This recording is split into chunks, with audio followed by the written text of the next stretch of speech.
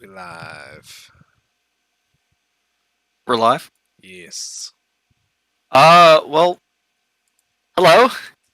It's been a while. uh, Let's hurt you. yeah. This is episode 87 of Erudis World of Wonder, a game where we attempt to get together and get a game of D&D somewhat more finished. Also, lots of lore and other shenanigans. So, I guess since you guys all said you were ready, are you all ready to get into this? Mm-hmm. Si, senor. Okay. Let me get some music. I remember vaguely where we left off. Good, at least one of us knows. No, just kidding. I was like, okay. We can You always have me feedback from scared. some You always point. have me scared, man. I was like, what? DM says what? So, the last we left our heroes, the Lost Legion. Wait, can you guys hear the music? Yeah. Oh, Okay. I have the tab muted. Hold on. Yes. Okay, I just wanted to make sure. So the last we left our heroes, the Lost Legion. They, having completed a bunch of various quests through destiny, just getting roped in at the wrong place, wrong time, managed to find themselves having time on their hands again. And so the party set off to be able to achieve whatever they so desire. Some shopping in various cities, some meeting of tribes and challenges being performed, and the new start of a guild house for the Lost Legion. The party finds themselves in a temple, though. During a trial of Gundors, ours ancestral guardian, barbarian, right? It's not a zealot. Ancestral guardian. I just want to make sure that I have the right Yeah, type yeah. of It's barbarian. Ancestral Guardian / Paladin. Right, you're a pally too. Our barbarian paladin Gundor is completing one of his various challenges across the region of Nohaden, a northern region of the world of Erudis. In doing so, they were tasked with going to this temple in the middle of the ocean, looking to find some form of wisdom or some likes. They don't know. They were confused as to what the chief and her king, the tribe's general, were requesting him achieve through this visitation of the temple. After almost drowning from a trap / test of trustworthiness with the water, a few other nasty little tricks, including an anchor that roped them all, the party finds themselves walking into what seems to be the final chamber. As you guys walk in, you see a kind of elongated octagonal room. The corners flattened off and facing towards the center. There are 4, I guess you could call them pedestals, or they're almost statue-like. Large, careening pieces of crystal and glass that have been shaped and formed into waves and water on these 4 pillars. tower over you, probably 10 to 15 feet high, almost meeting the roof, which is at about 20 to 25 feet. These 4 large pillars of glass on their pedestals of marble. The air in here seems refreshing and clean as compared to the rest of the temple, which is very briny and salty and waterlogged. This room is very freshwater and clean and kind of almost cold on your breath, in its refreshing way, almost as if you like ate mint or peppermint or something like that. In the center of the room, however, you see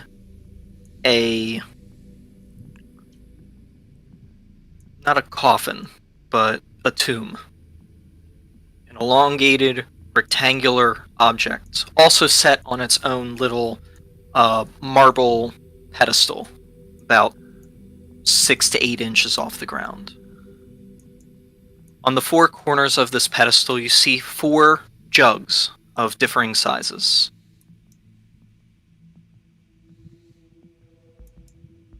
The room seems to be lit from the glass pillars. They're kind of clean white phosphorescent light emitting from somewhere from within, providing light to the entire room that kind of gives this eerie sense.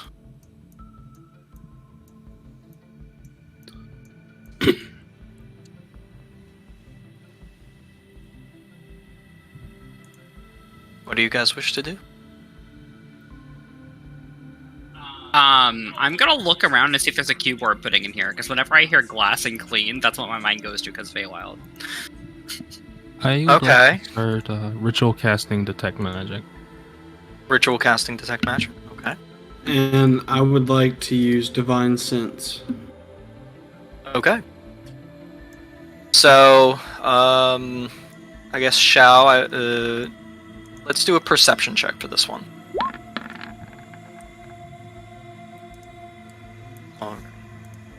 And then your divine sense doesn't require anything, so you're good there. And then detect magic. So, Shao, you look around. Nothing.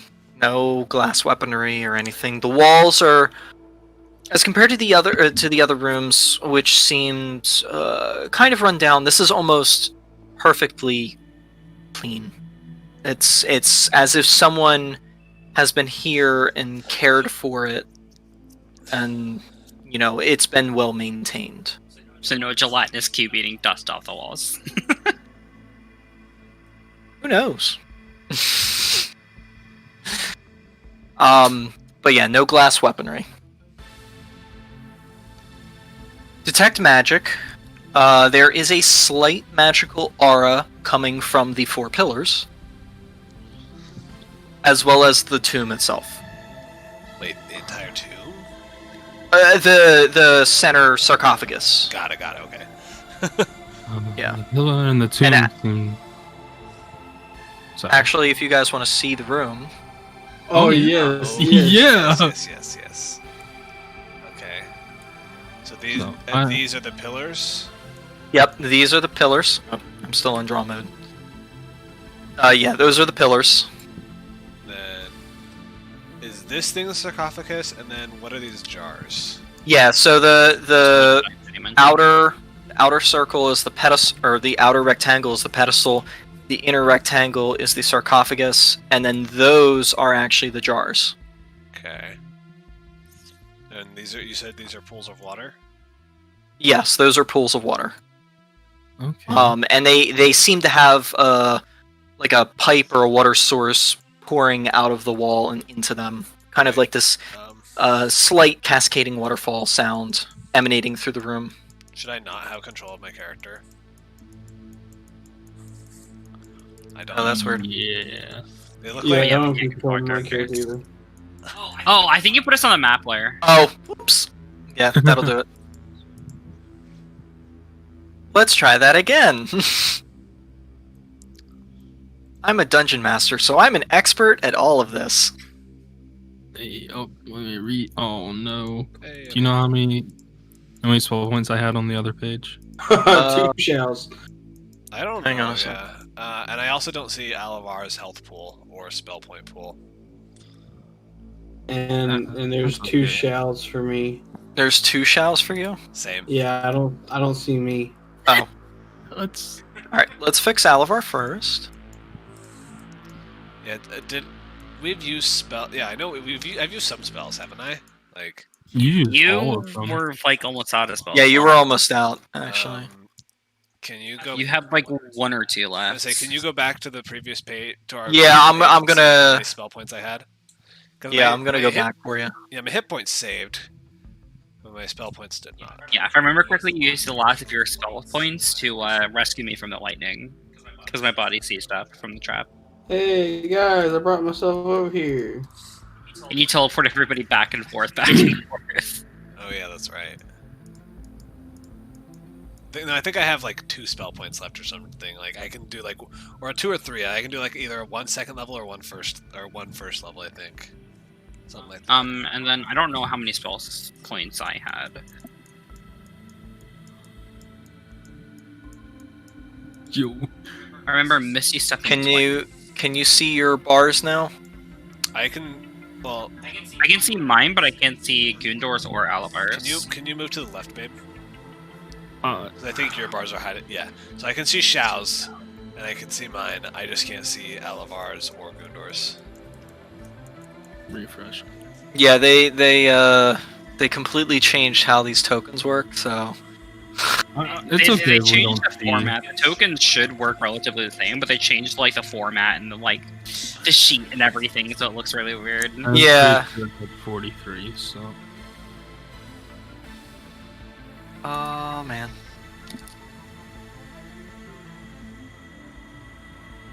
They did a huge UI overhaul last week. Yeah, I'll do it. So health points. And it's gonna be AC. How about now? Nada. Still nothing? Nope. Damn it. That's okay. Yeah, I don't know why you can't see mine. Like I can't see Alavar's either, but I can see Shao's and Zaris's. I can see Well- everybody's. Wait, you can see everybody's? Yeah. Okay. The Got your name up. And Yeah, I then can see Alavar's name now. up, wait. How about now? No. Nope. No? Does the token need to be? Ah, how about there now? we go, Success, there we go. but now Yep. behind Okay. the numbers. Okay. Hide the numbers? Yeah, we should only be able to see the bars, and then only Alavar can see the numbers. Fair point. Visible editor. Visible to editor. God, they made this so confusing now. Damn, you're almost at 100 hit points, Alavar. Yeah. Nice. Alright. Hey, success! Okay. Now just do the same thing for Gundor. Yep. Alright, that's good. And then just don't forget to Uh, save these as the new token defaults. Yes, I'm going to be doing that shortly. Alright. And then we will also give you your nameplate too. So. Alrighty. Although I do like how they made it so you can separate who's able to see the text. Wait, Steven, what is Zaris's last name? He doesn't have one. Or never made one, rather. I could make one. Come up with one. He's never given his last name to any of you, so it's not like it would be breaking anything. He has a point. Yeah, that's a good point. Alrighty. I'll come up with one. Chester. What is Gundor's last name? Gundor doesn't have a last name. I'm noticing a pattern here. That makes So- sense, though. With Oliver Jade So- and Shouty. Gundor doesn't have a last name because he's from a village. So Yeah. like when, Tribe- when Gundor introduced himself, he's Gundor of the Raven clan. Yeah, but that's normal for like tribes, though. Tribes don't usually have last names. Yeah, you have like it's kind of like a family name. You have your tribal name. So Yeah, it would be Gundor Raven Clan. Yeah, because he's of that tribe. So that makes sense for Gundor. But That was the name, right? Or is it the Blue Ravens? for House Skewer. for House Skewer, you are. I believe it's the Raven clan. Check. Galamir. Nope. Viking Trebes. House Skewer is the Half River tribe. So Oh. you are Gundor Half River. I'm Gundor Half-River. my Wow, bad. that was so far off. I swore it was Raven. Like I remember I was reading. the book. You're thinking the Blue Raven tribe because of Scully. Okay. I Yeah. like that one. I'm doing that last name right fucking now. Who? Wait, what? You'll see it. No one else gets to know. Zar's Blue You Raven. can't say anything. You looked over at my screen, you cheater. Photo off. There. It's on my character sheet now, so the DM can see it. Okay. Gundor Okay. Twin River. Okay. I liked that a lot. I just googled tiefling last names, and then it pulled up with a generator, and then I'm like, ooh. FantasyNameGenerator.com. Not I that don't- this is a plug or Oh, anything. his was different. I don't know what one he was using. It was definitely not Fantasy Name Generator. I love that website. Anyways, I do too. so so you guys see this room. And Oh, did Divine Sense ever just see anything? right. It can't detect things behind full cover, can it? No. As long as it's not behind full cover, it detects it. But if it's like fully concealed, then it does not detect it. So FY and Kate, essentially, if there's a undead in the sarcophagus and it's closed, he would not be able to Yeah. tell. Detect it. Unless it was open a little bit. Yeah. You do not sense anything. Okay. Before I go in the room, I'm just gonna stand right here on the edge in the front, and I would Okay. like to look into the room, looking for like any traps, like any of the floor tiles that are maybe like look like they could be a pressure plate or anything like that. Okay. Yeah, so an investigation check. 27. Looking around, you do not see any, because the floor, it almost looks like polished marble. Like there's these large marble slats that run along the floor, and you don't see anything. Seems safe enough. Oh, also, Sorry, how many skill points did we have, by the way? yeah, that's what I was about to say. Also, I would like to change my spell points before we get into anything. I'm pretty sure I had like 2 or 3, but I can't remember which. I think I had 7 left, but I'm not positive. I had all of mine. Oh, yes. So, health-wise, Shao, you were at 58. Yep, that's still the same. Zara is 56. Mhm. And Alavar is 75. And then spell points. Shao at 9. Zaris at 3. That's what I thought. Okay. And Alavar at 43. Yeah, so I Not left. have a second level spell. That's it. Oh no, it's not letting me change it. Change what? It's not letting you change Get it? 12 points. Alright, hang on. Make it do math. Do -10. I did. I was able to change mine just fine. There you go. Okay, now it's working. That's so weird. What happened? Did it have a hard set value or something? No, I didn't change anything. Alright. Huh. It was Um, being weird. Anyway, so it seems safe enough. I don't see any trap mechanisms, and I'm just gonna start walking into the room. I'm gonna walk up to right here. All right. And I'm just going to. I want to take a walk around without stepping onto the pedestal. Just gonna walk around the pedestal and like that, and looking for any like markings on the sarcophagus or the pedestals or like the jars. I'm gonna look at the pillars, the glass pillars. Okay. Zaris and Shao both make investigation checks. Alavar, what were you gonna say?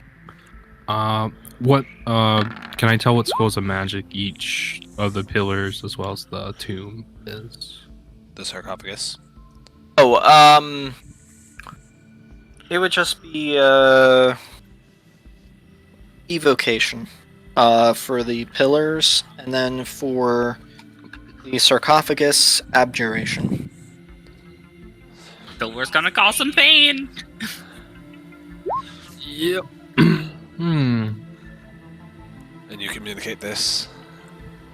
Yes. Yes. Okay. Well, from my experience, evocation magic is only used for traps if it's on an item, most likely. Yeah. And abjuration is probably keeping whatever inside sealed in.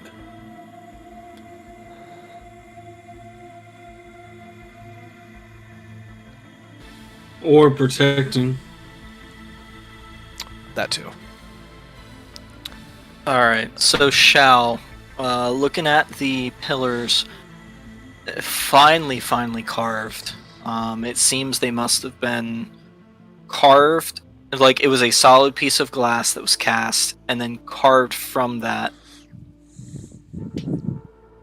You can see the etchings on it are not smooth, they are sharp and jagged with how they are, but when you run your hand over them, they're smooth to the touch, as if they've been polished down to almost a clear finish.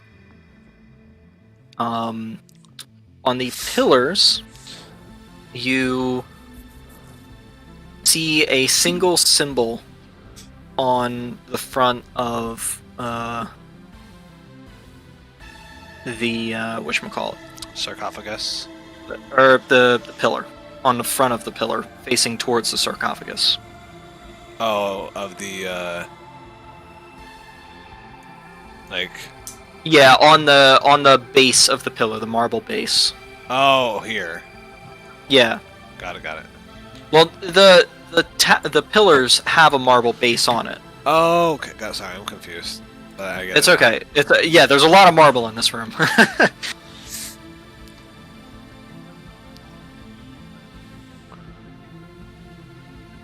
What languages do all of you guys know? Here we go. Not a lot. Common Infernal. That's it.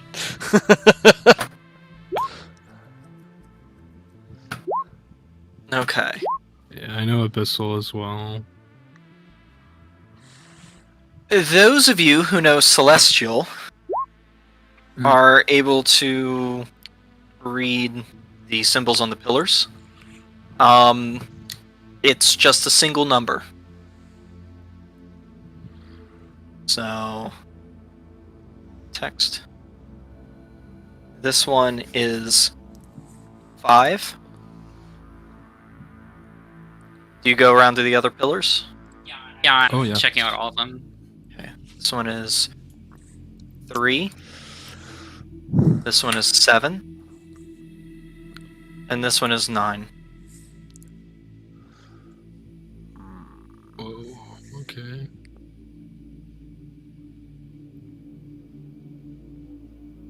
And then do I see any markings on the sarcophagus or the thing that the sarcophagus is laying on, the platform?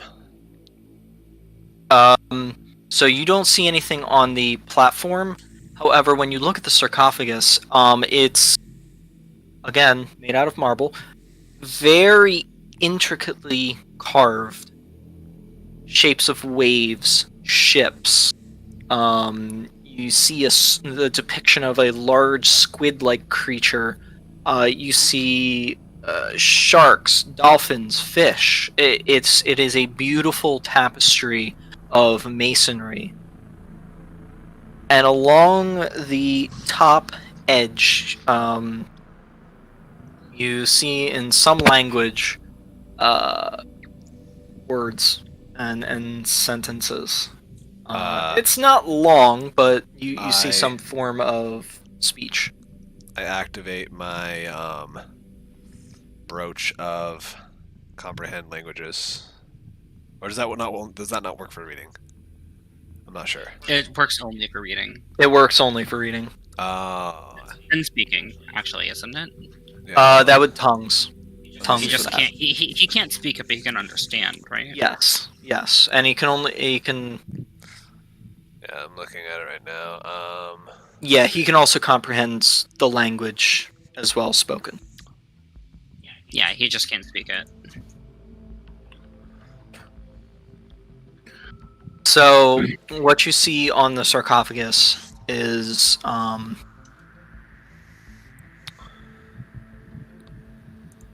those who wish upon the seas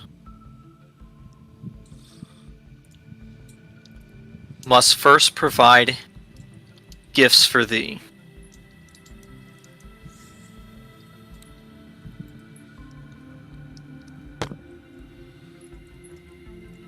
For those who wish upon the seas must first provide gifts for thee. Yep. Okay. Do we? I'm assuming the numbers have to do something with this. Oh, right. Sorry, there are numbers on the pillars.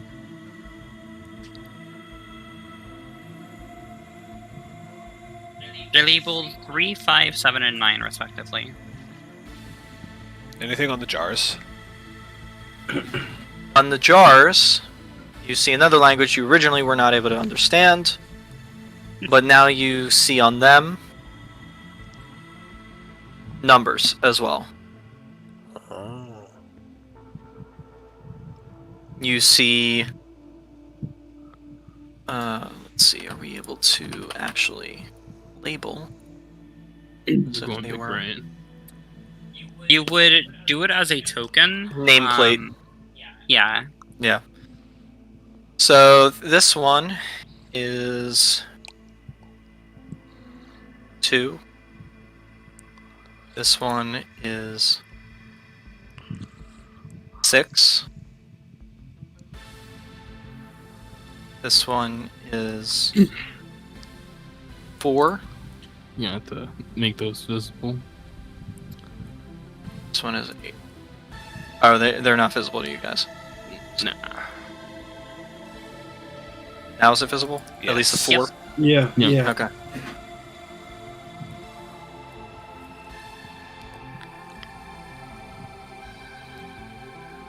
Oh boy.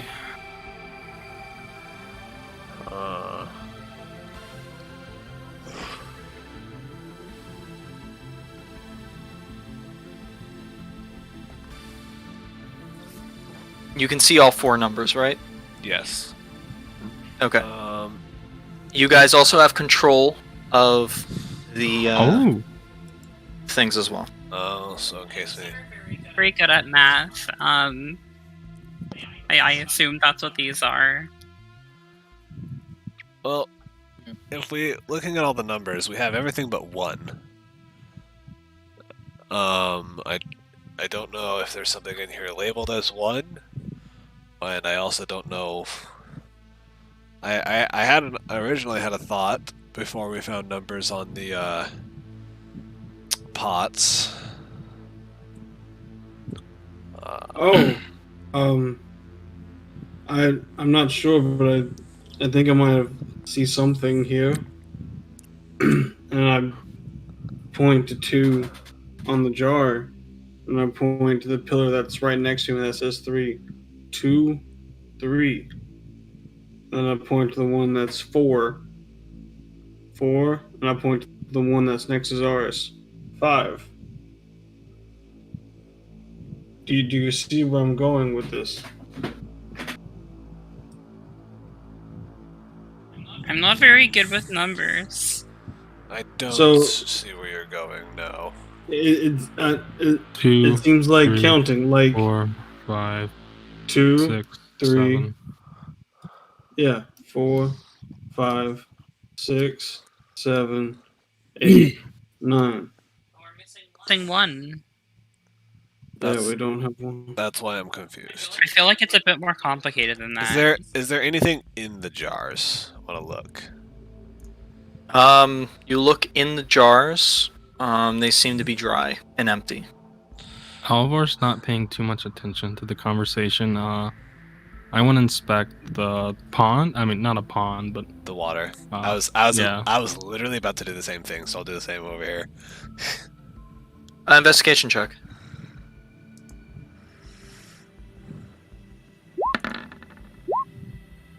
Oh. All right, Alavar, you look into the water. You don't see much. It's just clear. I mean, crystal clear water. Like for being at the bottom of the ocean and the rest of the tunnel being so murky and dark, this is pristine water.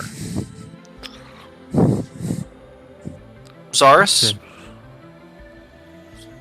Ditto. Ditto. Ditto. Okay.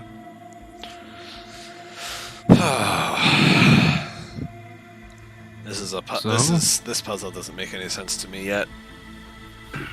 Originally, go ahead. I understand what you're saying, Gundor. You wanna we could fill them up and place them in their respective places. But these pillars, do they look like we could grab these jugs and place them on top of them? Investigation check.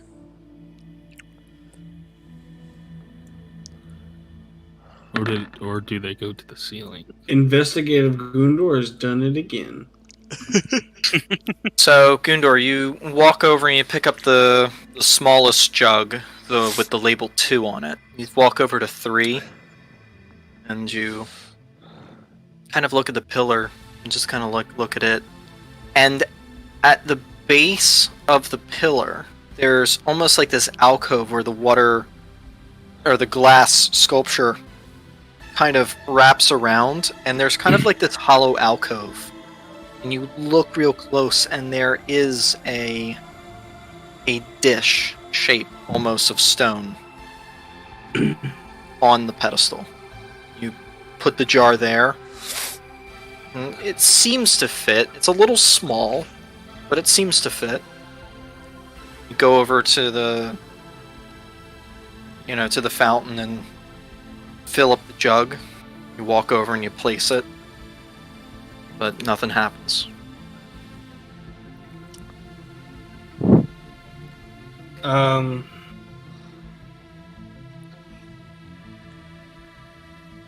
So when I took the jug over, you said, did it seem like the jug itself was just a tad bit too small to fit in that alcove?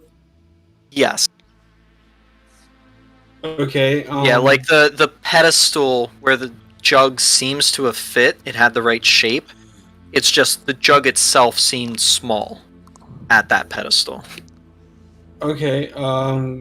Walking around to 5 and then to 9 and 7, did their alcove seem smaller and different shaped? So 5, 7, and 9 all seemed larger.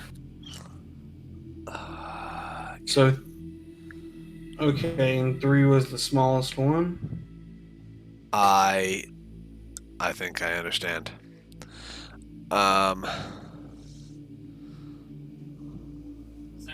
Pour What the do you water mean out. you understand? Give me a moment to think. I have to do some calculating.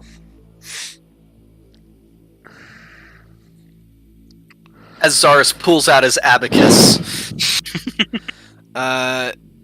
Going over to the pillars real fast. The dishes that are on the pedestals, can they be removed from the pedestals? No, they're in they're like molded into the pillar. Does it look like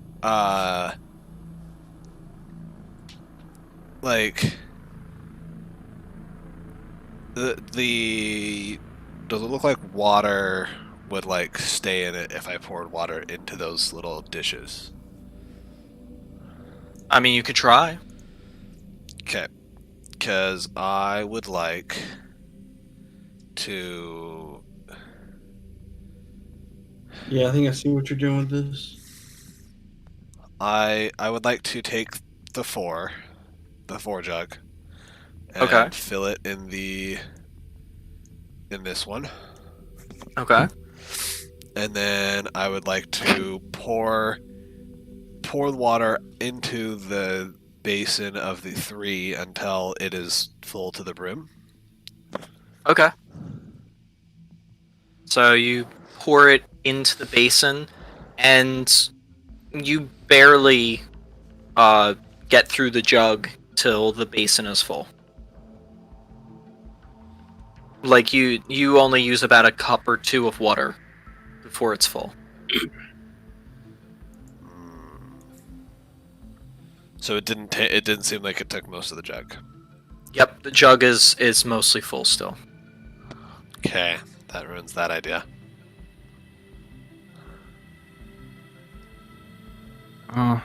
Okay. This is a filled jug I'm placing right here. What's at the end of this room right here? Wall. Oh, just wall? Yeah. Okay. Is there any other writing that we may have missed, or... Yeah, anything that was out of place that we could have missed? Not really. I mean, on this back wall, there is like an embossment.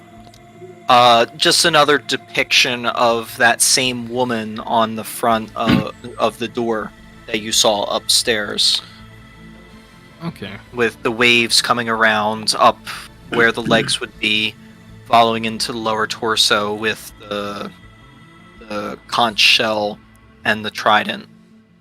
Umberly. It's another picture of Umberly. Yep. Okay.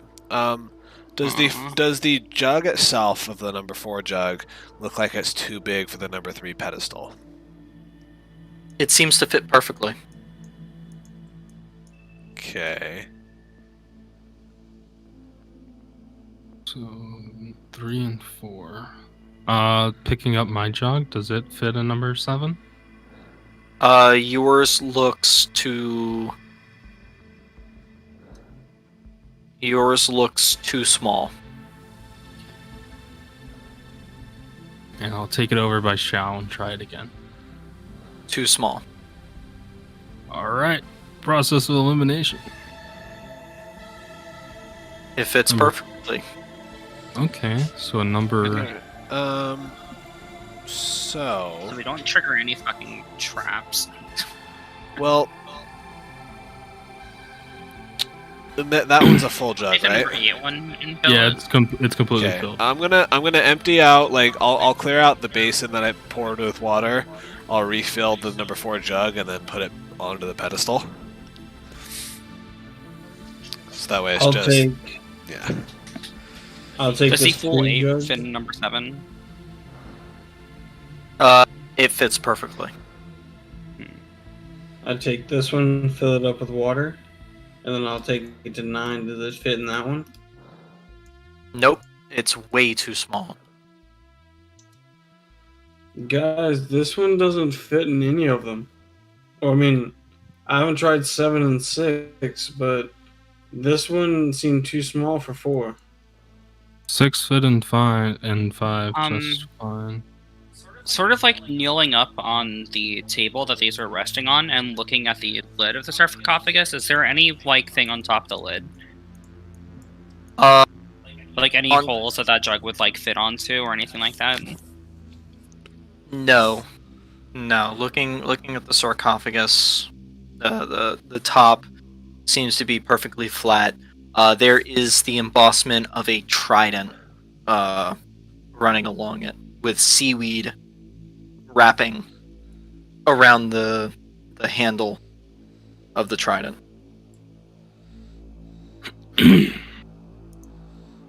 Going around to the other pillars, do they have a hole?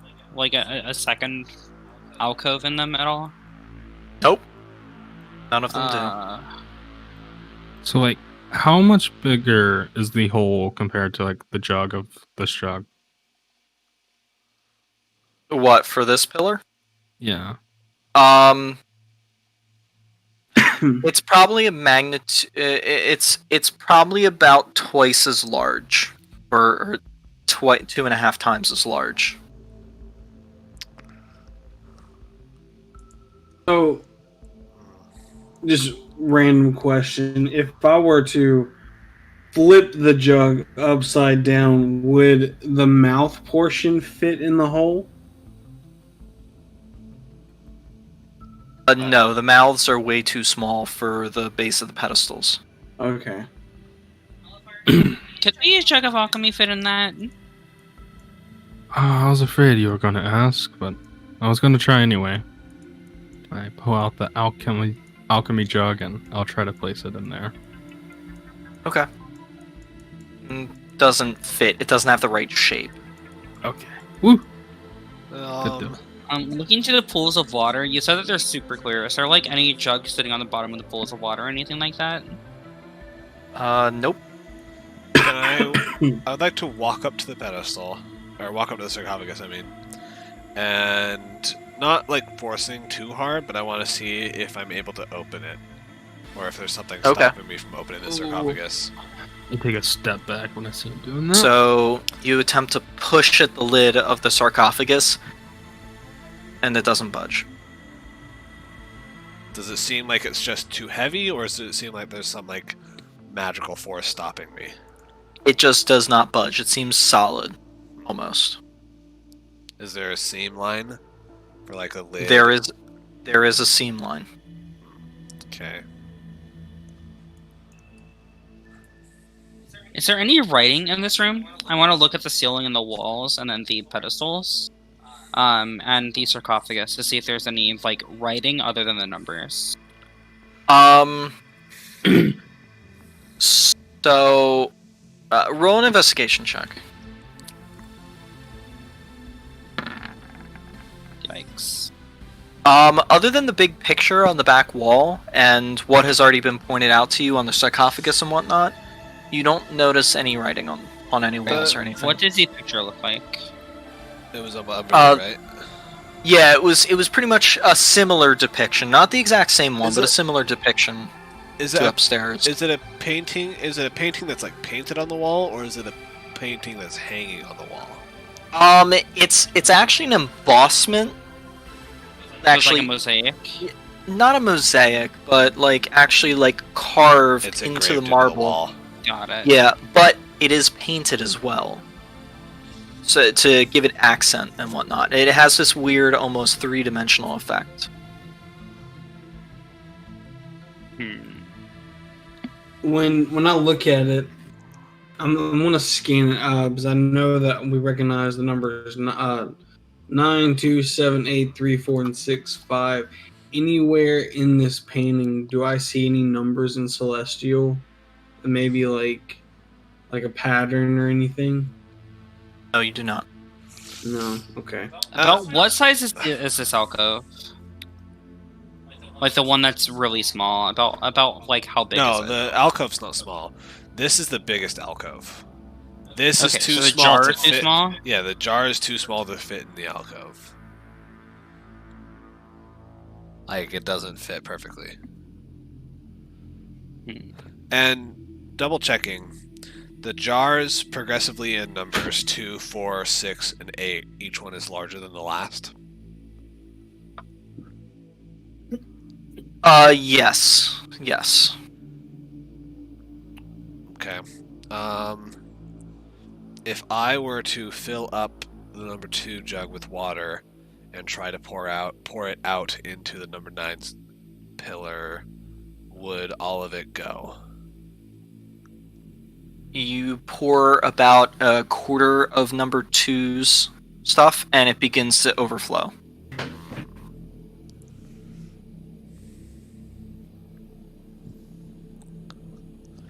And you still have a mostly full number 2 jug. I have a feeling we're missing something. I don't know if we're either doing this puzzle entirely wrong, or we're missing a jug.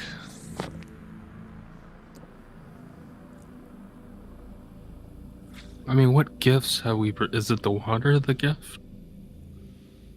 Shao's not very smart. Neither is. So I don't want to like. I want to solve it, but I'm not sure if it would be in character for me to solve it. When your eyes were magical, Alavar, you did not see anything magical about the jugs, correct? No, it was only the pillars and the sarcophagus.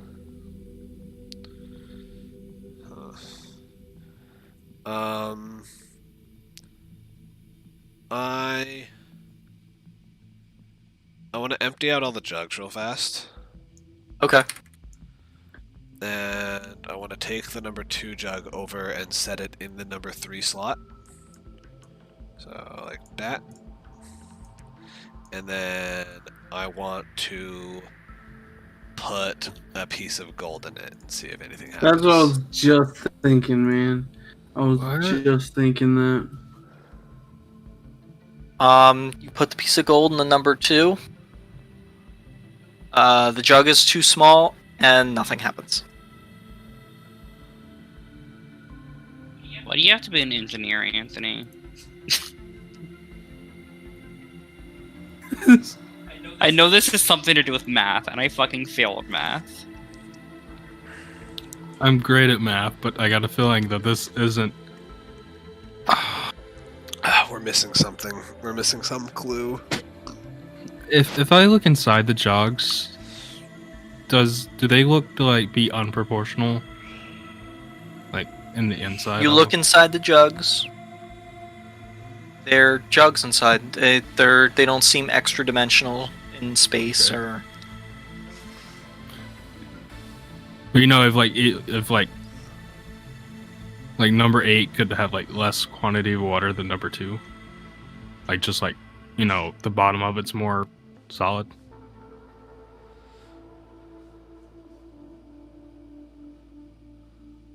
It's solid, yeah. It doesn't. Does it look like 4 is twice as big as number 2? Or is it just a little bit larger? What do you mean? Like jug size. Like how much Oh, larger like is jug 4? to jug. Yeah. 4 is about twice the size of 2, Okay. and Is 8 is 8 about twice the size of 4? yes.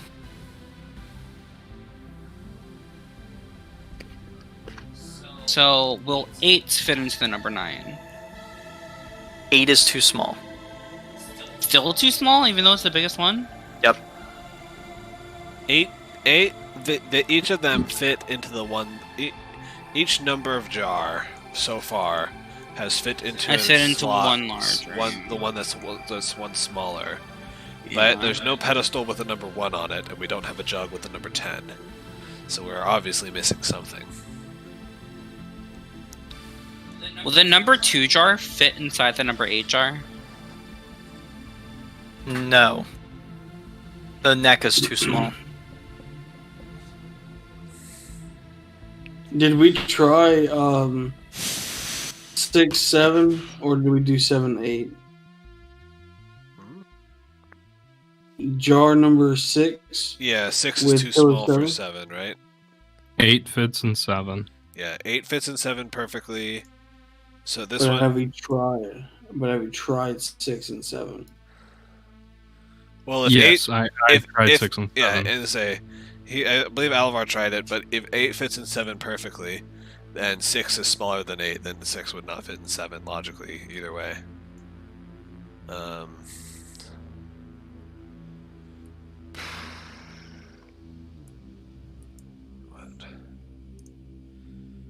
could help? So far, you guys have figured out that 8 fits in 7, 6 fits in 5, 4 fits in 3. Mm-hmm. 2 does not fit in. And 2 does not fit in any, and there's nothing for 9. I could attempt to try to push this open and see if there's a jar in there. He already tried. There wasn't. Like, he couldn't push it open, it was shut. It seemed almost like it was a solid piece of granite. Or marble, rather. How big is the slot in number 9? It's 2.5 times bigger than the number 2 jug. Well, right, but I mean, like, how big is it, like, in comparison to, let's say, a human? As compared to a human, it would still fairly small, like about your torso size. Like it's not a huge like space. Okay. I'm gonna walk around the room, running my hand along the wall and just searching the entire wall around the whole circumference of the room, and I want to look to see if there's any like hidden cubbies, like a button that opens anything. I have a feeling we're missing a jar and it's just hidden somewhere, and then I think the number 2 jar is just something to waste our time. Okay, investigation check for me.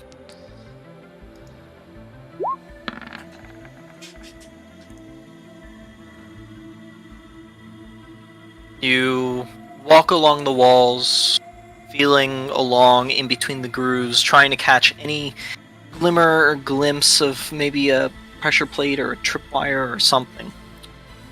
And you don't find anything. Damn it. Usually works.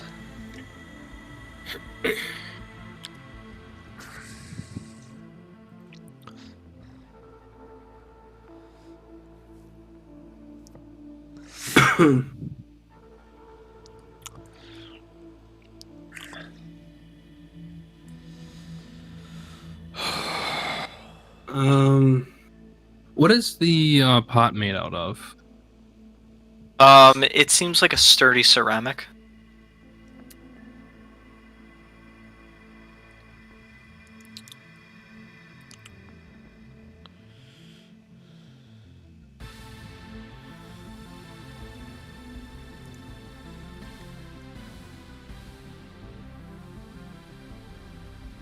Maybe it has to do with weight.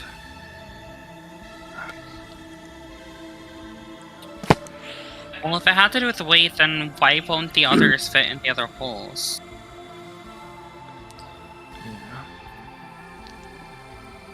Like, they all fit perfectly, it's just this one jar that we're having an issue with. Can we make it bigger somehow? That's what I was looking through my spellbook for. This, the stories we've heard about this person, they're able to control water, correct? Umberly? She's a goddess.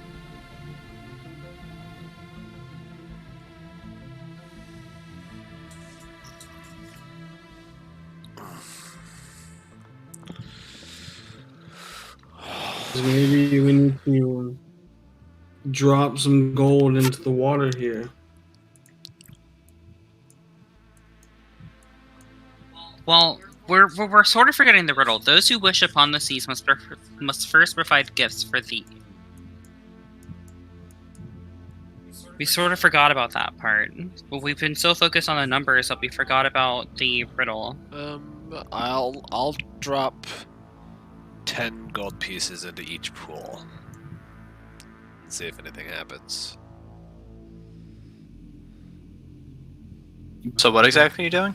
I'm gonna take 10 gold pieces and drop it in this pool, and then take 10 more gold pieces and drop it in this pool. Okay. Bloop, bloop, bloop, bloop. They sink to the bottom. Nothing happens. And how deep are these pools, by the way? Maybe a foot and a half. They're not deep. And there's nothing else in the bottom of the pools. Flat marble. And Does it just look- as Does it look like the water's coming from somewhere into the pool, or is the pool just have like standing water?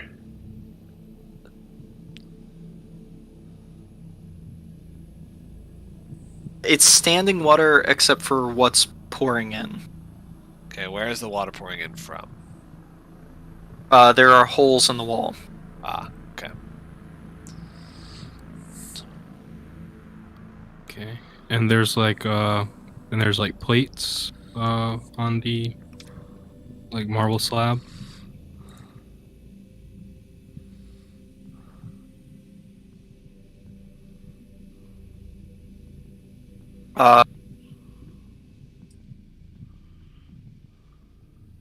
There's nothing. It's completely flat. Like it's basically just a step up. Okay. There's nothing.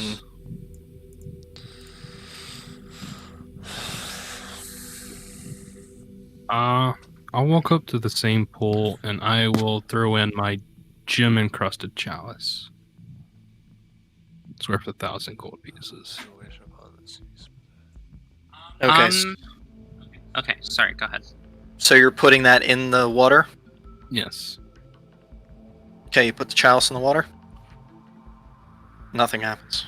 We got a chalice and water, okay. So the plate on number 9 is currently full of water. I want to remove the water from it. Take back my chalice. Yeah, I'll collect my gold coins back as well, since they didn't do anything. Okay. And then on the number 9 pedestal, I'm going to put 30 platinum in the divot that the water was filling.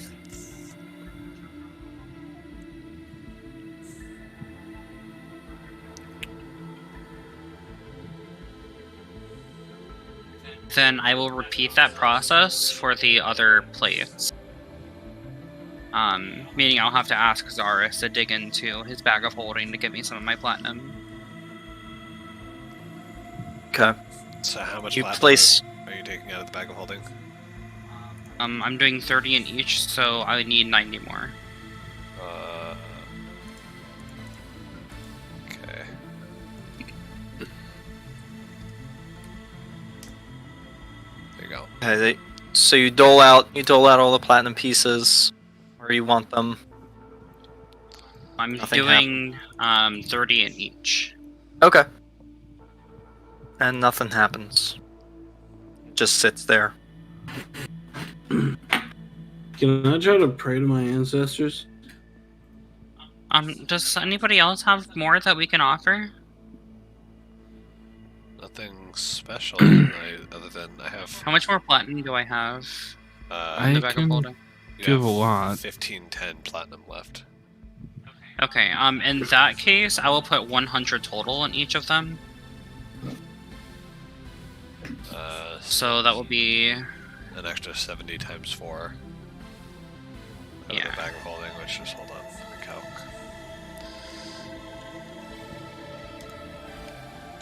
So that would be 1,000 per, like, pedestal. 1,000 gold, essentially. There's 280. So that would be.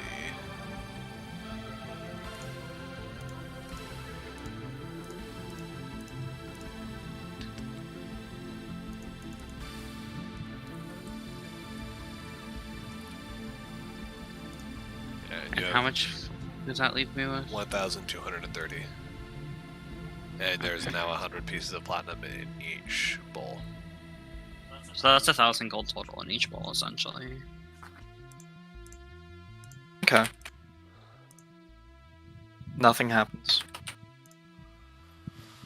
I mean, I have diamonds. Maybe it doesn't want money, but something else. What would the god of the sea want?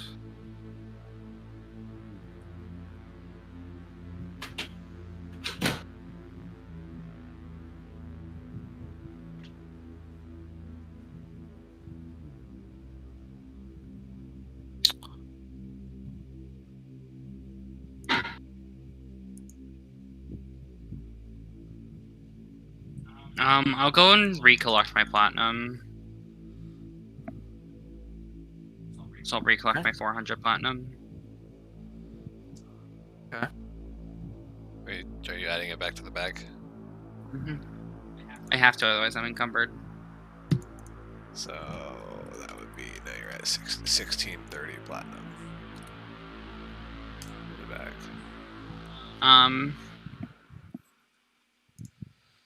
I will... What magic items do I have? Let me check.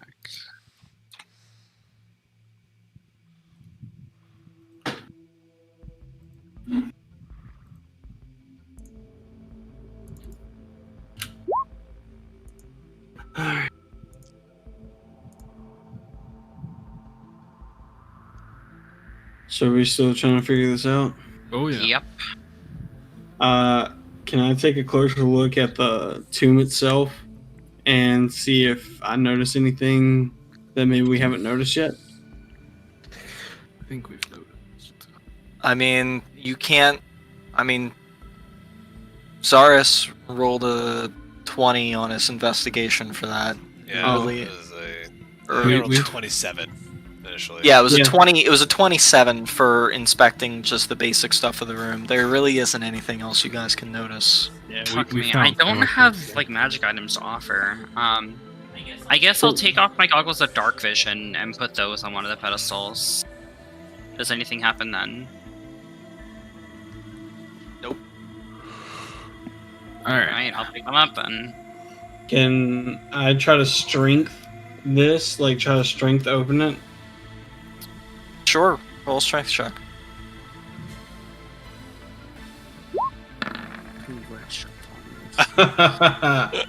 Nope. It does not budge.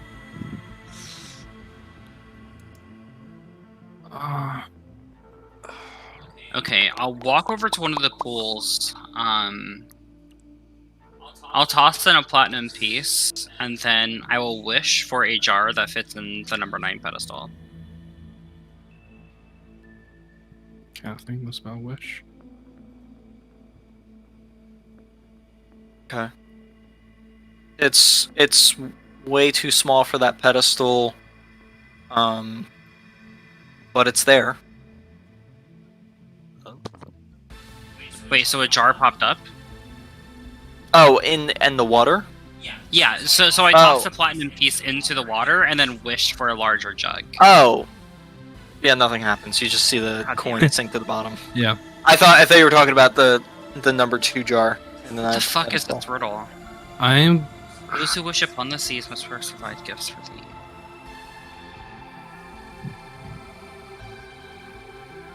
Those who wish.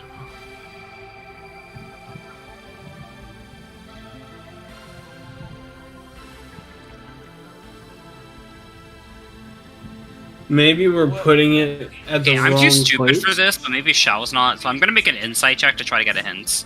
If that's okay. It's fine. Because I'm too stupid for this, but maybe Xiao isn't. You look around at everything and you kind of think to yourself, okay, we got the jars have to be in the right spot because they fit in perfectly.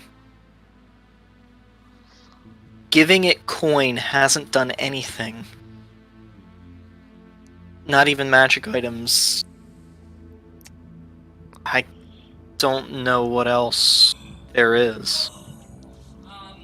I am going to walk over to one of the pedestals, and I am going to cut my wrist and fill it with blood, and see if that does anything. That's a lot. That's a lot. What? So you're going to attempt to fill a jug. No, not a jug. Not a jug. The offering pedestals. Okay.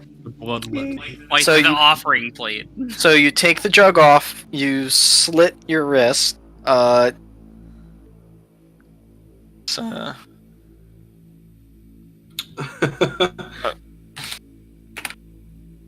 just cuz.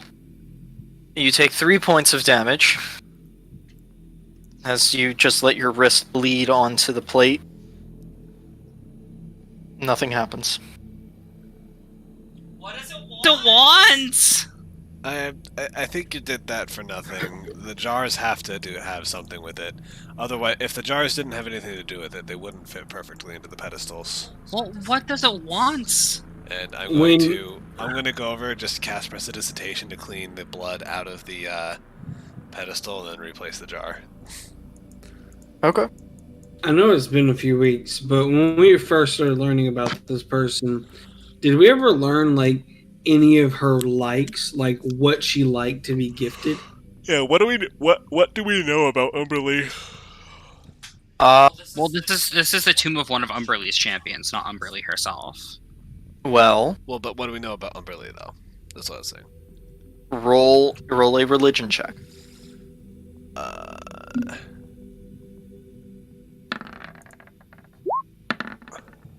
Oh, we all get a roll one? Okay. Well, since he kind of asked this out in the air. Alright, yeah. Okay. Where's So, Oh God, really? okay. You just had to outdo Matt. Nick fucking cleric. Well, Alavar, because he is a trained cleric, and Shao, because somehow you managed to remember this. Umberly is, goddess of the sea, this, that, and the other thing. But pull this up just to make sure I'm getting this right. So Umberly is Sylvanus's and Shantae's daughter. She is seen kind of not in the best of light, but not in the worst. She definitely has a worse sister and a better sister. But she She's the middle child. She's the middle child that's neglected. yes. And she is very vain. She is very greedy. She wishes to be known for what she is, the goddess of the sea, and she is willing to cause mayhem and destruction. So she is seen as what she is, a goddess. So sailors will pray to her and give her offerings in her name to the ocean, so that they may have safe passage out of fear of her. Not because they respect her or anything, but because of fear. Because they know of the destruction that she can bring. What? And I would, as Alavar and Shao are, I guess, are explaining this. What kind of offerings do sailors typically give to the sea?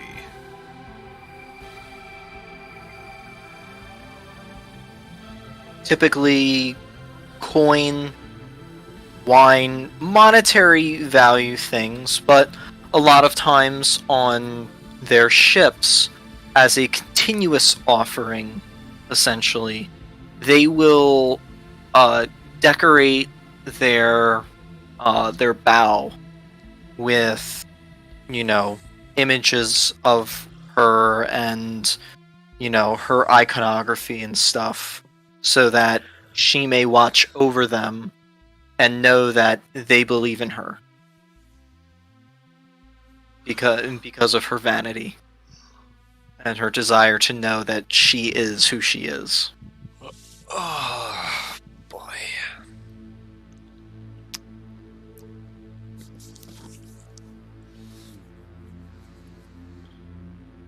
So when I wish I had a like connection to Sylvanas beyond I worship Sylvanas.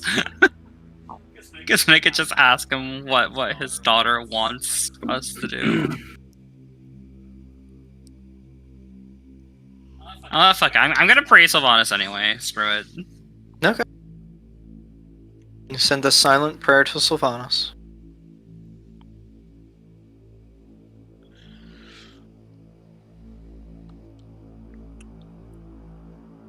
Meow. Man, we are really stupid. If this is like something easy, like I don't my think God. this is meant to be easy. I think I don't know. I think this is meant to be hard. this is gonna be one of those things where when it clicks, we're all gonna be like, "Oh my god!" I feel like I'm just banging my head against the wall. Because she wants a type of gift. Maybe the gift of letting her know what she is or what she thinks she is would be a gift. So like I'm gonna walk over and drop a gold piece in the water, and I'm just gonna pray to her, saying, out of fear, I ask for guidance on the water. We don't want to die. Amen. Okay. So you drop the gold piece in the water. Sinks to the bottom. You send your prayer. And nothing happens. Oh boy. Can I pray to my ancestors for help? No. Okay. Roll a religion check. What is it, cat? What? What? Yeah, you want to help? You want to help? Here, help. Yeah, you got no idea either, huh? She better meow into your microphone, or I'm gonna be I upset. have RTX turned on. You won't hear. Meow. Aw. Meow. Okay. Makes me sad. You are not able to make the connection. Anthony, what are we missing here? I will fill up this jar with water. I will pour some water into the hole. And I will refill the jug. And I'll place the jug in the hole with the water. Okay. This is something I really wanted to try. You sit the dish in the filled tray. Okay. When you place the jar down, it overflows, but nothing happens. I will prestidigitation, clear all the water out beside, not the water in the jug, but the water in the hole. I'll set the jug down and I'll fill the rest of the hole with, I'll fill the rest of it with platinum. Alavar, make an intelligence check. Okay.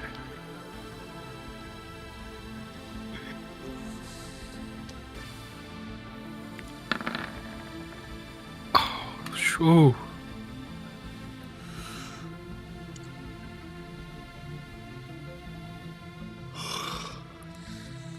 So when you're filling it and you put it all down, you're thinking, okay,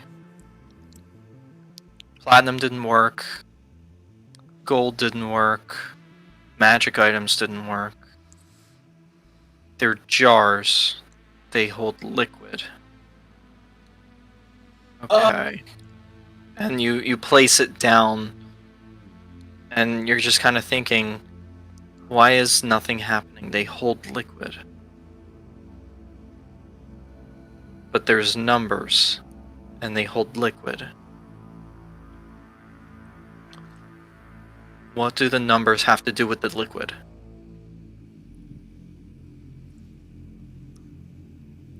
Oh boy. I don't know, Anthony. That's what we're trying to figure out. Okay. Okay. Some. Oh. 2. Oh God, it's making my brain hurt. Is it the? No, it's not the type of liquid. How much liquid is in the jug? Can I tell? Do you want to try to pour it out into Yeah. a container or something like that? That you guys Yeah. might have I or will empty out my alchemy jug. I think that could work. So it has like a definite volume, right? The alchemy jug's an interdimensional space. Ooh, okay. So- Never mind. Not good idea. Does anybody have empty bottle potions? No. Mine's in the wagon.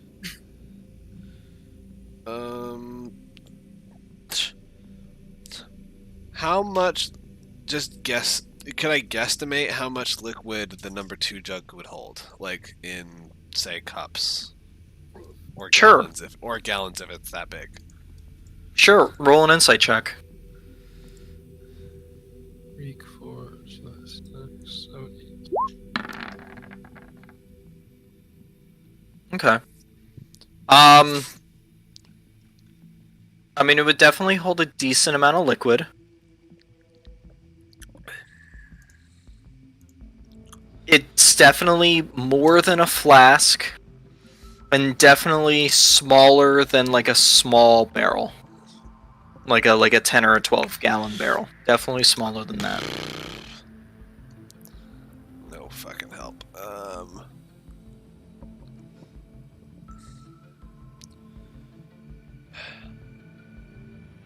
Okay. I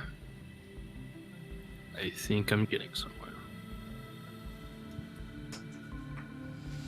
I hope you are, because I don't know.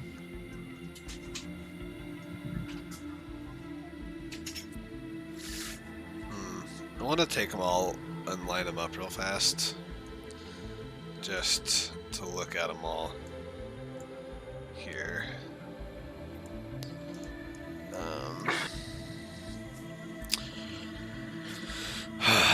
Sorry, and I'm going to be doing thinking in my head, but Zaris is just standing there looking at the jars, thinking to himself.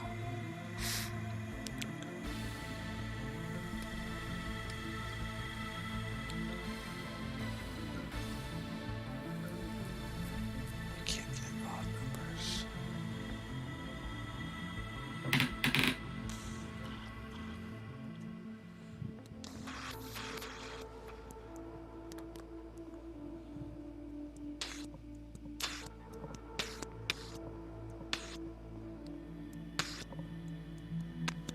Okay, I want to try this.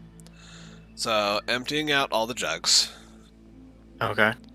I want to take the 6 and fill it up all the way. Okay.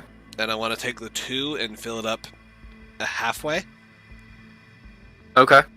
And then I want to pour Oh! pour the contents of the 6 and the halfway filled up 2 and pour them both into the 8. Okay. And then put the 8 onto the pedestal of the 7. Okay.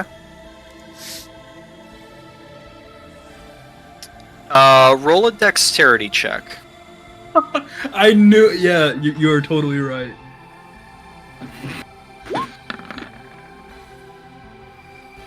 Okay. Nothing happens. Was the dexterity check for measuring or for pouring? For measuring and pouring. Okay. I still want to continue with this as far as I can.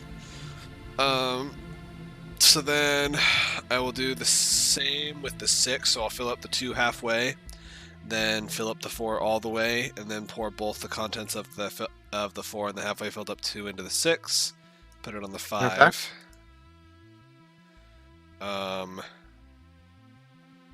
and then I'll fill up the 2 all the way once, pour it into the 4, and then fill up the 2 halfway, and then pour it into the 4 again, and put it on here. But that still doesn't solve our issue about this pillar.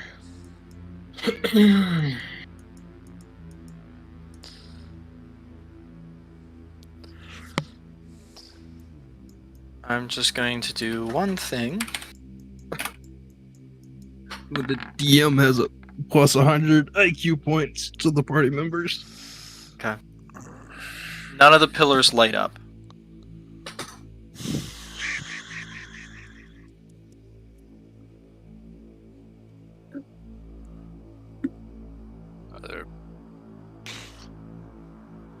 Like, nothing happens. No, there's just you put the pedestals on, you're expecting something to happen! When you put the last jar on, and nothing happens. The pillars were emanating magic, correct? Light, yeah. Evocation What- magic. Where from the pillars.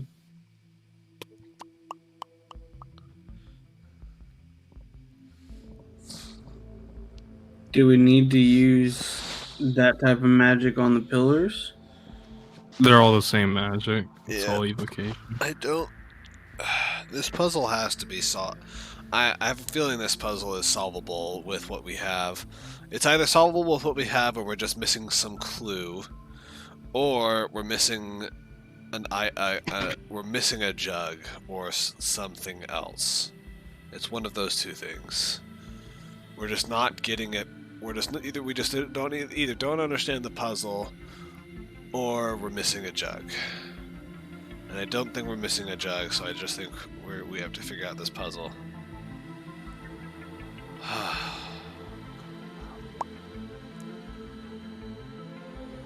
It's for my sake. Yeah, no, it's okay.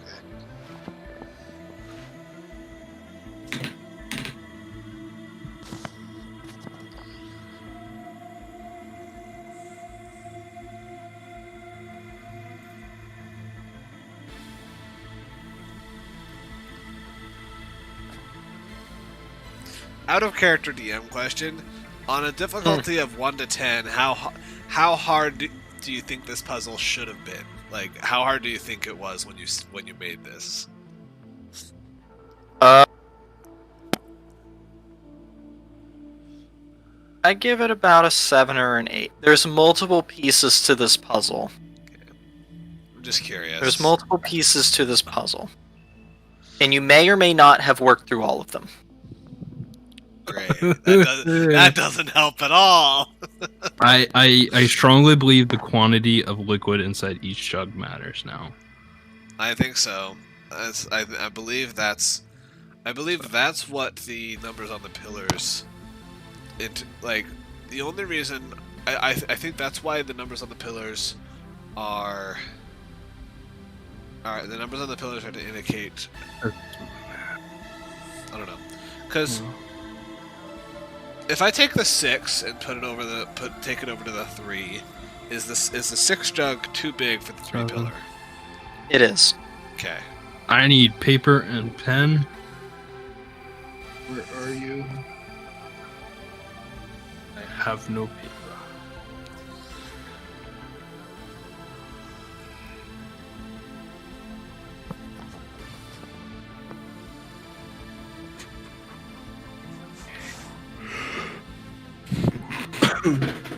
Does this require paper and pen? It may or may not. I'm just saying, If it helps you think through it, then yes. if all the other kings of the tribes had to do this trial, their IQ must be 5,000. I have a 12-foot long Best Buy receipt that I'm working on right now. Okay, so some of the pillars fit perfectly with some of the jugs. We The only one have stuffed out is 3, 2. 4, 7, 8, 9, 2, Is it 5, 6. is it like an addition subtraction type of situation?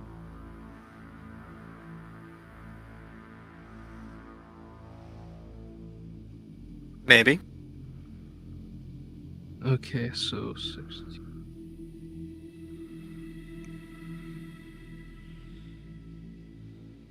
Is it the order? Does it also have to do something with the order that we place the jugs down? Out of curiosity, I want to know, like, I just want to see if they are precisely that way. Like, if I filled up the 4 jug all the way and poured it into the 8, and then did it again, the 8 is 100% full with no leftover water.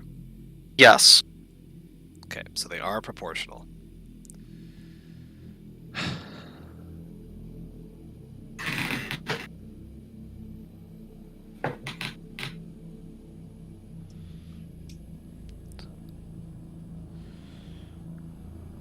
Fractions. But there's no. Swear to God, if you did fractions. We don't have a jug that even fits in that slot. I love this game. Nor do we have a jug that can even hold 9. Okay, so 2 is the only Okay. outlier here. Yeah. That's what- Okay. Yes. So maybe 2 has a different purpose. I think Maybe- 2, I at this point the only thing that makes sense to me is that 2 is a red herring and there's a 10 jug hidden somewhere. That's the only thing that makes sense to So me. Right now. we've found everything. So we Yeah, found the room is- everything. We the haven't room is worked clear. everything out. I don't get it then. So what if the 2, like what if it is math, like subtraction and addition, and like the 2 is meant to like, I don't know. Something has to go on the 9. I'm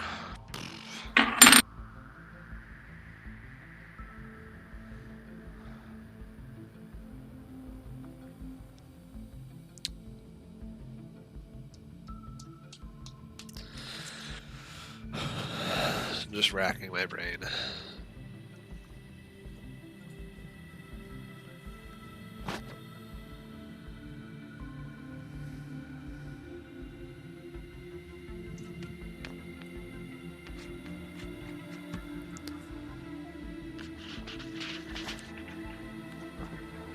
That equals 7.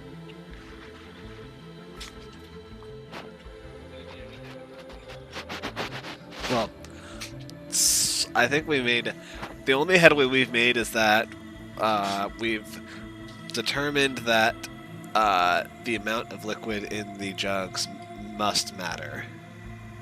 That's the only headway we've made. But we still haven't figured out why the 2 doesn't fit in any of the slots, and also why there's nothing that fits in the number 9 slot.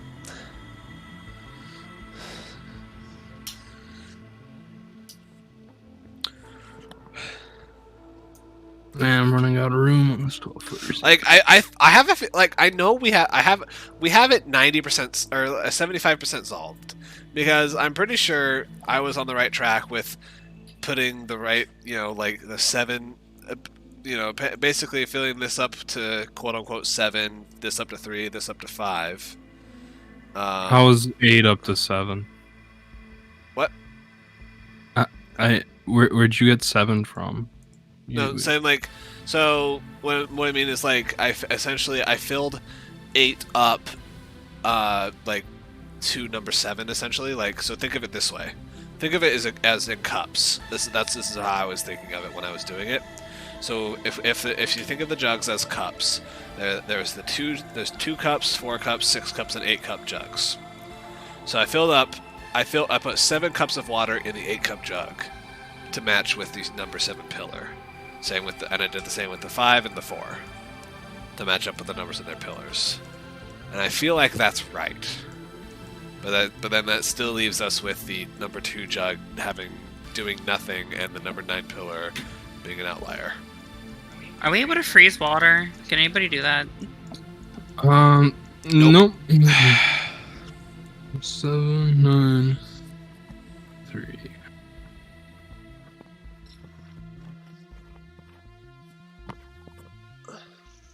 Puzzle's making my brain hurt. Likewise. What if they're fractions? I swear to God. What if we fill up the 8 to be 7/8 full? So is that 9 over And 2, fill or up the we're 2 gonna have to be do 2/9 full? 7/8? Don't you mean 9 seconds? What? 7/8. You can't do 2/9 at that point because that's not the same. Oh no, we would fill up the number 2 jar to 2/9. Then shouldn't we fill the other jar to 8/7? No, we would fill it up to 7/8. Why?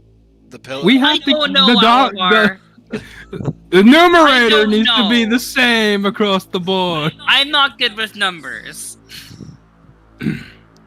I don't think it's that fraction. Anthony's not that mean. I don't know, man. This puzzle's got my mind going, bro. Matt, Anthony is an engineer. You don't think he would be that mean? I enjoy math, but this is hard. I just Can don't we get have? it. Can we have a Wait, hint? so what difficulty did Anthony say this is supposed to be? I said on a 1 to 10. He said it would be a 7 or an 8 out of 10 for this. Okay. Fuck. What school of math For Anthony, do I that's need like for a this, 15 Anthony? for me. That's Arithmetic. big brain. Don't worry, Arithmetic. there okay. ain't no calculus or anything involved. So this is just fucking numbers, man. And there's. How does the I 2 took go into statistics. the 9? You guys- you What if you guys. look at the circumference Hold of on, the hold pillars? on, hold on. Shush, shh. Everybody, shush for a minute.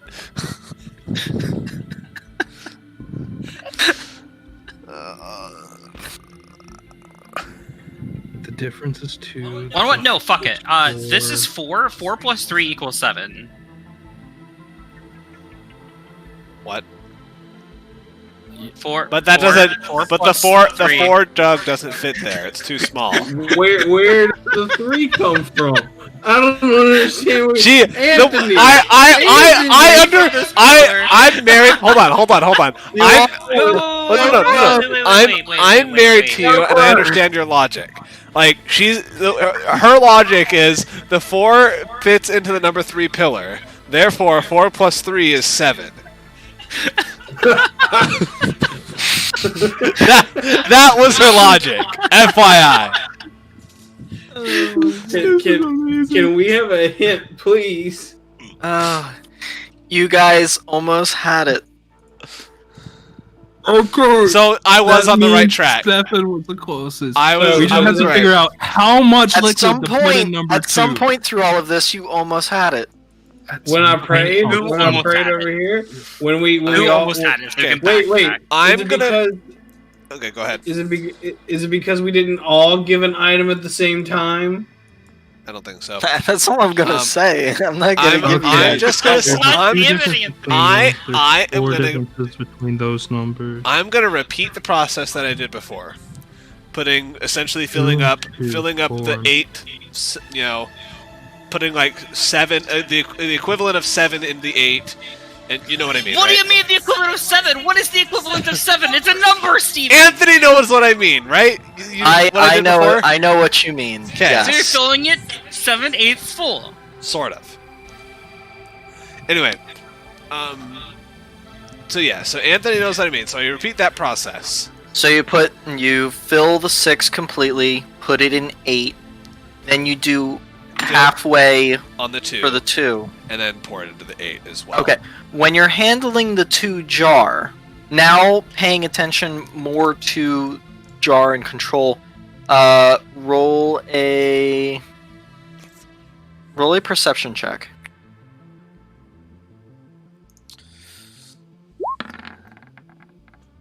Oh boy. Fuck you, dice. Okay.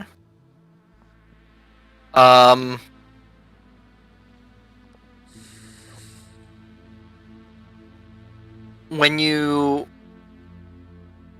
right before you dunk it under the water, you hear a clank from inside of the 2 jug. A plank? A clank, like pottery hitting pottery, almost. I look can I reach my hand inside the two jug? Or is it too small for me to do that? Yeah, there's enough room to fit your hand inside. Okay, so It's a I reach inside the two jug and see if there's anything in there. When you reach inside the mouth of the 2 jug, you feel another lip. A lip. I think we need to break Like- the jar. Like another lip of a jar. Can I grab it and try to pull it out of the two jug? Yep. You pull on it, and it's too big for the 2 jug. Okay, I fucking smashed the two jug. I don't give a Okay. shit. Yes. I Smash them all. break the two jug to see what's inside of it. Okay. Inside of the 2 jug, there's another smaller jug. Does it have a number on it? It does not have a number on it. What does it shape? Perfect shape. Does it It's fit? it's kind of Does it shape like an animal? Shush you! Let Anthony talk. it's a smaller, kind of thinner version of the 2 jug. So, does it fit? No, it's smaller than the two jug. It does not fit in the 9, of course. God, brutal. Can anyone repair this two jug now that I've broken it? Oh, just sort of. Sort of? What do you mean sort of? Can you fix it or can you not? Probably not. Mending only does single cracks. You can cast it That multiple is times, couldn't you? shattered. I mean, if I wanted to spend half a century repairing it,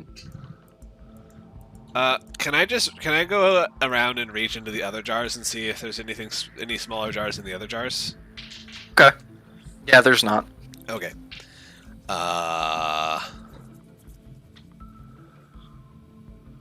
Anthony wouldn't have let you smash it otherwise. Maybe. Okay, so I. Well, To- inside the number 2 test- jar, there was a 1, so 1 plus 2 equals 3. Hold on. Shush you. This jar's broken. Leave it be. Okay. To test the measurement, I empty the 4 jug. And then I bring the 4 jug over here, and I have the little Yep. small jug that I took out of the 2 Yep. jug. And I fill it Yep. up and pour it into the 4 jug 4 times. Is the 4 jug It all the way fits. full? It fits. Okay. So, I empty out all the jugs just to make sure this measurement's correct. Okay. So I empty out all the jugs, I fill the 6, pour it into the 8, Yep. I fill the tiny little jug, pour it into the 8. Place the 8 on the Okay. 7. And then Okay. I fill the 4, pour it into the 6, then fill the Yep. little jug, pour it into the 6, Yep. place it on the 5. Yep. And then I fill the little jug 3 times, pour it into the 4, and place the 4 here. Okay. As soon as you place the number 4 there, you see all the pillars begin to brighten up. Thank God! I just wasn't measuring correctly because of the fucking little jug! Ah! I've done so much math. I'm Use the upset. paper if it helps. Okay.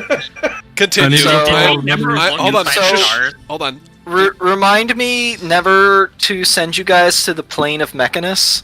Oh no, no. I'm kind of angry. Did we never look inside the jars? I did. I didn't see it. He said there was nothing inside the jars. I said I looked inside them, and he said I didn't see anything. Yeah, that's because you didn't pick it up and manipulate it when you looked inside. True. I was just peering inside. Yeah. Okay, sorry, but continue. I apologize for my outburst. It's okay. It's an exciting moment. Okay. I'm really hoping we fight this thing. Okay, so you guys see these pillars brighten up. You guys kind of like grab your swords and your bows and like kind of prepare for the worst as the room gets brighter and brighter and brighter and brighter and brighter, and then the lights go out. Oh. Is it like pitch dark in here now, or It's what? pitch dark. Goggles of night vision.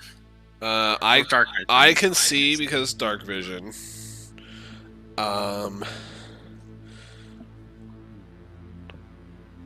Is there? So it's pitch dark. I looked towards the sarcophagus. Is there anything? Did anything change?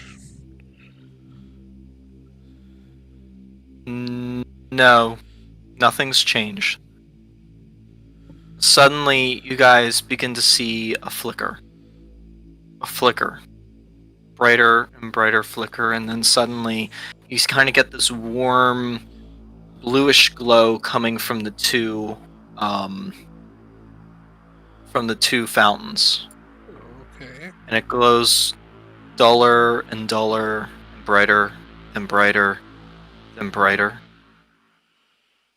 And finally it starts to bring enough light where it's not just glowing, but it's providing light to the room. And then as you got Zaris, Shao, and Gundor, because you guys are close enough, because you guys are looking, you see the water is actually risen and is kind of bubbling, and then proceeds to come over the edge. And the water itself is glowing, is providing this light. And it pours over the edge and proceeds to run across the floor, brightening and brightening the room slowly as it trickles in between the marble. And you can see kind of like the lattice work in between the various marble stones and slats. The room getting this dull, luminescent underglow to it, almost like Tron, essentially. And you see along the walls, the water actually begins to flow and fill in the cracks of the stone on the wall, kind of matching the lattice on the floor. And it goes further and further, further, until finally it encases the entire room. And you see on the back wall, where you saw the picture before, the water fills in. There's like this larger trough almost around the painting embossment that was on the back wall, and it fills this trough with this glowing water. And once that is finally sealed, and all of the cracks around the room have the water filling it, you see the eyes of the Umberly embossment glow brighter and brighter and brighter until finally they're like pinpoints of white, bright light that proceed to shoot down towards the sarcophagus. And with a bright whitish blue flash, you see water actually basically detonate off of the sarcophagus, almost like whatever spell was put over the sarcophagus had been shattered. Water spraying all over and covering you, Alavar, and Gundor, and Zaris. Almost getting you, Shao, but it splashes in front of you and proceeds to work its way into the cracks again. The room is now glowing this almost phosphorescent whitish blue as the watery explosion has died down again. I'll climb on top of the marble slab. Is there still water in that trough thing you were talking about? Yeah, the glowing water is along all of the walls. It's like almost like an electronic labyrinth, almost. Just You mentioned seeing- like a trough. Where's the trough? The trough is on the back wall. It surrounds the embossment, almost like an archway. Huh. It was just like a deeper carving that was semicircular into the wall. I'm curious. I'm gonna try to drink some of this water. Okay. Is it just It's- normal water?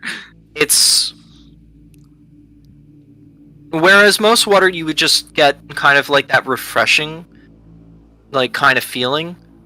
This is some of the most refreshing and amazing tasting water you've ever had. Tastes really good. I don't know that that's important right now.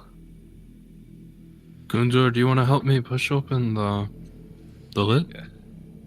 Yeah, we can most definitely try. I'm gonna take a step back here and just like be on the edge of the pool, just watching them.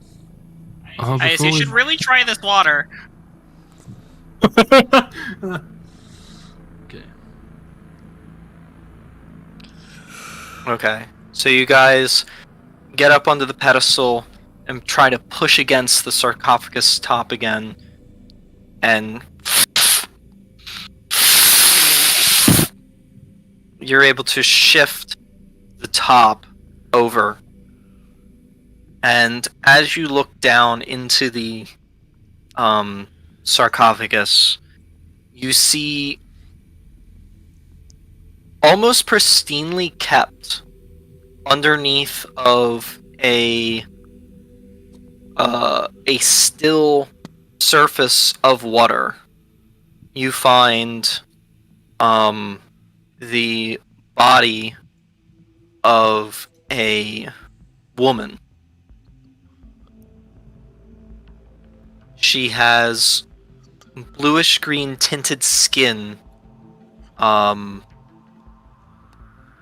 She holds a trident in her left hand, made of this bronze brass kind of color.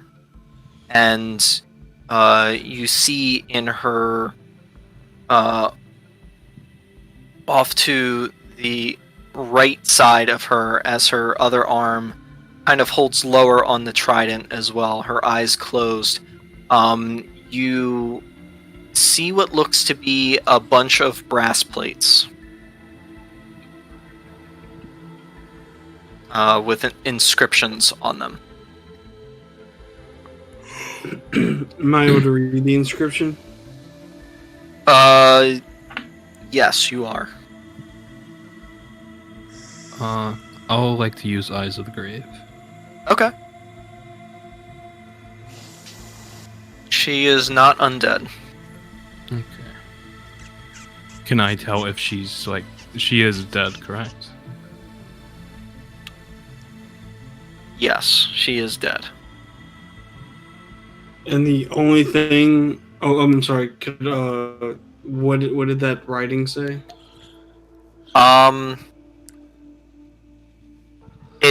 It's actually it's like a page of text, like and there's like 7 or 8 tablet pages, I guess you could call them. They're fairly thick, about a 1/4 inch thick. They're kind of bound together with some sort of like a bracket of some sort.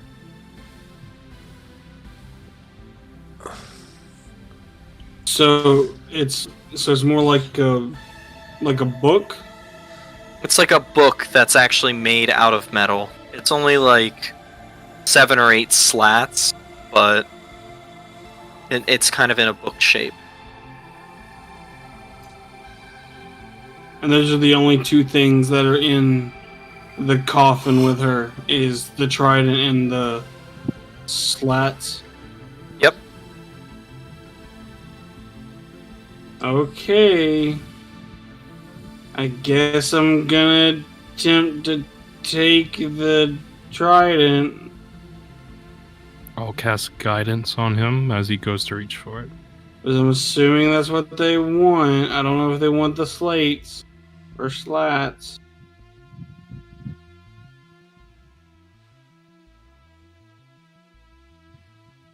So you're going after the trident?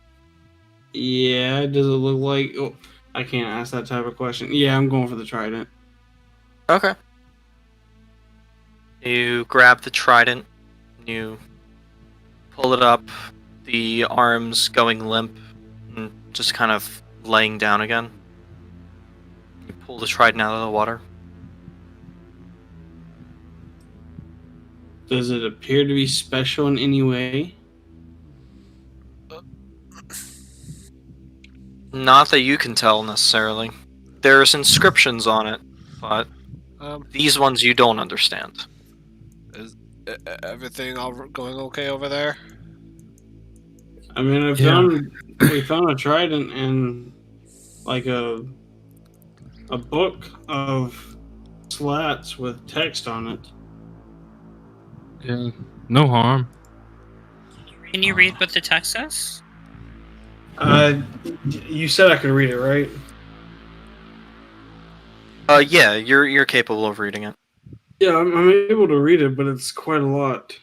I'll grab those like metal slats.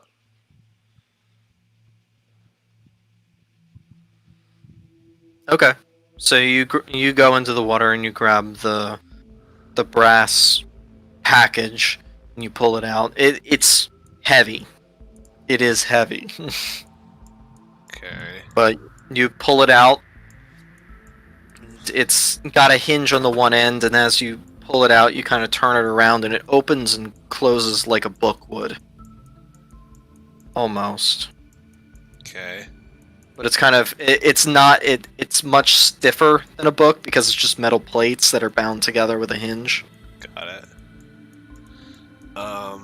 Just looking at like what I would assume is like the front cover. I activate the brooch of comprehend languages and just like read the first like couple lines. Okay. Yeah. John's. What does it seem like it's about? Just reading the first a little bit. What does it say? So the first little bit, it reads about the birth of a nation, of people who fall under the banner of those who wish to be one with the land. Okay. It seems like it might be these plates might just be recorded history, but I'll have to read the rest of it to make sure.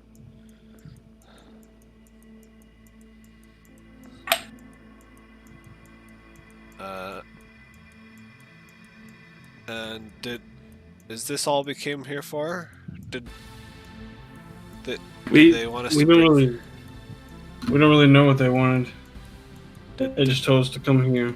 They told us to come here and then come back after we've completed everything? I guess so. I just kind of like look in the coffin and I look around. Do I see anything else? Just her body.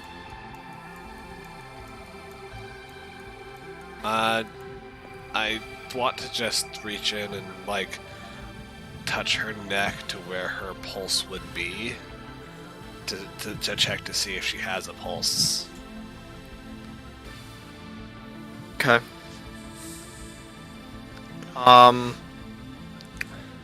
She does not have a pulse,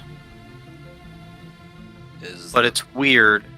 Okay. It's almost like her skin is warm, as if she was alive. That was gonna be my next question, whether she was warm or cold.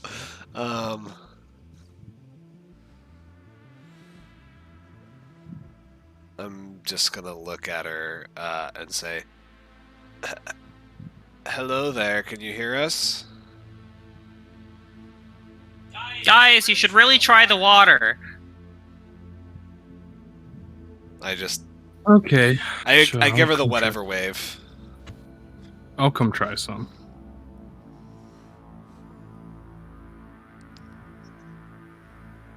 The water is really fucking good. Oh wow! It's like sugar water. Right, Oliver? They should really try some water, right? Is there any response when I like talk to her? No response whatsoever. I'm gonna walk over and be like, "Oh, she's kind of pretty." I reach in and I'm gonna put my arms under her, and I want to pull her out from the water and let her skin reach the surface and let air get to her. I want to see if she reacts. Okay. You pull up the body, Yeah. and you get the skin above water, her face above water. Nothing happens. Should let her rest. Can I see if she's sleeping or if she's in like a coma? Anthony told you she was dead earlier. Yeah, she doesn't have a pulse, Yeah. but her body is warm for some reason. I'm gonna try speaking primordial.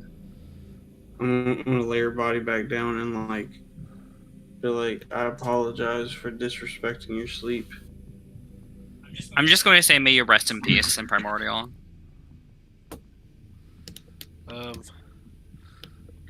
Did any other pathways open up? Once we after the light show. Make a perception check.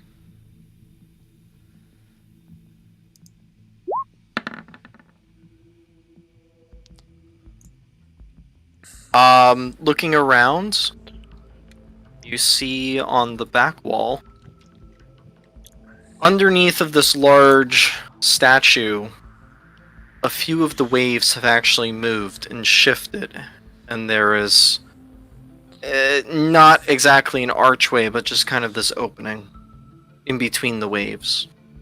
Well, it seems we did get what we came here for. There's an opening over there, assumedly the way out. Hopefully, they wanted us to bring back either the book or the trident. As proof of I would hope it's completion. just the book. I don't think we really should be taking her weapon from her. It might anger Umberly.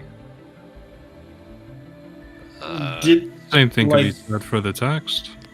Thinking back, did they say what they wanted from this place? Yeah, what exactly did they want us to do? They said to go to the temple in the middle of the ocean to find wisdom and bring it back with you. Wisdom, I guess, would be the book for knowledge. Yes, I don't think it'd be the trident. I'll put the trident back, and I'll gently put her hand back on it where she had it originally positioned.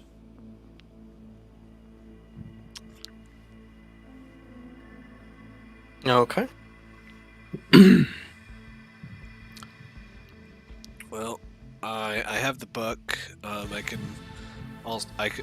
I can start reading it once we get out and back onto the boat. Before we leave, I'm filling my water skin with this water. Okay. Yeah. And then I'm just going to. I'll go stand over by the thing that opened, the archway, sort of archway that opened up, and wait for everybody else. Wait, Zaris, before you leave, try the water. I'm good. But it's One really of us. good. Ask One of Oliver. us.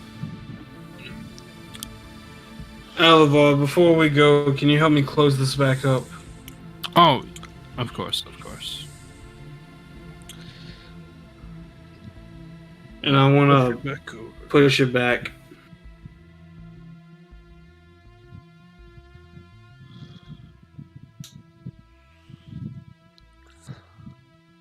Right, yeah, you guys managed to close everything up. Put it pretty much the way that you left it. I'm gonna leave my symbol of Sylvanas on the coffin. Okay.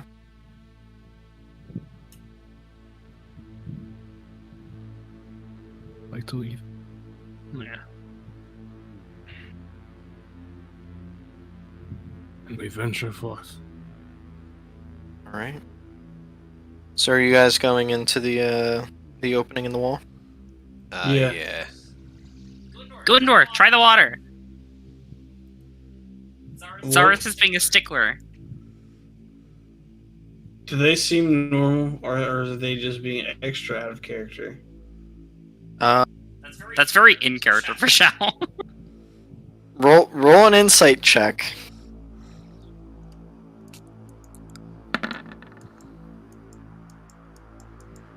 I mean, it's definitely random, yeah. And usually, when Shao says, "Hey, do this thing," usually you guys don't agree with her right away. But the fact that Alavar is agreeing with her right away is kind of like, I'm not sure how I feel about this. It's the best water you'll ever have, I promise. Maybe we shouldn't drink this water. What? Why not? I mean, Because if it's the best water you've ever had, it would ruin my liking for other water. That's why we will never leave here. You're being silly. Let's go. Fine, Pass I guess this command, is Lord enough. Yeah. Yeah, we leave. alright, so you guys go through that entranceway. And you walk in about, I'd say, 20 feet. It's just a wall, just a circular room. Is there anything in this room? Like it opens up into just a circular room Yep, just a circular room. with anything in it. Nope. It's roughly 10 feet wide. So it's a small room.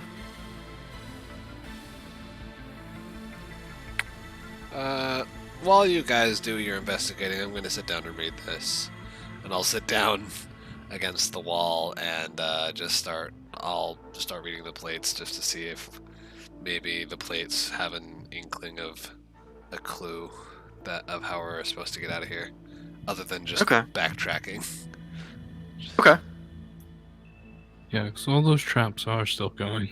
Yup.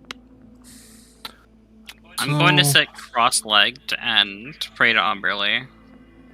Okay. Just thank her for the opportunity to travel this temple.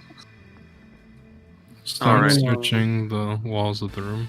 Yeah, I want to help him with that. Okay. Roll an investigation check for each of you. Oh, Okay. Alvar, you kind of start looking around, trying to see anything. Gundor, you just start pushing against the wall at some point. And, you guys are looking around, and Gundor, you're looking at Alvar, just about ready to say, "I don't think I found any And then you kind of look, and your hand is pushed in to the wall.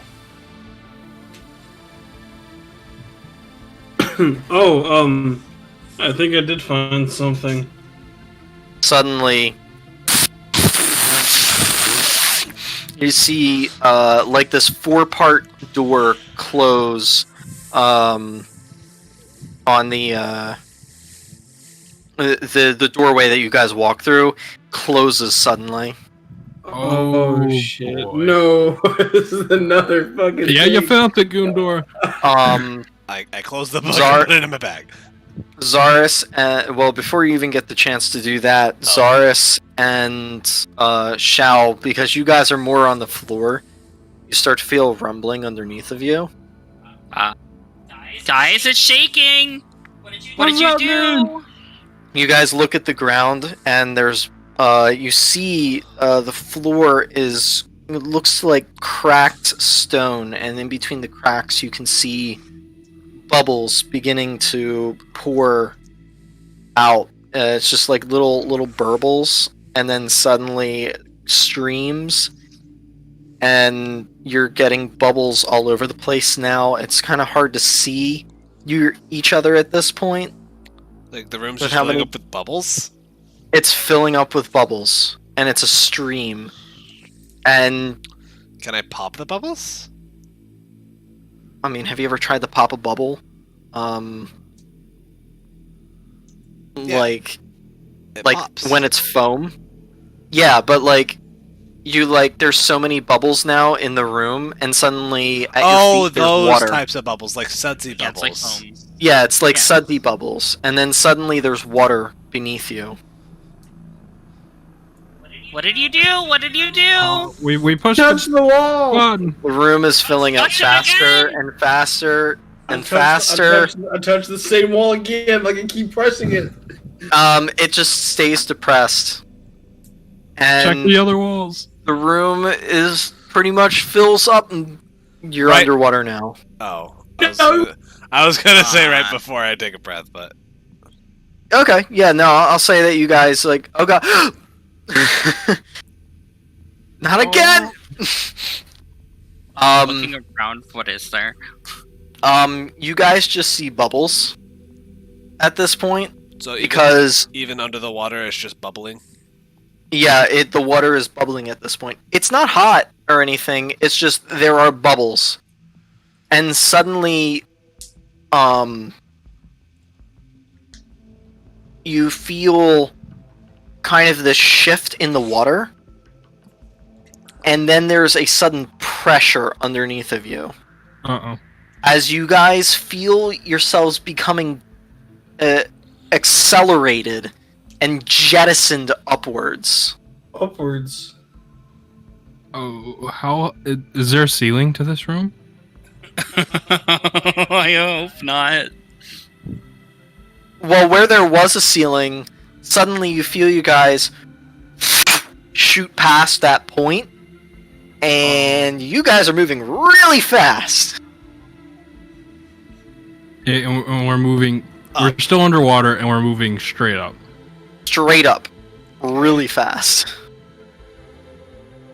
I'm trying to keep my composure, it's all. Okay.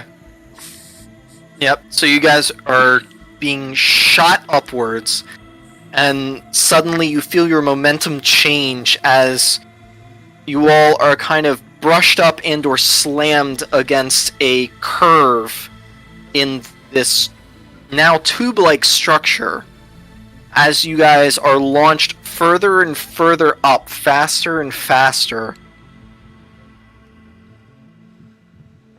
Suddenly, and just imagine this. That little island that you guys came upon, your ship just rocking at this little outcropping, the mound of stone. Seagulls just quietly perched, squawking. You see there's like a few harbor seals like laying up on some of the stones on the close edge.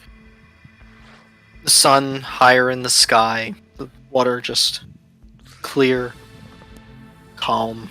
At least for the ocean, calm.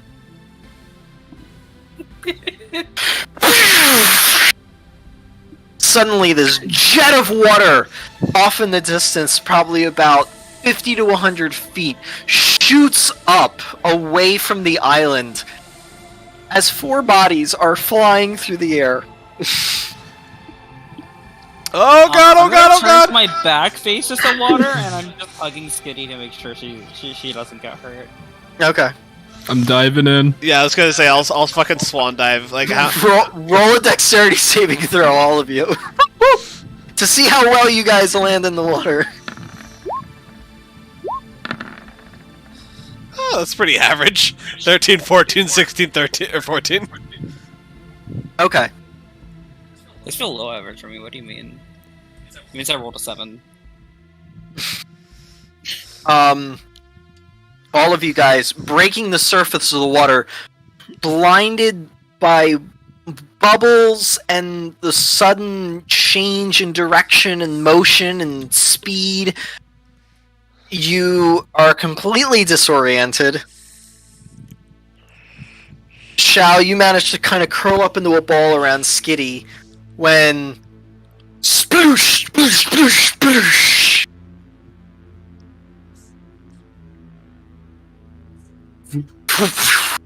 You guys are up at the surface, just what the fuck? Like, just you're trying to tread water and get your bearings again.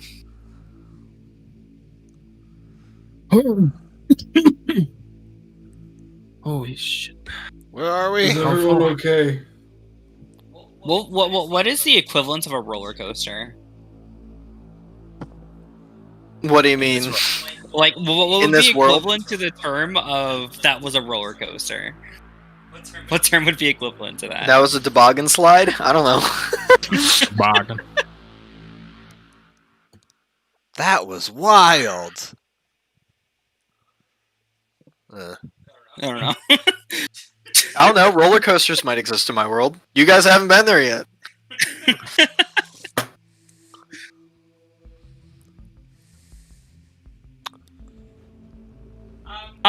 Is everybody okay?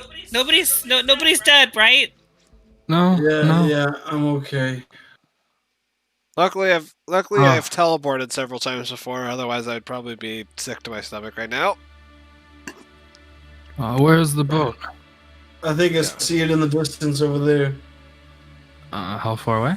Do we see the boat? You guys do see the boat. You see the island.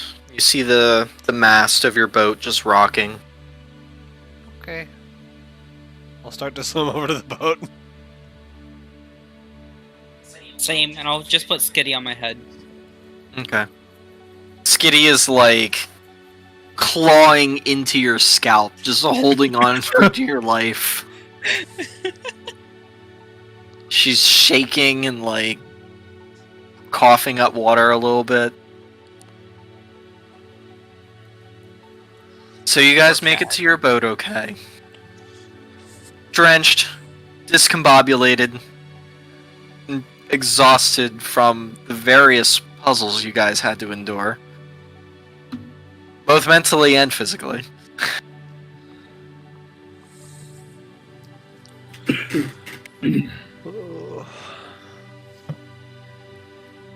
Well, Once I get onto the boat, I'm just gonna lay on my back and just like breathe heavily.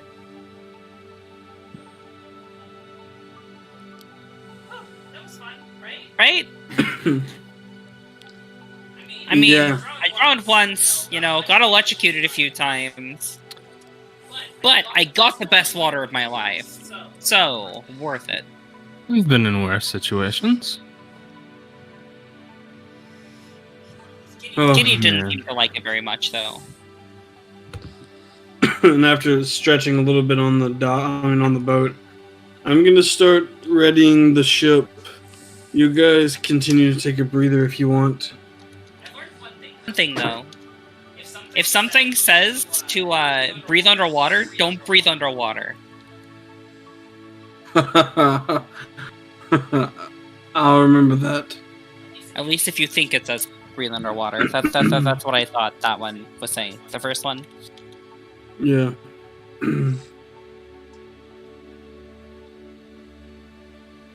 Alright, so you guys prepare your boat, take your breathers as necessary, and begin your trek back to Error. Trip takes about a day and a half, like it took you to get out here. And you guys arrive to the bay, where you see the little ships doing their fishing, doing their various seaside activities. And you guys come on in to dock. Proceed to achieve land once again. Is there anything you guys wish to do over that day and a half that you guys were at sea Well, returning? didn't we have to steer? Didn't we have to like do everything we could to like steer the boat? I'll say because you guys managed to make your way there, you were able to, especially with Shal's ability, make a trek back, and it wasn't too difficult. I mean, I would have spent time reading the book first of all, or reading the metal plates rather, just to see what it all entails. And then with whatever time I had left after reading the book, I would have started studying Find Familiar. Okay.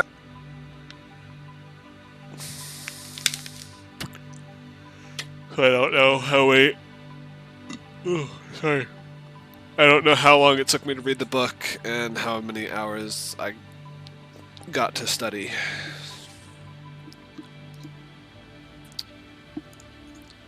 That'd be up to your discretion, I suppose. I mean, I would say between all the traveling and stuff,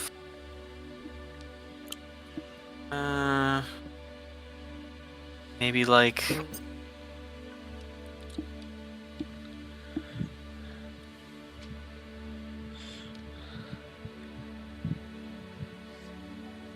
I'd say over the day and a half, you'd probably get 8 hours Okay. of time. And then, as far as the book is concerned, just like give me a brief overview of the book, like a book report style, like. Yeah. So essentially, the book talks about the history of the various gods and their entailments with creating Erudis, and how they were interconnected, and some were born and some were cast away, and how a family of these nature-based gods and goddesses, Sylvanas, Shantae, Soon, Talona, Umberly, Eldath. This family came to become kind of guardians and protectors of this certain people. And those people were once very together. They were one people. And they wanted guidance on how to grow and become better versions of themselves, but allowing these different sects within these one people to live as one but separately. And through the guidance of Sylvanas and Shantae, became the various tribes, allowing themselves to introspect and find who they were, who they wanted to be, and the interpersonal relationships, and how the breaking of these different family bonds created new family bonds, that created the 7 tribes, spread across Nohaden, so that they all could achieve some form of success for basically living under, the guidance of these gods and goddesses. Each of them kind of holding one in particular close to them, but more importantly, a virtue of them. The whatchamacallit? Like the tribe of Error, the Ebonmouth clan, focusing on one's wisdom and honing introspection and the idea of being comfortable when uncomfortable and realizing one's self-limitations. The tribe of the Pale Hunt, using their intellect to thrive in such a hospitable environment, letting their brains do the heavy lifting so that their lives can be easier. The Broken Titan tribe of Finosa, their strength, having to have climbed the mountains and achieve the success there. Their strength and their brute force, capable of carving a mountain to their whim to make a living. And the various other tribes, the tribe of Scali, of Chiara, of Halskjor, them all taking one element: strength, dexterity, constitution, charisma, wisdom, leadership. And each of them embracing that one particular skill.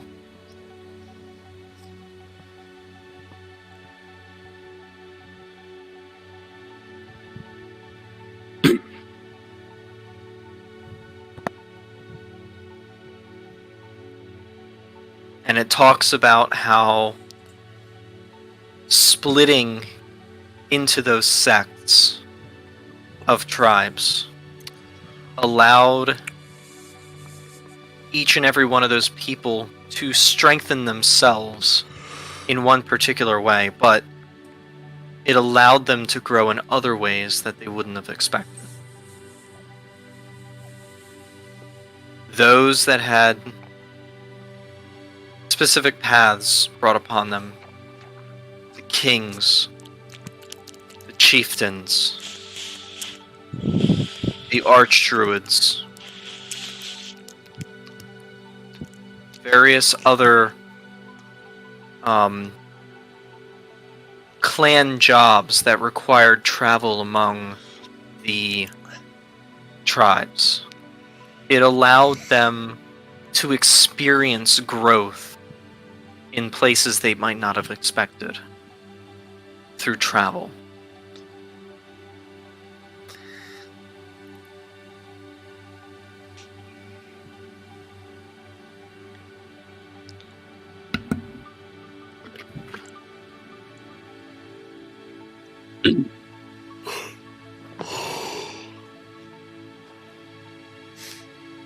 Okay.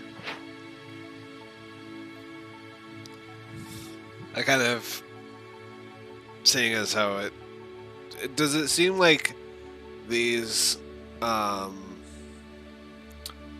like it's telling the story of like how the tribe, I mean it's like kind of like the history of how the tribes started, right? Yes. It kind of reads like a, not exactly a history book, like what Gundor would have read at the at Kalmersa when he finished that solo trial.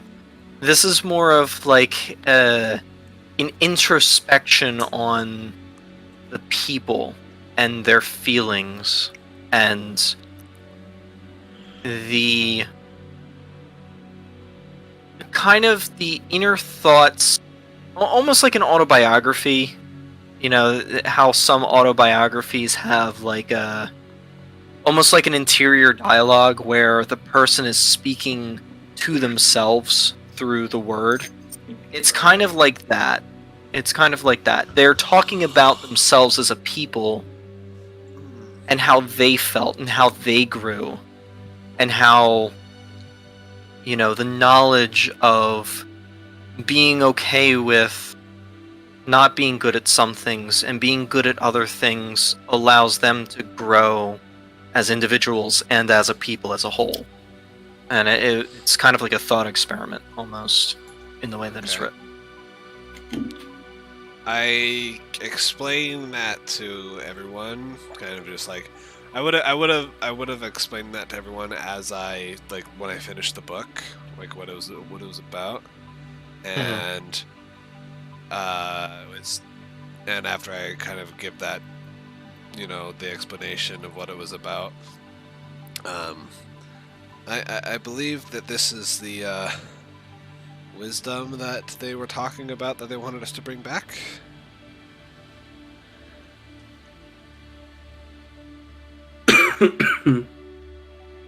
I mean, potentially? Oh no, that was in character. Oh. Sorry, I kind of lost track of where was in character. And No, you're good. Well, let's hope so. We can get it to them, and hopefully. Well, this has to be the greatest piece of wisdom that we found, for sure. Unless it was that trident. Unless, of course, we're talking about the wisdom we have of each other.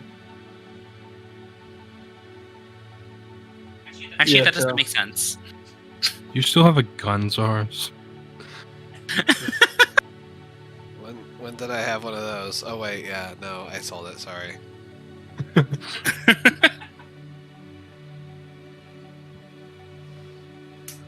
But I think the knowledge that we found in here of the ancient tribes, learning what they did, that's probably what they wanted us to find out.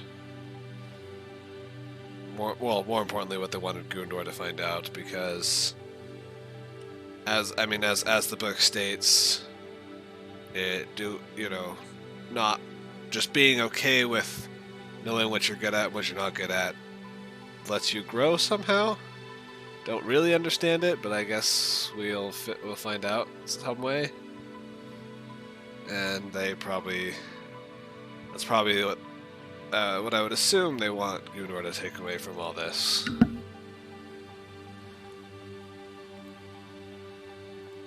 Yeah.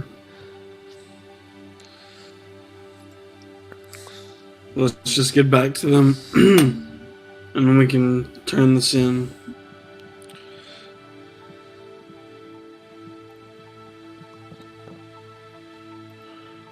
Alright, so you guys make your way up to the main lodge house.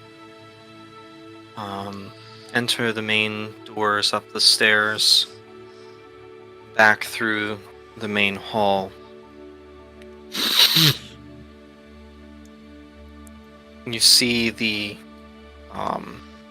chief sitting there.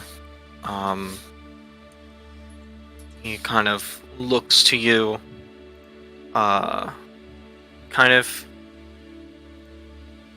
knowingly curious as to what you're going to say. Kind of looks back to the king,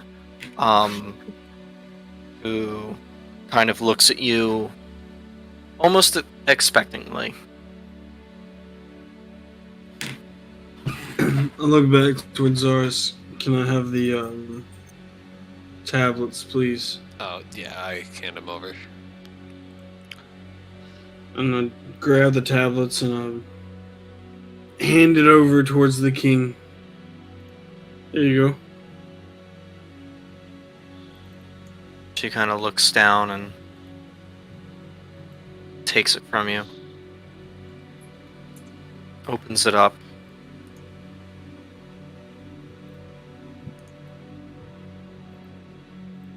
This is very good. Did you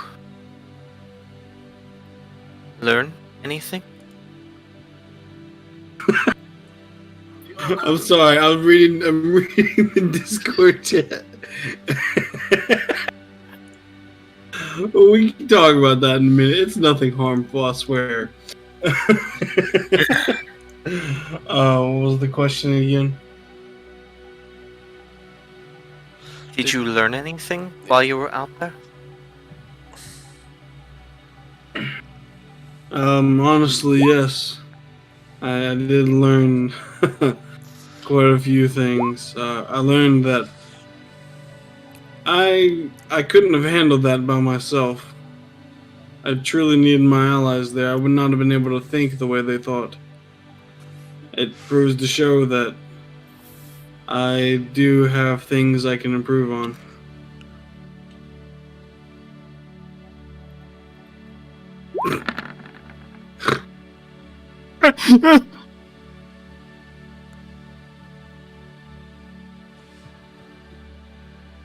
Oliver, you want to talk about this? So at one do point, this after. Do this after. Okay. we're role playing. No, this is roleplay. He fucking casts it while he's talking. Okay. Moondor just poofs out of existence. Oh, whoa! What you Mid-conversation. willingly fail to save? Will, but I don't think he's actually doing it at the moment. No, I don't I'm know. not doing it right now. No. I was just Okay. joking. So Gundor can continue. Yes. Well, it's actually your turn to speak, Anthony. And she kind of looks to you and kind of nods. It is good. It is important to understand where one's weakness is. Through understanding where one's natural armor does not lie, means that we can cover it, plate it, protect it. Clearly, with the group of people that you carry with you, you have. It is important to have allies, and those allies, it's important for you to be with them.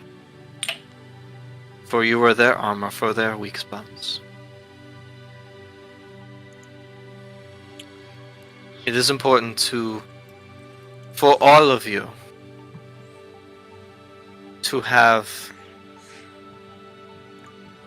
the ability to view into oneself, to make sure that you always know what your weaknesses are, and to ask those hard questions, to make sure that you can protect yourself with good allies, friends, family. Armor when necessary.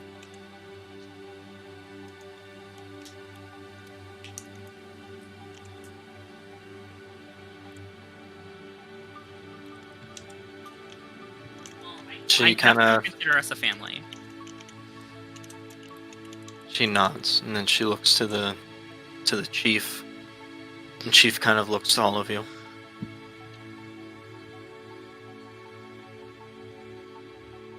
Well then, it's settled. You have completed your trial.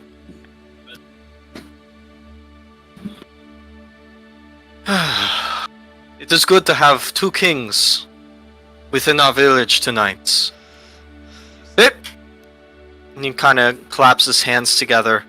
And one of the servants over at the other side of the room comes up to the chief and kind of kneels before him.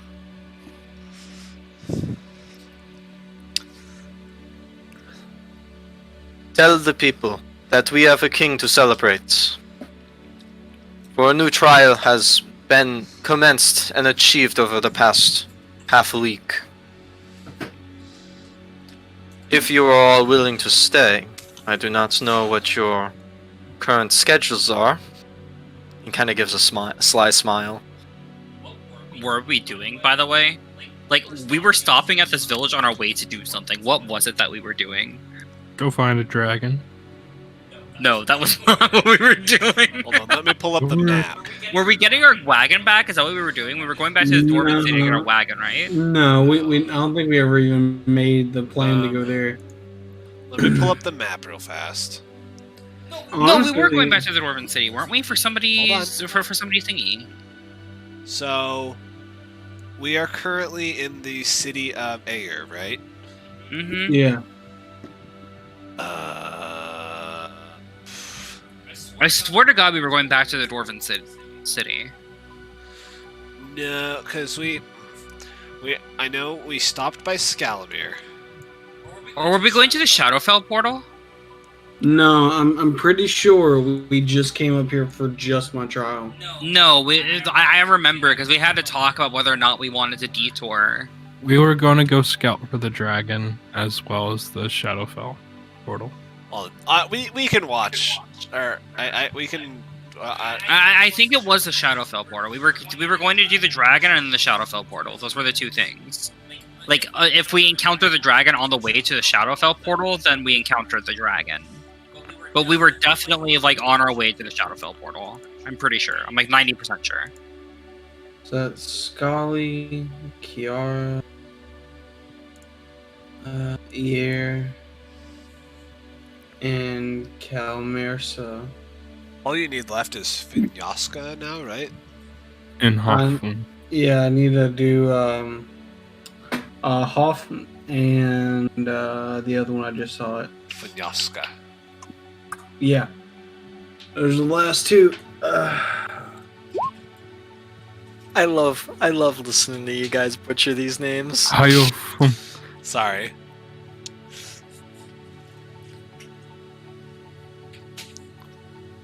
Yeah, the NJ is silent. Finyoska. It just kind of creates like a hyphen almost. Jonska. Finyoska. So how do they mark me? Well, are you guys staying for the party? Yes, I mean, Yeah, yeah, we might as well. we're not in like a rush to do anything, so yeah. Okay. So a feast is prepared.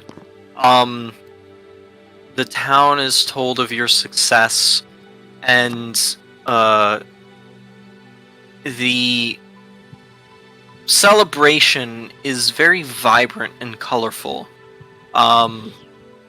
People wearing all sorts of colored dresses and aprons of beads, and just so much cultural color from this village. In comparison to some of the other villages, it is extremely impressive to see how much color these people have in their lives. And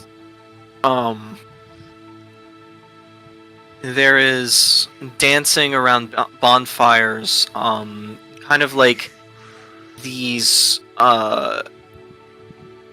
it's almost like a mixture between like Hawaiian luau and haka almost. It's this weird blend of soft, flowy kind of movements and dancing with these kind of sudden hard purges of power and strength, kind of blending together. These demonstrations. The food is magnificent and mostly fish. It's fish and earth vegetables and things of the earth. And there is crab and shrimp and various fishes. There is salmon and sea bass, and just it's delicious. You guys see there's like dried seaweed that's kind of been pressed flat, and it has been thinned, kind of just out like chips almost, like it's been baked and dried into like a chip form. Kind of salty, briny, kind of got this vegetal kind of flavor, but it's good. It works with some of the food that is there. And eventually, towards the end of the night, the king and the chief come up in front of the main bonfire and ask you to come up in front of the tribe.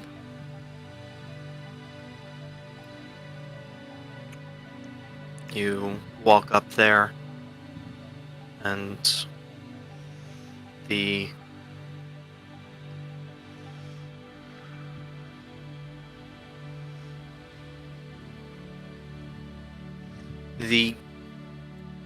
arch druid proceeds to come up with a bowl.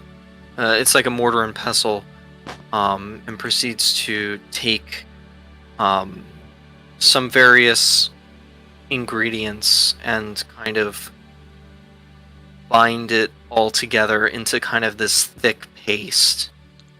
And the king says aloud to the tribe, "Tonight we have two kings, one with history and wisdom with the Air tribe, the people of the Ebonmouth. But tonight we have a new king who has managed to complete our trial and has brought us more wisdom from one of the many champions of ages past.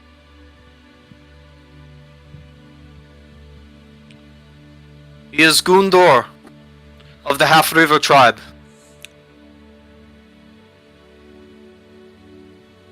Not but 3 moons ago did he go out to the ocean with his allies,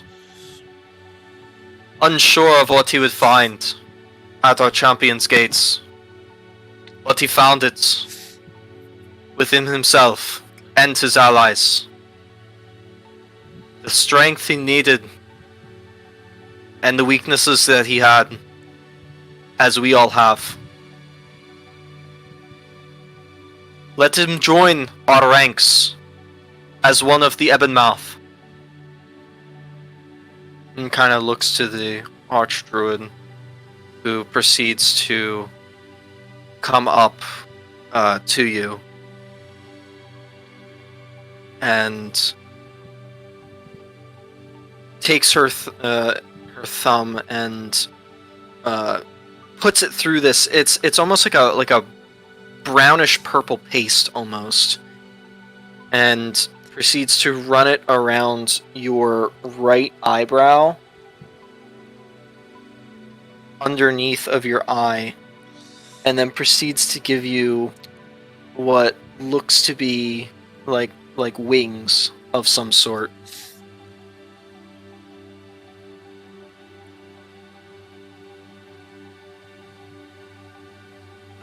The Archdruid puts down the mortar and pestle, cleans off her hand with a rag, sets that down, and then proceeds to cant an incantation as well as make some hand gestures in your direction. And suddenly you see this hot purplish light glow around your eye, and it stings really bad, almost as if you're being stuck with 100 like hornets, like stingers, right where the paste was. It burns, it itches, and your eye, they start to tear, and you wince through the pain as it settles down,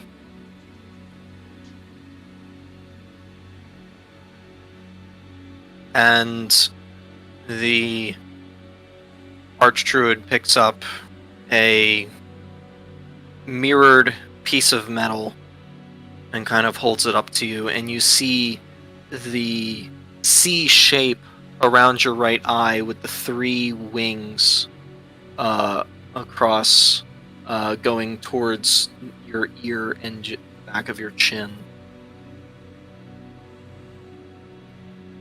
Kind of burned in. It's kind of like this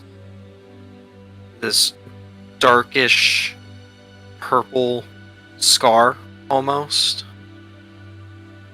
And you kind of look at it in the mirror, and then you look at the other king who has this same scar that you now see, but the scar is kind of healed. It's kind of pinkish in color.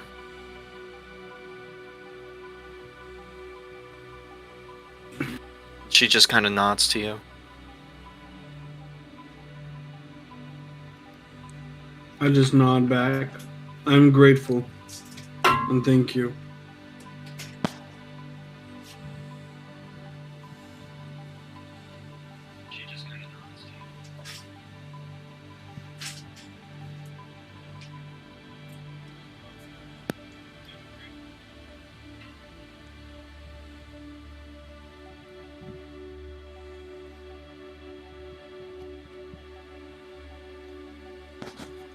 Everyone's. Okay. Is there anything that anyone else wants to do?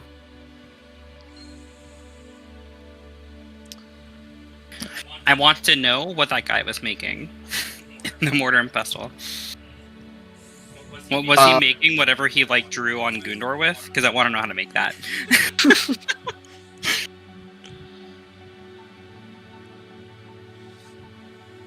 I mean, you can try to roll a perception check. Yeah, I want to see if I recognize the ingredients that he was using. Okay. Oh, how fitting. Yeah, no. How fitting.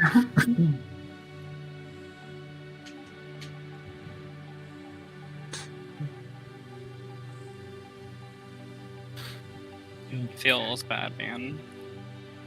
Yeah, you can't catch a glimpse of all the stuff as she kind of turned her back towards everybody.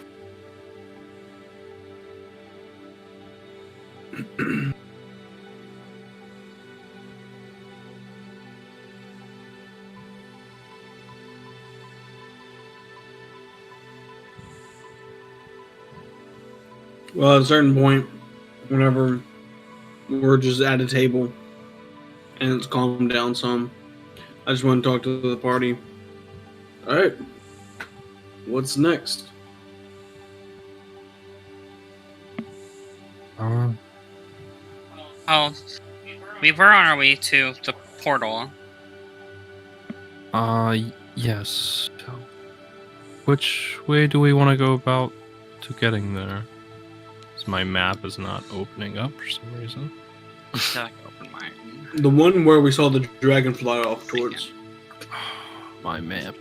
Well, the dragon did come from the same mountain, so it'd be directly east. It's the mountain that House Yor lies at the foot of.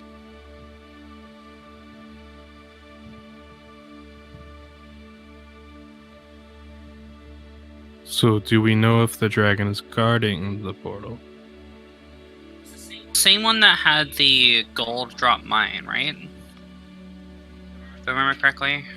I That's cannot pull up the mountain map. range. Yes, I believe it's like wasn't the portal? I'm pretty sure it was that mountain. I think it was a mountain. Yeah, like, it was the one with gold drop mine. Yeah. Okay. If you want, I can. Someone should pull up the stream from last time and see exactly what we were gonna do. I'm pretty sure that's what we were. It was gonna this do. one. Like, how sure are we that that was our plan? 95% sure. Yeah, I'm like 90. I'm like 95%. Because I have no clue. Because we were going to get more of the stones. And in order to travel to the outer planes to get more stones, we have to travel through one of the inner planes. So we have to go to one of the secondary planes, which is either the Shadowfell or the Feywild. And since we haven't been to the Shadowfell yet, we were going to go to the Shadowfell. Do we not have a Shadowfell stone yet? No, we do. Wait. What are we doing? We are going to kill the dragon. Or at least find out about the dragon. Yeah, we want to, like, that was one of the things we had on the list was, like, kill big monsters for coin or kill the dragon. We don't That's if want the to go. dragon was causing a problem, though. We can ask around and see if the dragon has been, like, causing any issues, like stealing cattle or anything like that, and then we have our reason. I mean, if it's a white dragon, I don't think anybody would mind.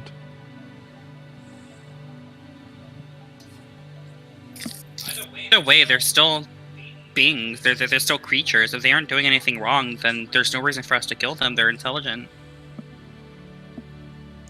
It'd be like slaughtering a group of kobolds just because they're kobolds. But white dragons are evil, aren't they? Not all of them. In my experience, It's like saying that all drow are evil, or all change things are evil. in my experience, all chromatic dragons are evil.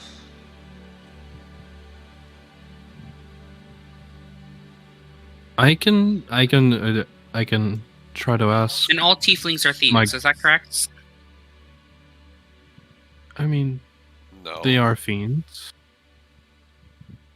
Doesn't make them evil or good, but So just because it's a chromatic dragon doesn't make it evil, especially if it hasn't caused any ruckus. I think that we should at least ask around to see if it's been causing issues. Well, what were you going to say, Oliver? I don't even know.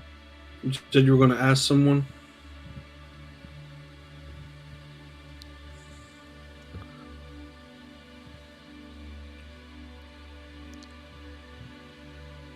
Yeah.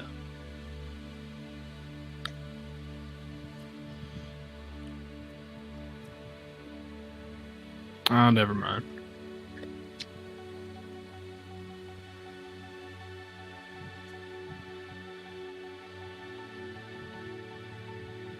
Well, I guess we could head back south north, and we could check out and see if we hear anything about the dragon.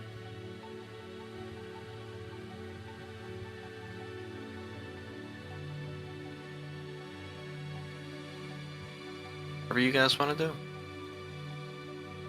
Because what mountain was it on top of again? So one that it was on top of the Golden Drop mine, the same mountain that hosts that. So we can ask the people of Ramda if they've had any issues with it, or Vodkim. We already know how Skewer hasn't had any issues because they would have mentioned it last time we were there. Okay, well, we can head out tomorrow if you want.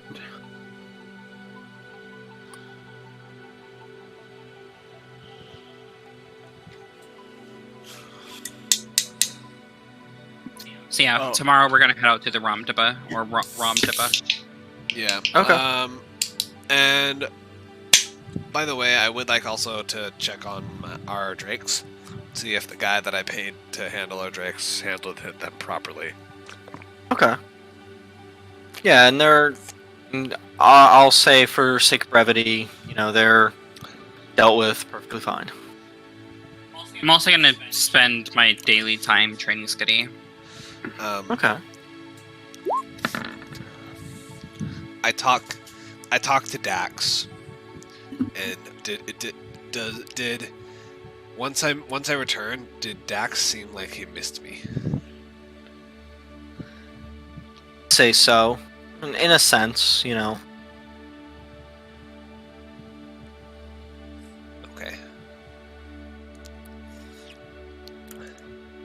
Is I keep forgetting what I keep naming my drakes.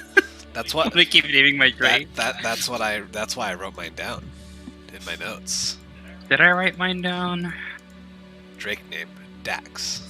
Skitty's there. skinny animal companion, but I don't have my Drake's name written down. Well, name her again, and then write it down. I can just check the VOD. What VOD did we get Drake's? I don't know.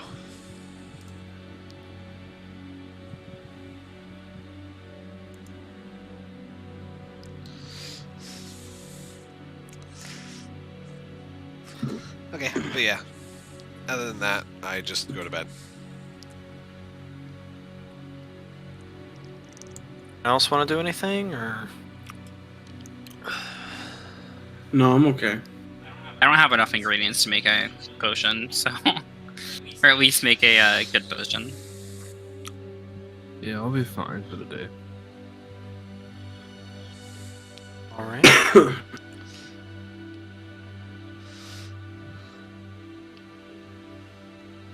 Drake's before this one.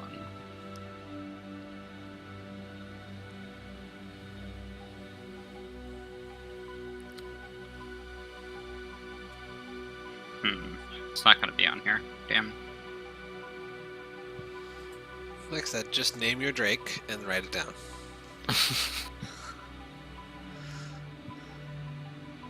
Wait, didn't you name your Sapphire, or was that John?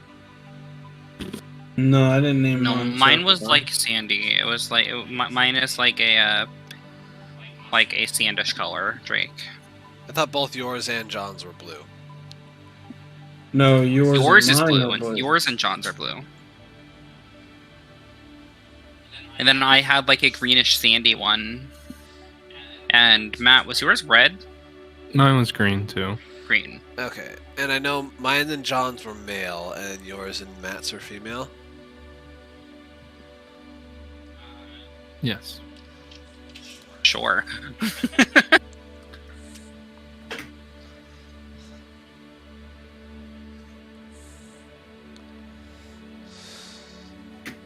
Actually, wait. That might be.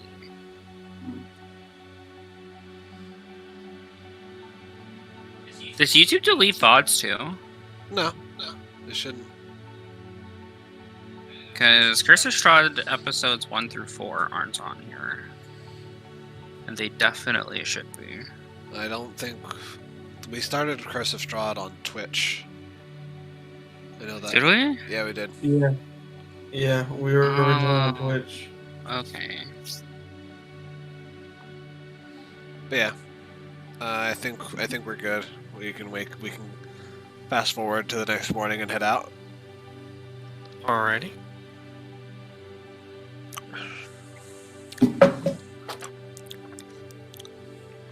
Did we start Icewind Dale on Twitch as well? No, Icewind. Don't. Oh 'Cause the only yeah, Twitch we have on here. we were gonna do Icewind Dale, starting it on YouTube, but your thing hadn't gone through yet. That's right. Okay, I need to go to my channel and upload that then. Assuming it's still there.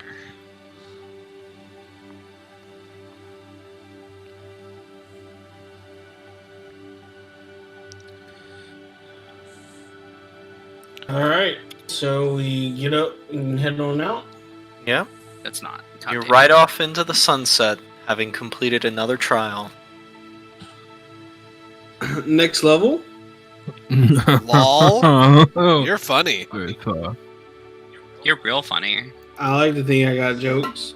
From that experience, you guys did gain XP though.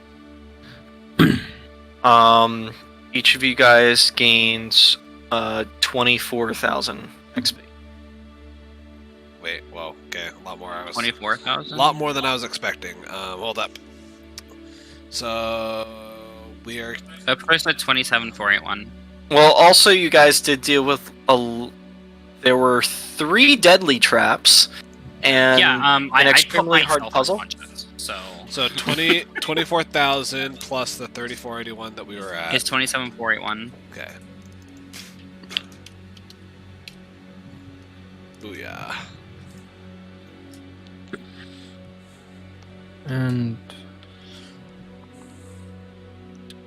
at some point during this day, probably whenever we make camp, I would like to cast Commune. Okay. Yeah, so first day of travel, I guess. Pop that there so we can all read it. All right. You contact your deity for.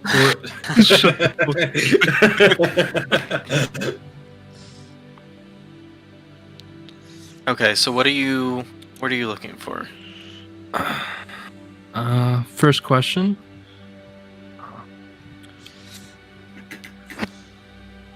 Is the white dragon guarding the portal to the Shadowfell?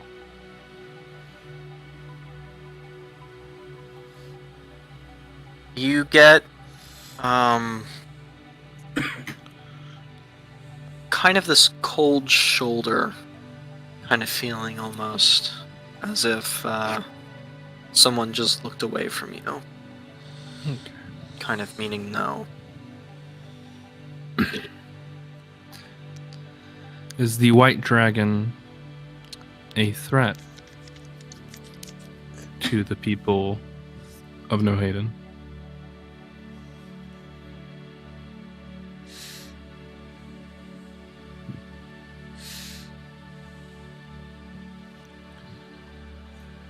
You get this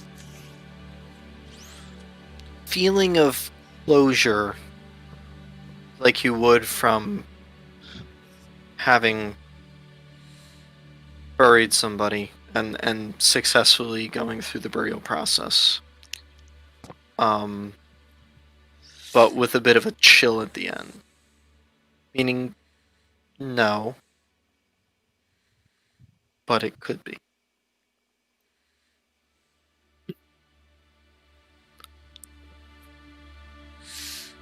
Would that be unclear?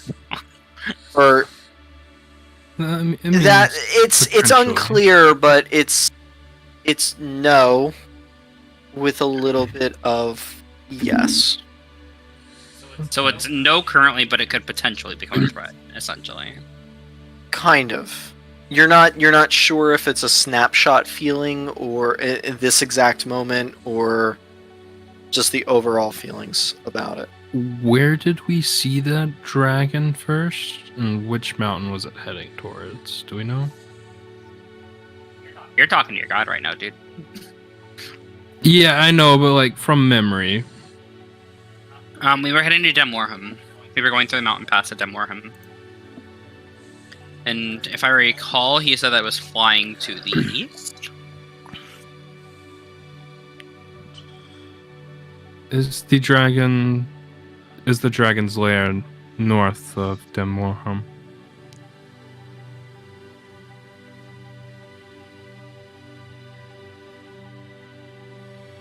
Make sure I'm getting the right spot. Map again.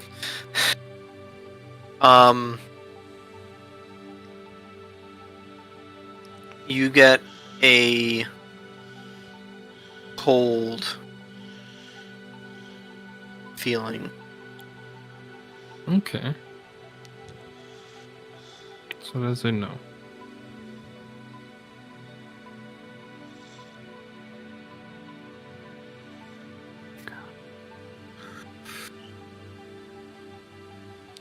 I'll relay the rest of all the information back to the group. We can interpret it as we want.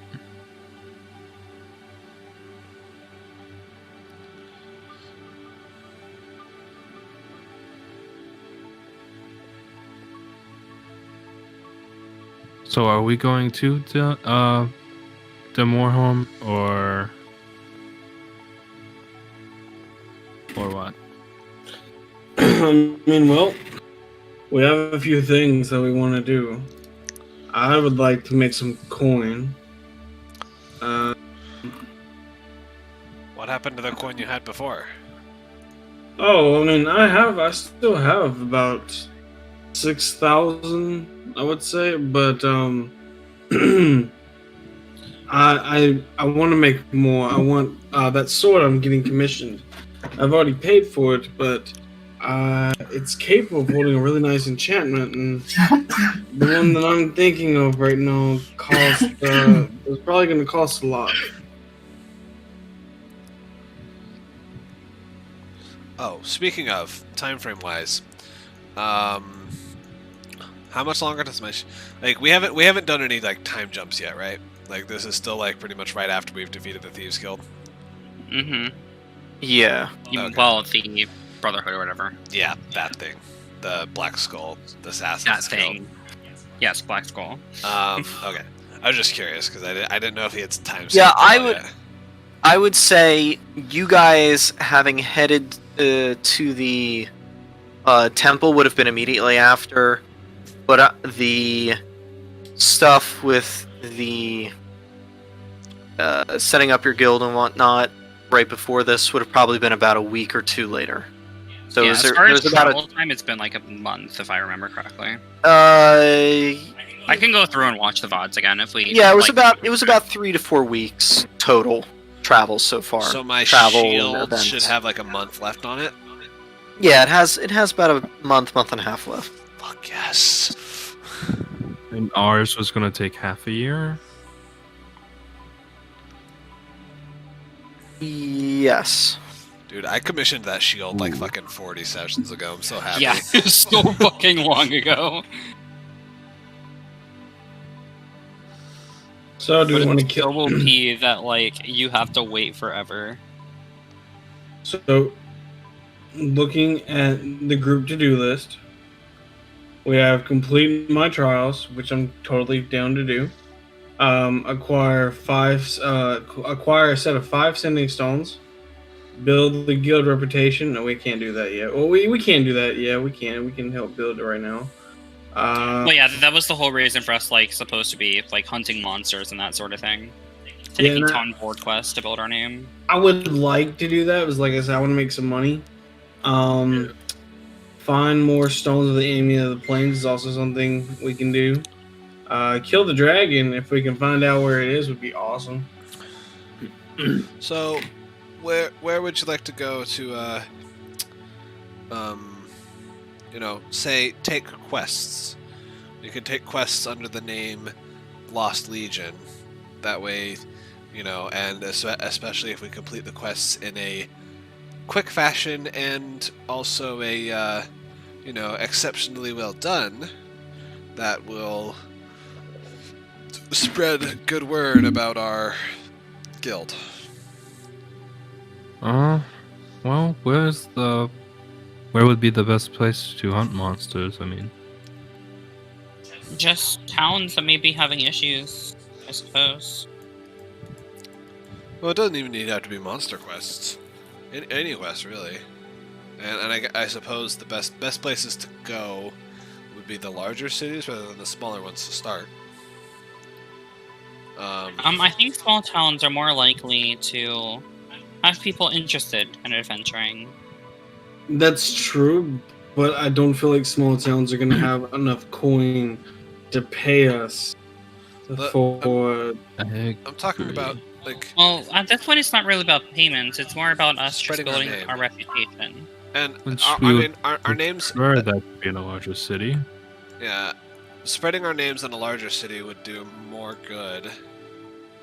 And then So once we can head.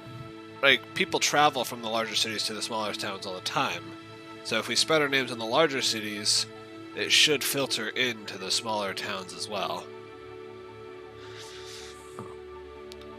I say we go to one of the larger cities and see if they have a quest board. I mean, we could start with the capital.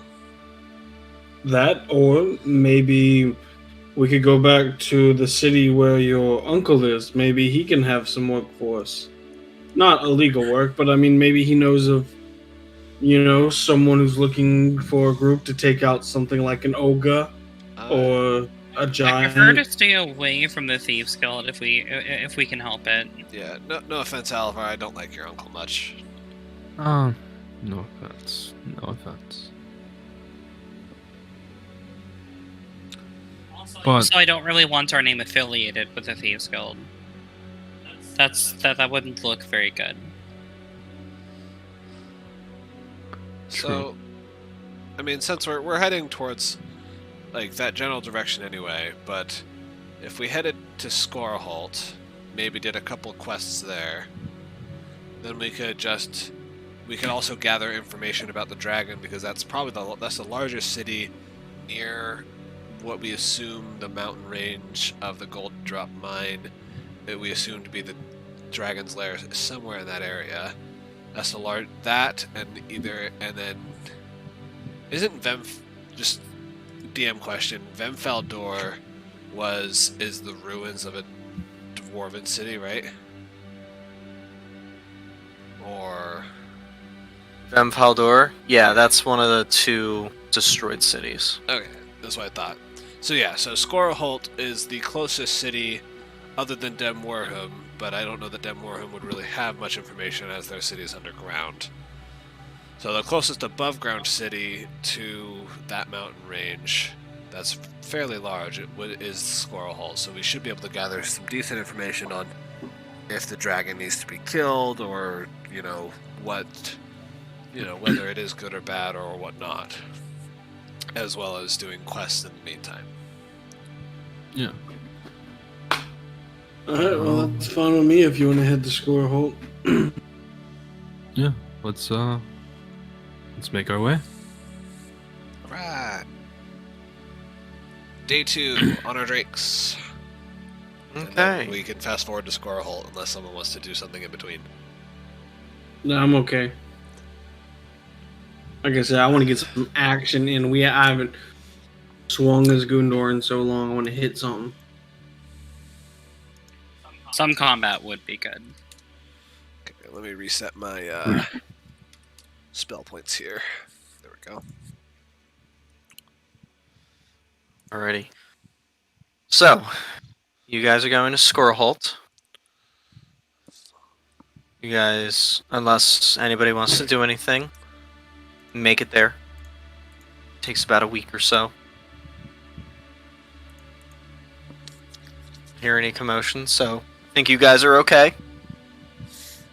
Cool. So, you arrive in Scoreholt with no issue.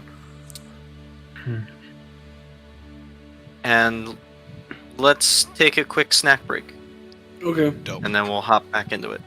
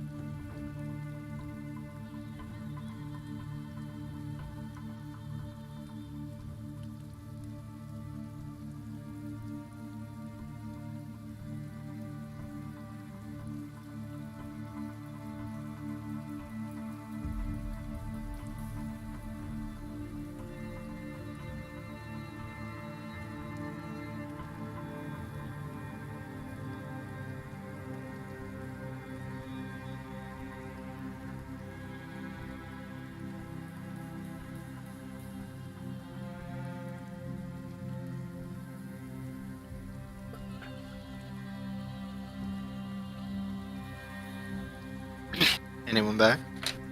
Yep, Yep. I am. Yeah. Yeah. We chillin'. Sweet. Is John back or? He might have went downstairs, grabbed something. I know. I just got done making hot cocoa.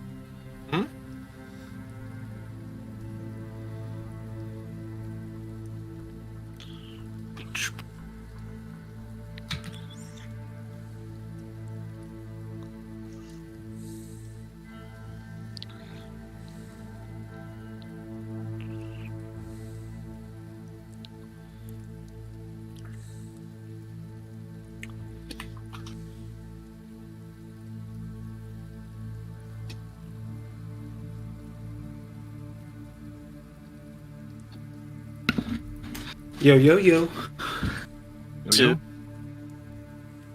Yo yo. Who all do we got back here? Let's are back, I think.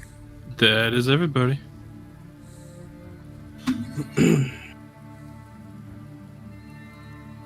Alright, well, let's get into Alrighty. killing.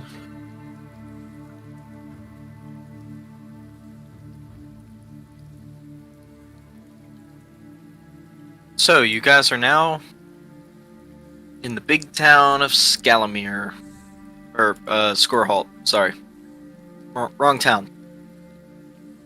Any job boards around town? Make an investigation check.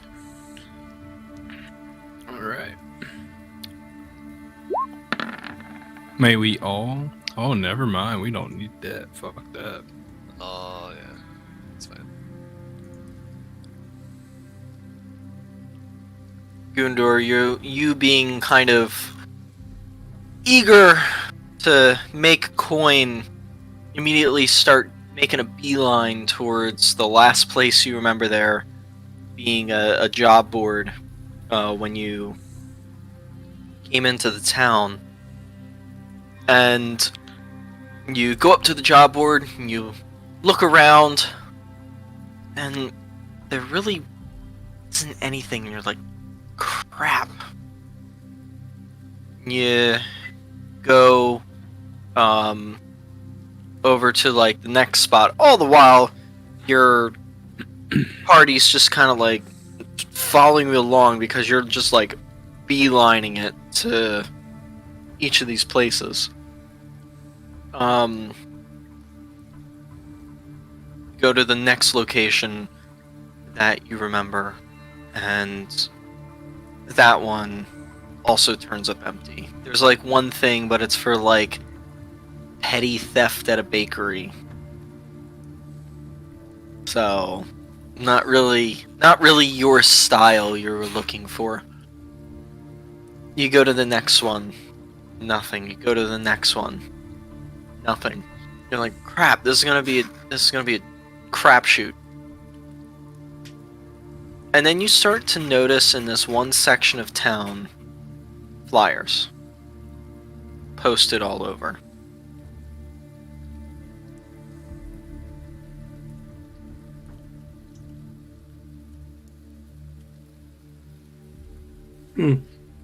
What are those? You go up to them and you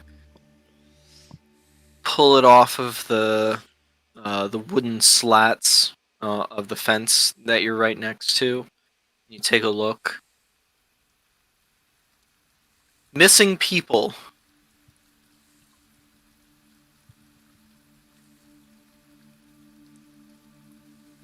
And that's the big words. Reward. 3,000 gold pieces. Ooh. 300,000?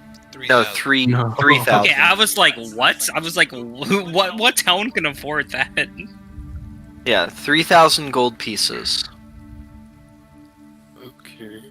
What are the finer details, Gundor? I start scanning the page more.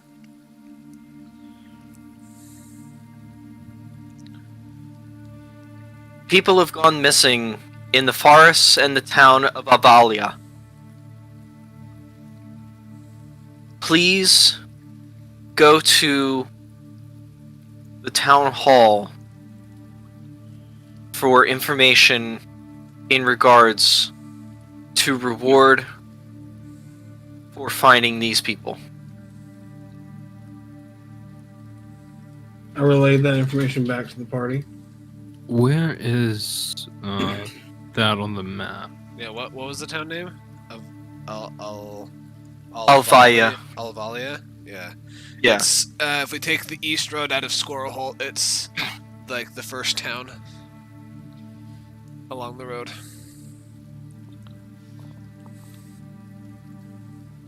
Oh, I can barely see that. Okay, I see it now.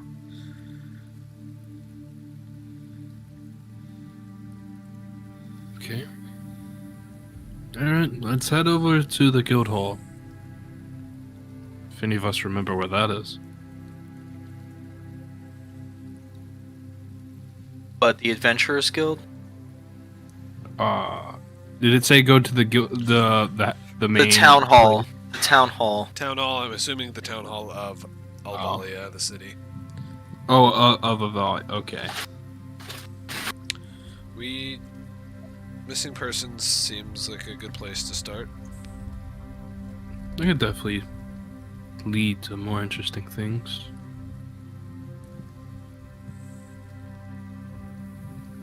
Well, I'm interested.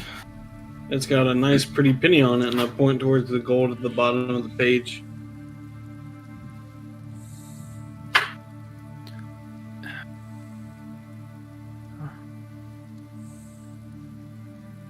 I feel like it's a decent amount. I mean, if there's missing people, we can't just turn a blind eye. Well, I mean, it's good for all the reasons. It's good for our pockets. It's good to help spread our name, and it's good for the people.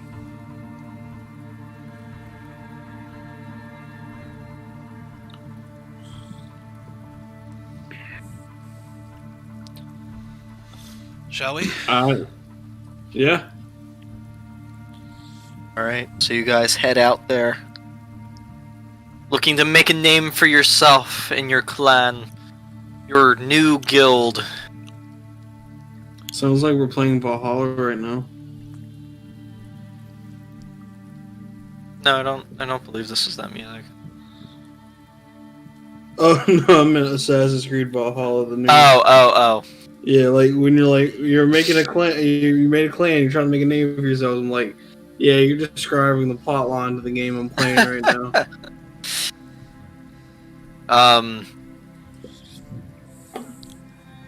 You guys take the 3 to 4 days travel to get up to Alvalia.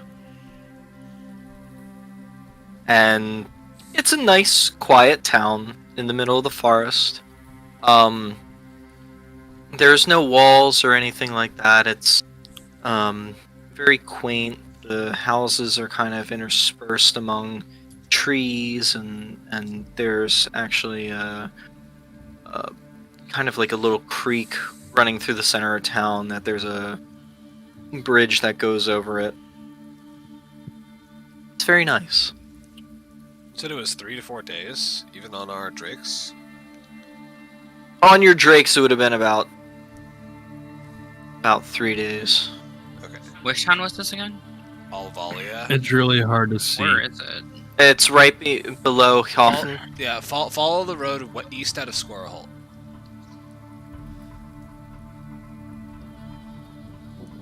Oh, okay, yeah, that is hard to Georgia. see. Hey, we're right next to my next trial. We should just stop by. Maybe we can if we have time. Depends on how deep we get in helping. Oh, of course, this first.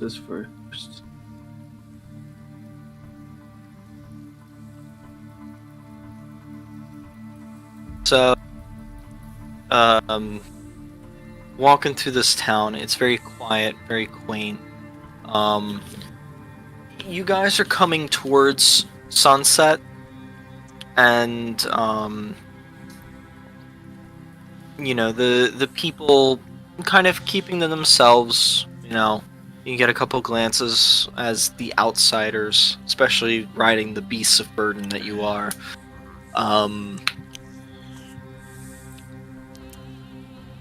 What do you guys wish to do now that you're in town? Can I find a place? Can I try to find a place that would be suitable for our drakes? Yeah, roll an investigation check.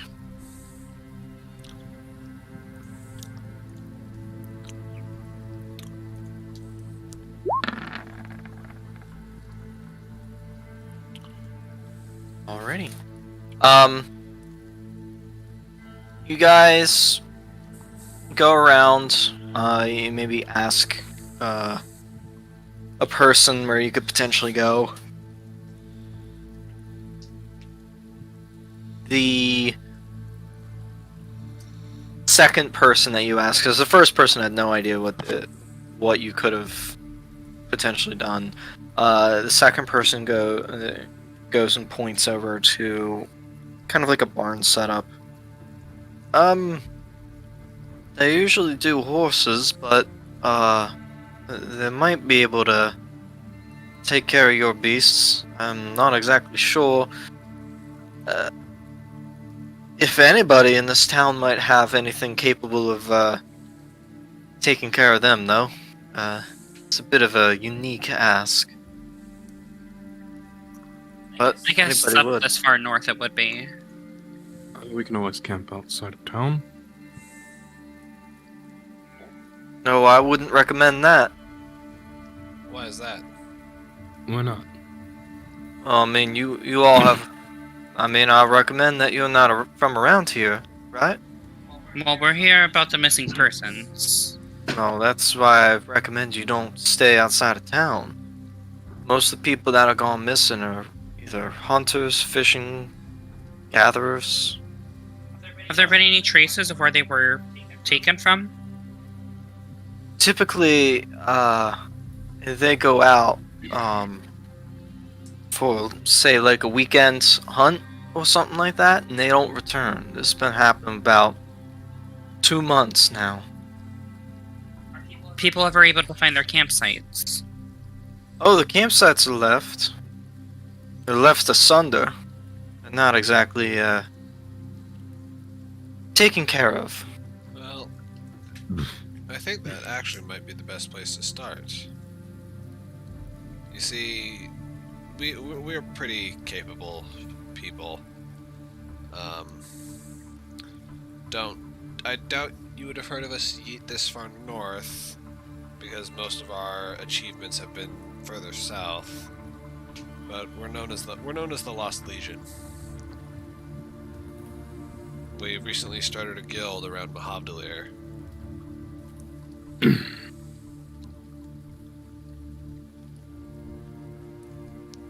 People that have gone missing, how many of them have there been?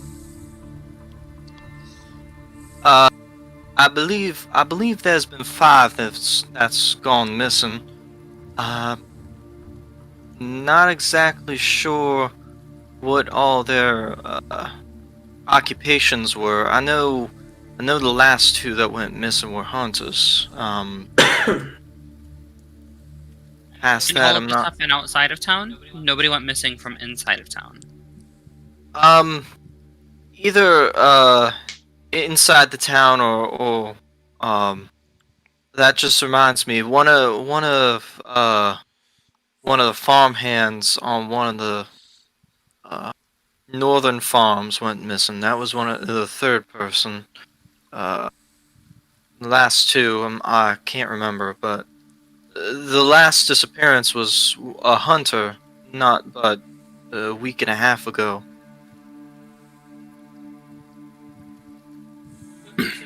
Posting. What was that? I didn't catch you. Sorry. Who posted the job posting? I mean, the lord of the town had sent messengers out to some of the other towns and citadels to lend a hand of aid, as well as a reward. Because you're not around here and you asking all the questions, I would beg to say that you're here to help remedy this issue. That is why we're here. Here's my recommendation. I believe in order for us to find, well, quickest way for us to find where these people have been taken, or at the very least, what's been taking them, we should probably stay out of town, for maybe a night or two. But please let the Lord know that the Lost Legion is taking the job. This creature, or whatever's been taking them, have they left any tracks? Have there been any large footprints or indentations in the ground? I haven't exactly seen anything. I mean, I'm just the town leather worker, so. Got it. But thank you for your information. If you take us to your lord, I can pay you for the information you've given us. that's kind of you. One thing I do remember, the rumor mill has it that they haven't found any bodies, but they have found body parts. Torn, eaten, just ripped apart at campsites. They found an arm one of the times, and another time they found like leg bone and other things. It was gruesome stuff. Were there no footprints or tracks? I think there were footprints or something. Nobody could quite tell what kind of an animal it could have been. Well, as far as taking care of the drakes, you said that you could handle them. It would just be a bit of an undertaking, correct? No, he told us 2 could. Correct. I think so. I haven't seen one of those flyers in a while.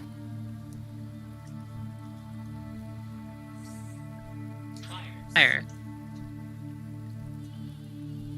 What was that? Well, what do you mean by flyers? What flyers have you not seen? There were flyers with, I guess, information or rumors or whatever, floating about the dangerous killer that was loose and whatnot. It must have been one of my crazy neighbors or something.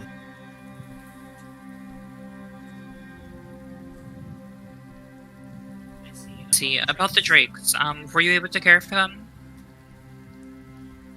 I don't have the capabilities of doing that, but We should be able to take care of them ourselves. We are staying outside of town after all. Well, thank you for your information anyway. Where may we find your lord? So, if you go down this road, off in the distance, you see that 2-story building? Out there about 1,000 feet or so? Yes. That's actually the Lord's Manor. Small, quaint, just like town, but Thank you very much for your information. I'll put 5 platinum in his hand. he just kind of like looks down and then looks at you. It's for your information. Just remember that we're the Lost Legion, and then I'll start walking towards the manor. Thank you, ma'am. Oh my god. As you guys are walking away.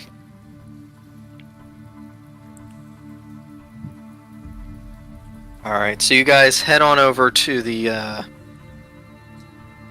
Lord's Manor. Proceed to walk up onto the porch and open up, going inside. And it's nice. There's kind of like a central mantle in this opening room. It's kind of like a foyer and stuff. There's a kind of semicircle staircase leading up to a second floor. And then there's like a small desk set up on the left-hand side. You see a woman there just kind of working on some kind of like string art or something, kind of like macrame, almost. Hello, ma'am. We're here to see the Lord about the missing person. Yeah, of course. She kind of like quickly puts down her stuff and stands up. I'll have him come down right away. Who are you? We're the Lost Legion. Oh, you're the Lost Legion, the ones who got rid of that assassin who was trying to kill the High King. Yes, ma'am. You've heard of us. Yeah. Rumors spread far and wide of this group that was seemingly on the tail of some assassin group or something. I'll take it. Let's just say they won't be bothering you anymore. About the Lord. I apologize. Right away. I'll have him. Excuse me. She proceeds to go upstairs quickly. Those mighty upper class of you shall. What'd you say? So those mighty upper class of you shall. What was? Now about the Lord. You just like shoot her off. That was great. Takes a few moments, but you see kind of like a middle-aged human man, about 40s, 50s, come out. Kind of longer goatee, well-kept mustache. Wearing these... I mean, for a lord, you'd expect, like, you know, fancy stuff, but he's just kind of wearing, like, a green tunic with, like, tan pants and an undershirt. He kind of leans over the railing. So you all are here for the monster? Persons, yes. Rightly so. Alright then. And he proceeds to start walking down the stairs. Well, you've gotten the flyer, I would assume. Have you gotten a chance to talk to any of the townsfolk yet? We talked to your leather worker. He gave us some information, but we were hoping to get a little bit more from you. Oh, well, of course. He doesn't really leave much of the town proper. Please come into my study. I have some information in here about it. He proceeds to lead you guys into kind of like this back study room. There's kind of like a table off to the side, a small desk set up, and a few bookshelves as well. It's pretty sparse for like being like a lord's manor. It seems like a very backwoods, like, you know, middle of nowhere town kind of setup. He sits down, kind of pours himself a tankard of water, which he sets down on the table again. So, what would you like to know? What can I help you with, potentially, to maybe make your lives a little easier? Have you been to any of these campsites yourself? The ones where they've said they found bodies and the such? I only went to the time when the farmhand went missing. Out at the barn. That was about a month ago. And what? Are there any large footsteps in the area? Um, Any broken trees? And anything showing the size of the creature, perhaps? no broken trees. Thank God. We'd be dealing with a monstrous monster if we were dealing with something of that size. But they were kind of like these clawed feet almost. I had some of the local hunters try to and trackers try to figure out what it could be from books and things like that, but I mean it's much too small for something like a brown or black bear, but it's too big for something like a wolf and some sort of weird hybrid thing or Oh something. man. Are the tracks still there, or are they gone at this point? I mean, that was about a month ago, so the tracks are most certainly gone. Just wasn't sure how much of an impression they would have left. Was there any body parts that time, or did it seem as though the boy was just taken? I mean, there was definitely a lot of blood, and there was a large spattering of probably what was the poor feller's neck lying all over the ground or whatever.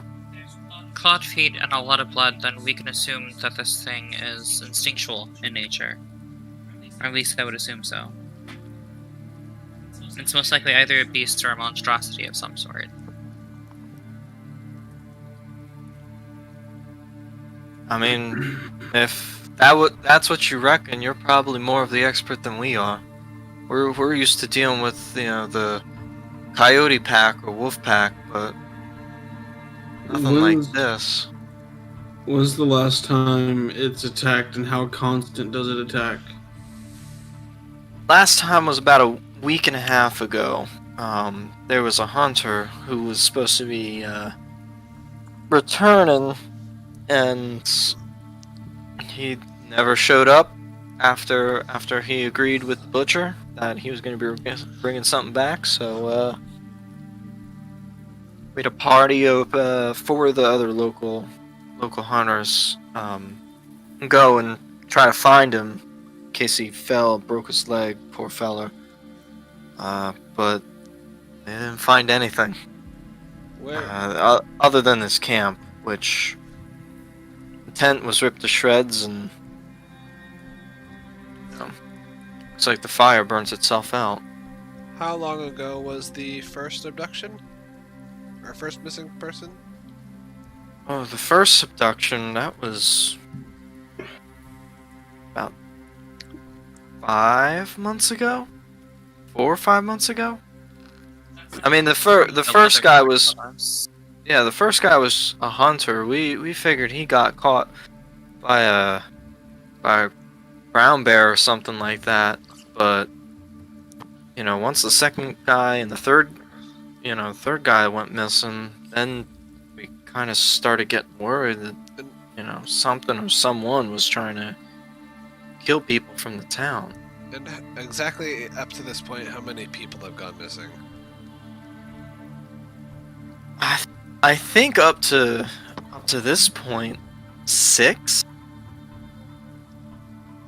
I think 6 people have gone missing, because there was a hunter that just happened about a week and a half ago.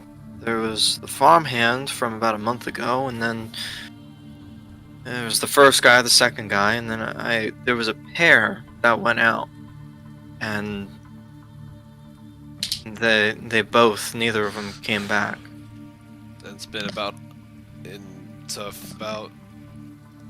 so people have gone missing 5 times, total of 6 people, and it's been 5 months, so about once a month people go missing. Well, there was the first guy went missing, and then it was about a month and a half to almost 2 months before the second person went missing. Then it was about a month when the 2 people went missing. And then it was about 2.5 to 3 weeks. So it's Now we're ramping up then. It seems like it. Just learning that I can get away with more and more. Is this all in the same part of the forest area, or is it all over? It seems to be pretty localized because the campsites, have been about a day's travel. I mean, most of the hunters that provide for the butcher and the leather worker and stuff, they usually are able to stay pretty close because it's so heavily forested around here. So Have they all gone in the same direction out of town? Or no, it's been very sporadic. I mean, some of them go west, some of them go north. Typically when hunters go around, they usually like to stick up north. That's where a lot of the hardier beasts are, because they don't have the mountains and the rocky terrain to deal with. It's flatter, more forested. Well, unless anybody has any other questions, our plan is to stay outside of the city, not right next to the city, because I don't think it would probably attack that close. We'll stay a decent way around outside of the city, probably to the north then, if that's where the more, most of the hunters go anyway. And we will definitely be around in the morning. I don't think whatever this monster is would be able to would be able to kill us, that's for sure. But we will, in an attempt to get it to attack us and at least find out what it is, we'll stay outside the city. And then in the morning we'll come back with what information, if any, we find. And I would personally at least like in the morning to see the most recent site where the last person went missing. You said, what was it, a week or 2 weeks ago? About a week and a half ago. Yeah, let me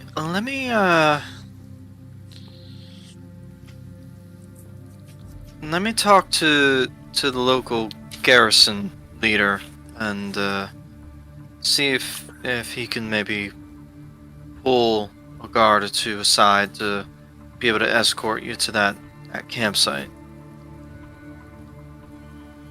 In the morning, of course. Of course.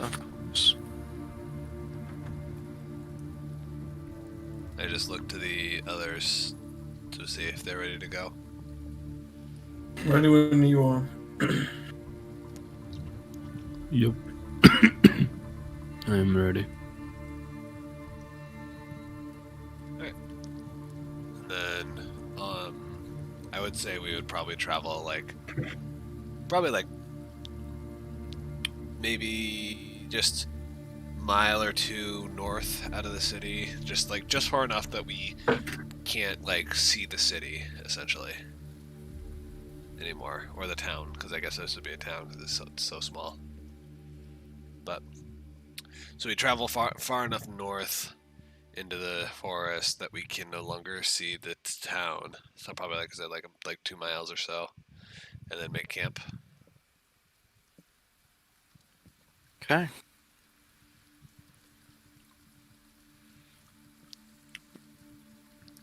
Won't be using the dome, and we'll be taking watch. Yep, that's correct. And I can take first watch.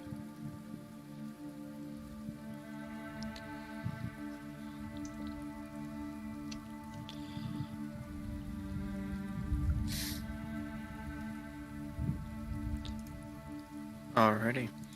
So you all head out into the forest, make your camp up, hunker down.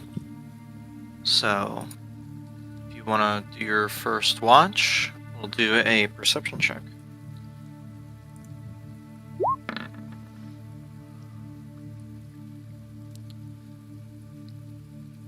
Ooh. Okay.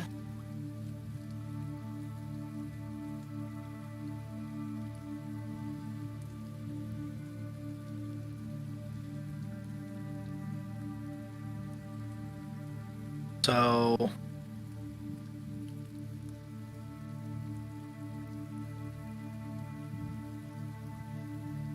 as you guys are out there, you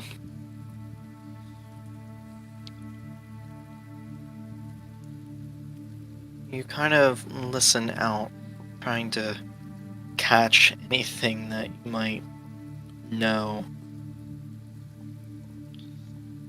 You hear the birds, you hear the crackles of fire in front of you.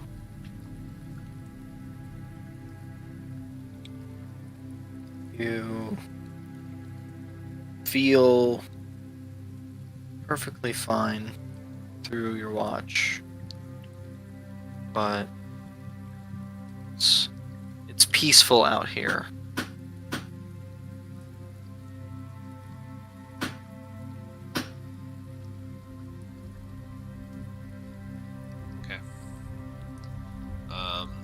And then I'll go ahead and wake up Gundor for the next watch. And as I wake him up, by shaking him awake, I will inspire him as well. Oh, thanks, man. What was that? Okay. Alright, I'll go ahead. And yeah, I'm gonna throw that D8 on there just in case. Cough, cough, D10. Oh, D10.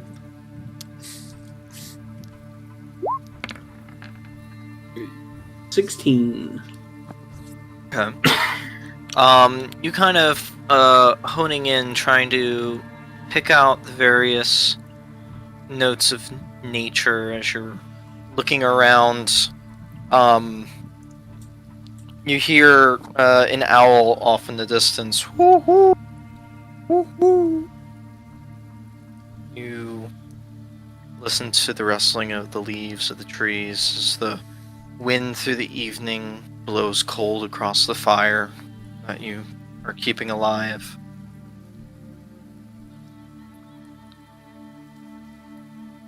The woods are dark.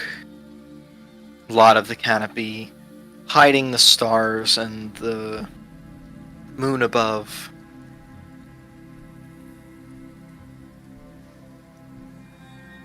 Nothing happens during a watch.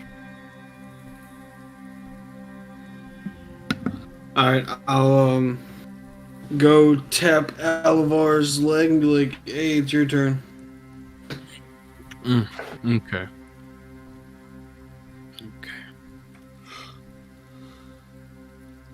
I'll go sit by the fire and watch. Oh my! I go right back to sleep. It's a good thing you have a +8. That's like, I mean, it's a nat 1, but you still got a 9. This is fitting.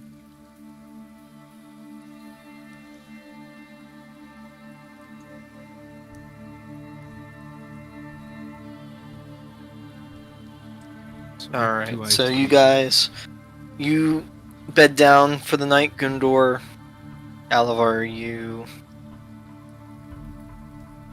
are just listening.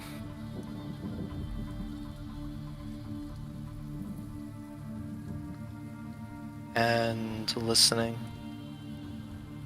Watching the fire, kind of entranced by its crackling.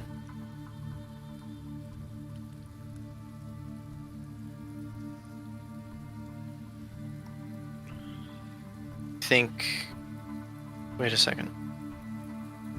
What was that? You kind of look back. There was nothing. What? Okay. Just the wind. No. Go back to staring at the fire.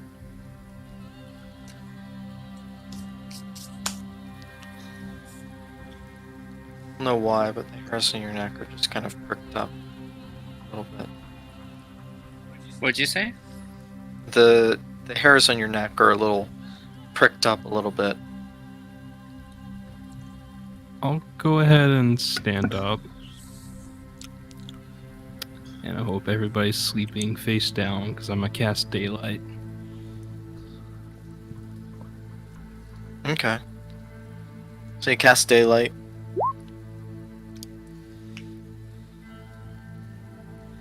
That's definitely waking me up. Yep. My passive perception of 15. I was gonna say, I don't know if like just day. I don't know if bright light would wake me up or not. How would we decide that? What's your You passive roleplay how perception? you would. Oh, I mean, passive perception's 15, but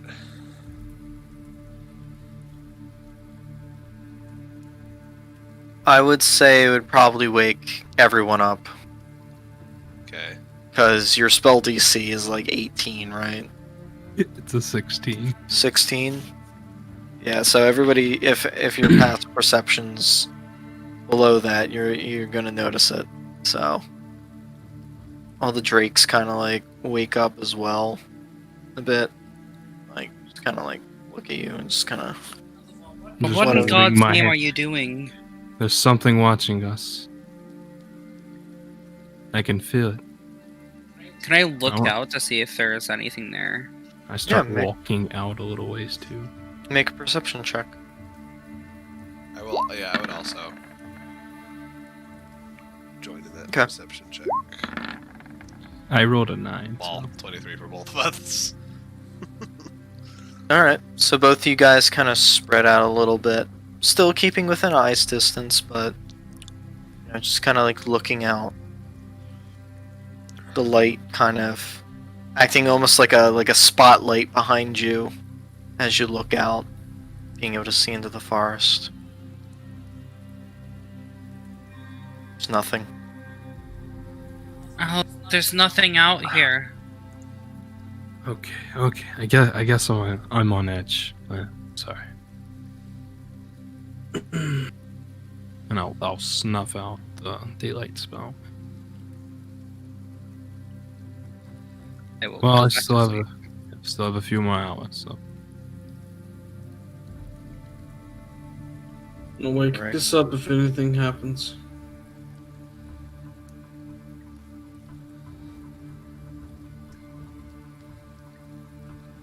Sit back down by the fire and just kind of like looking out. Just kind of pull off your belt, your whip, and you kind of set it down next to you. Kind of have your hand on it the entire time. Kind of looking cautious.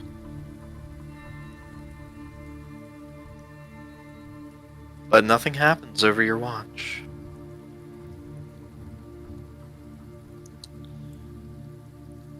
and if there's enough room for the fourth watch, I'll wake up Shell. Okay.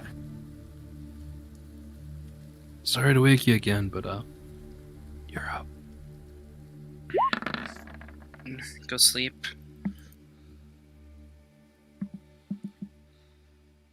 Okay. You're dazed, stupor, you're just kind of there, just watching the fire. Kind of wondering what the hell you guys are looking for.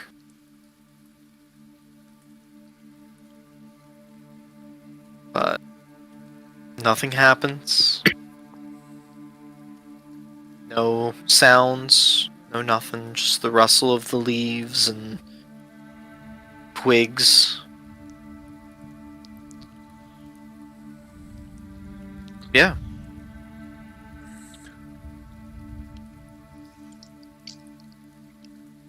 I Right, feel a little and bit I will paranoid. start on breakfast. Alright, so you get started on breakfast. And we'll make way to that campsite. While she's making breakfast, if I look around our campsite, do I see any footprints or trails? Yeah, investigation check.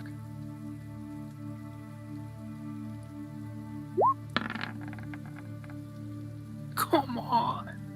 Nothing. It's just like you left it. I must be going crazy. I'm gonna get a good hearty vegetarian breakfast. Wakey, wakey, vegetables and sadness. Feeling right. I haven't rolled above a 13 today.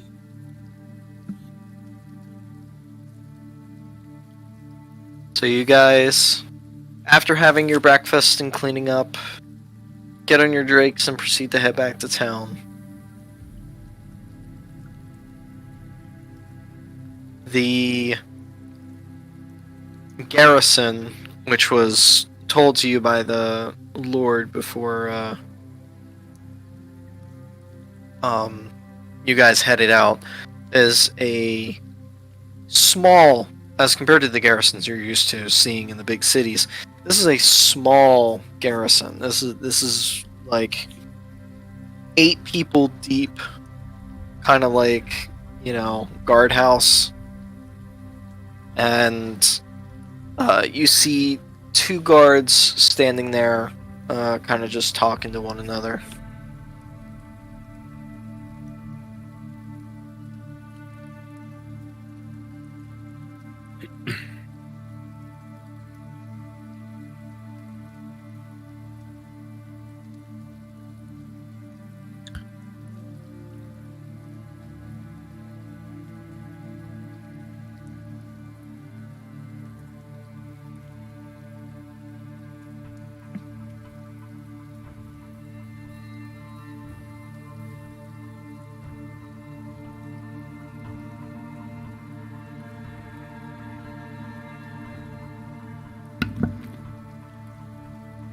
I guess we walk over and go talk to him.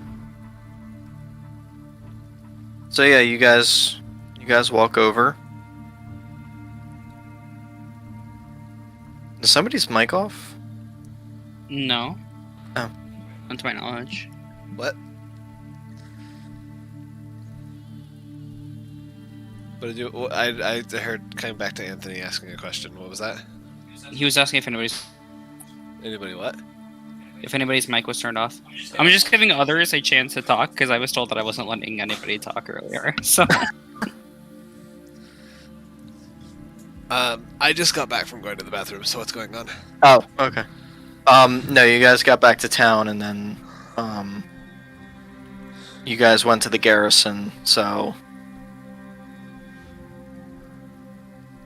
Wait, why did we decide to go back into town? So that way they could lead us to the campsite. yeah, you guys Oh. were meeting the guards. they could lead us to the campsite. And you guys see at the garrison there are 2 guards standing there. Are you the ones that are supposed to be leading us to the campsite? The one looks to you. Aye? You all Lost Legion.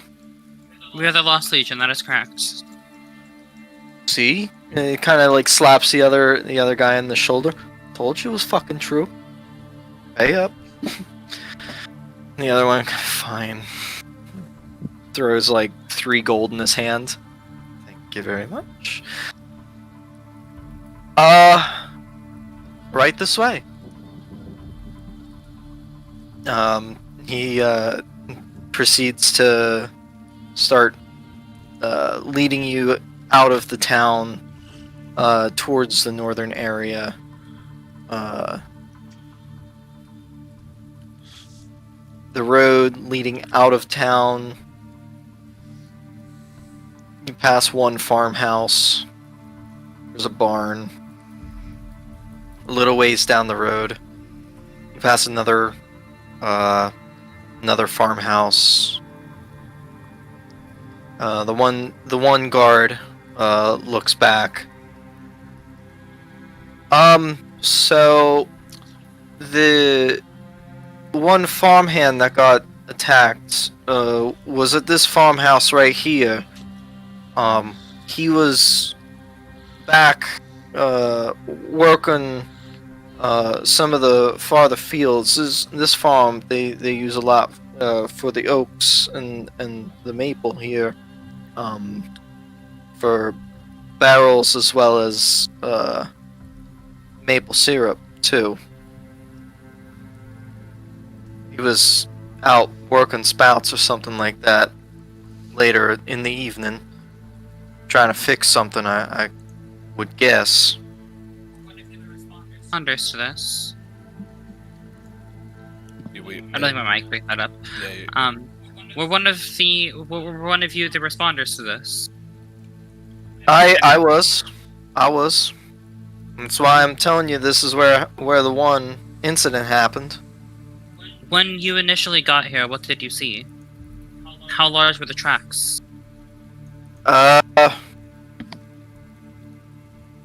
Not but it's hard to gauge the size. I would say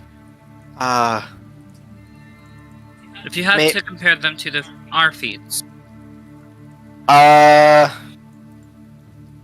probably they're pretty close to big fella right here.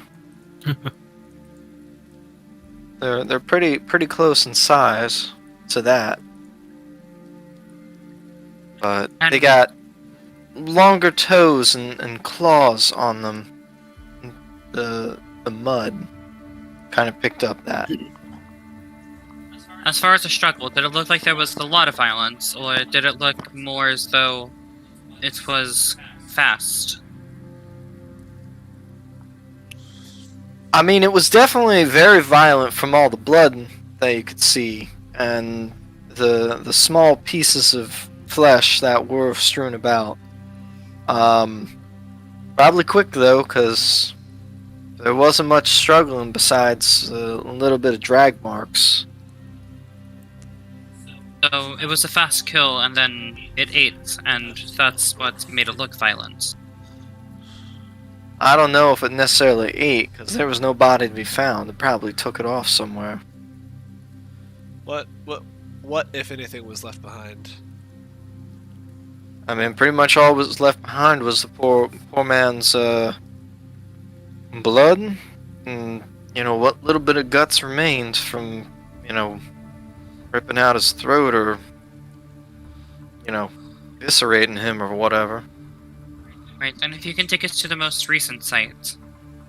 Yep, we're working on it now. It's probably about hour and a half's walk.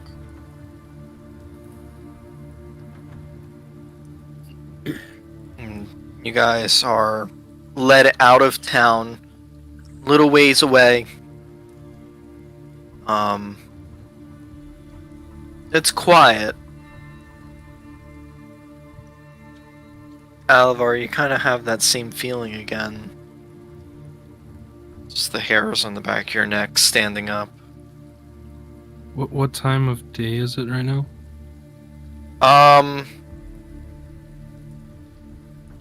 Right now, probably about 10:30, 11. Okay. And how close are we to the campsite right now? At this point, with how long you guys have been walking, about an hour.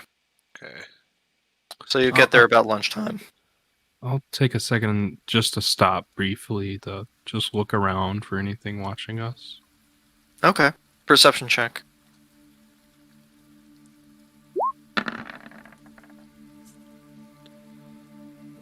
Okay. You look around. Don't necessarily see anything. Everything all right, Alvar? Is anything last night? I'm just being paranoid, but the hairs on the back of my head are standing up. Again, Yeah, but like I said, Here. I could just be paranoid. I'm gonna hop off Dax and hand the reins to Alvar. Say, lead Dax for me for a minute. Okay. And then I'm going to polymorph myself into a giant eagle and fly up. Okay. and I would like So you fly up above the canopy or into the canopy? like so we're in a dense forest right now. Fairly dense, yeah. How tall are the trees? Trees here can range anywhere from about 40 feet to about, I'd say, 60 feet, with some outliers at about 80. Okay.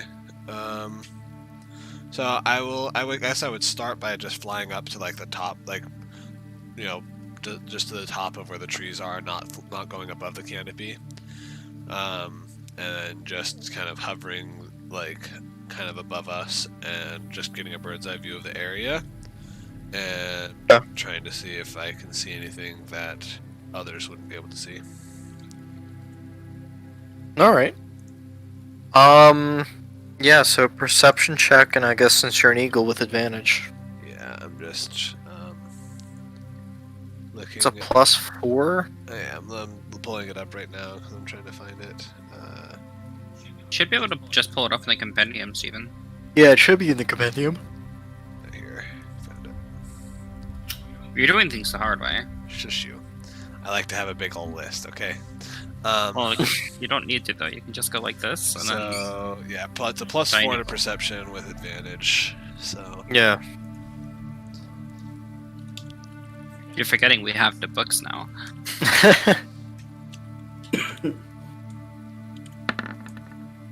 oh, well there we go. Never mind. Okay. 24. Yeah, natural 20. Nice. Okay.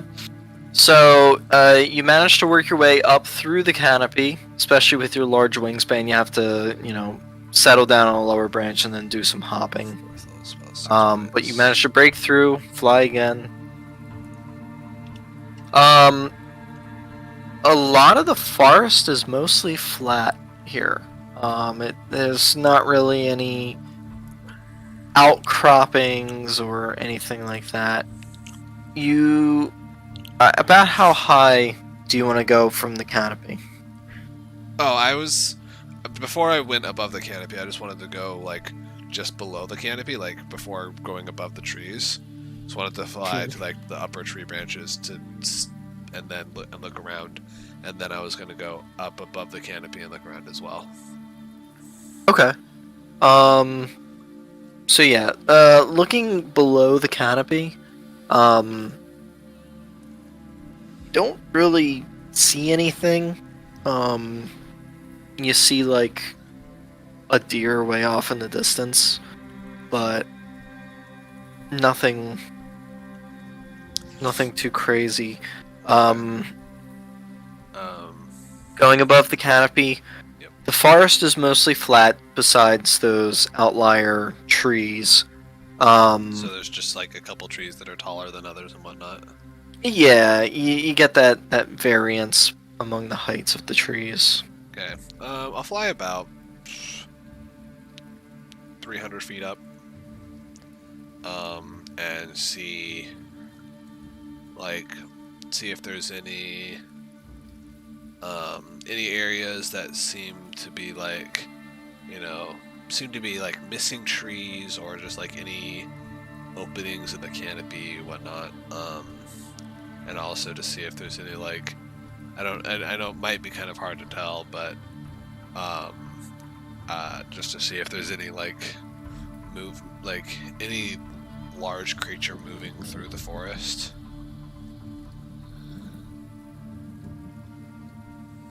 Okay. Sorry, I had to think about that one for a second. Yeah. I mean, even with the natural 20, you don't necessarily see any large movement. Going up from like 300 feet, you wouldn't really see any like necessarily signs of large creature movement or anything like that. Okay. Do I see any So- anything as anything odd as far as like, you know, any weird holes in the canopy or any like large, like, what's the word? Like, I know what you're talking about. You know, like large fields with no trees, like in the middle of the forest or Yeah. some shit. Yeah, I mean there are a couple bare spots through the canopy, which will make it easy for you to get back down. But nothing that seems unnatural. Everything seems to be very well conserved and well kept up here. Nothing really crazy in that sense. And I'm just going. I want to, just for the fun of it, I want to dive bomb like a bird does, like they're going to catch prey, and see if I can like just spear my way back through the canopy to get below the trees. Roll a dexterity check. Straight dexterity with the bald eagle. Yeah. Or giant eagle, I should say. +3. Does my... I don't think... Yeah, I was gonna say, I don't think my Jack of all trades would work while in eagle form, right? No, because it's polymorph. Okay, just making sure. It would work if you were a druid. Druid, yeah. But you're not. Bard druid. Actually sounds like a fun idea. Yeah, that'd be pretty funny. Okay. So you dive down faster. You basically do a barrel roll essentially through the canopy as you spread your wings out and catch the wind on the turn so you don't slam yourself into the ground. You guys hear off in the distance smattering of some leaves as you see Zarus's giant eagle form slam through and proceed to land in front of you guys. Then I'll drop my polymorph form and walk back over to Dax. There you go. I didn't really see anything. There's a couple bare spots of trees. Nothing looked unnatural, though. I couldn't really... The canopies... Tried to see what I could before I went above the canopy, but the forest is kind of pretty thick. Couldn't really get much of a good look. Like I said earlier, I could just be paranoid. It doesn't pay, or it pays to be careful. That's what I meant to say. I'm gonna scratch Skitty on the head and say, do you sense anything?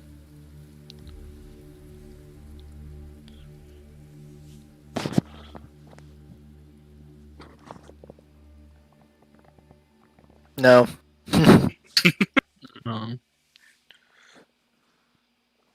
Well, I'm not sure why you're so paranoid, Alabar. I mean, I can understand to an extent, but you're not usually this on edge.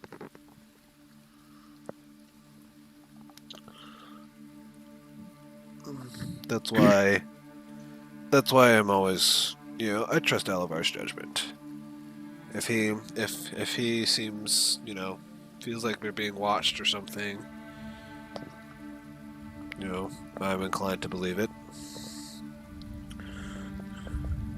I mean, whatever this creature is probably knows these woods far better than we do.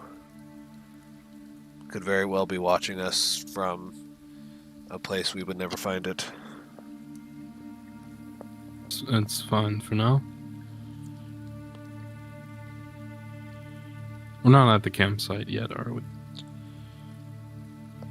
No, we're about an hour away, he said? Originally, yeah. I would say after all this talking and stuff. We're not about 30 minutes from it, so it's coming up. 30 minutes go by. You guys proceed to come out into like a little bit of a clearing, and you see in front of you there's a fairly large dirt patch. There's what looks to be like a circle of stones with some ash in it. You see kind of like some stamped area where a tent probably used to be. And then you also see blood-coated areas all over the place. Alright. This is a bit more streamed than I thought it was going to be. I would like to do a heavy sweep of the area to look for anything remaining, hair, maybe I don't know what type of creature it is, but like maybe like a scale from the creature, or anything from the creature at all, or from the person that it attacked. Okay. I'm gonna be looking for tracks. Okay. For Uzaris, investigation for you shall survival. Damn. Pretty low on investigation for me. Okay.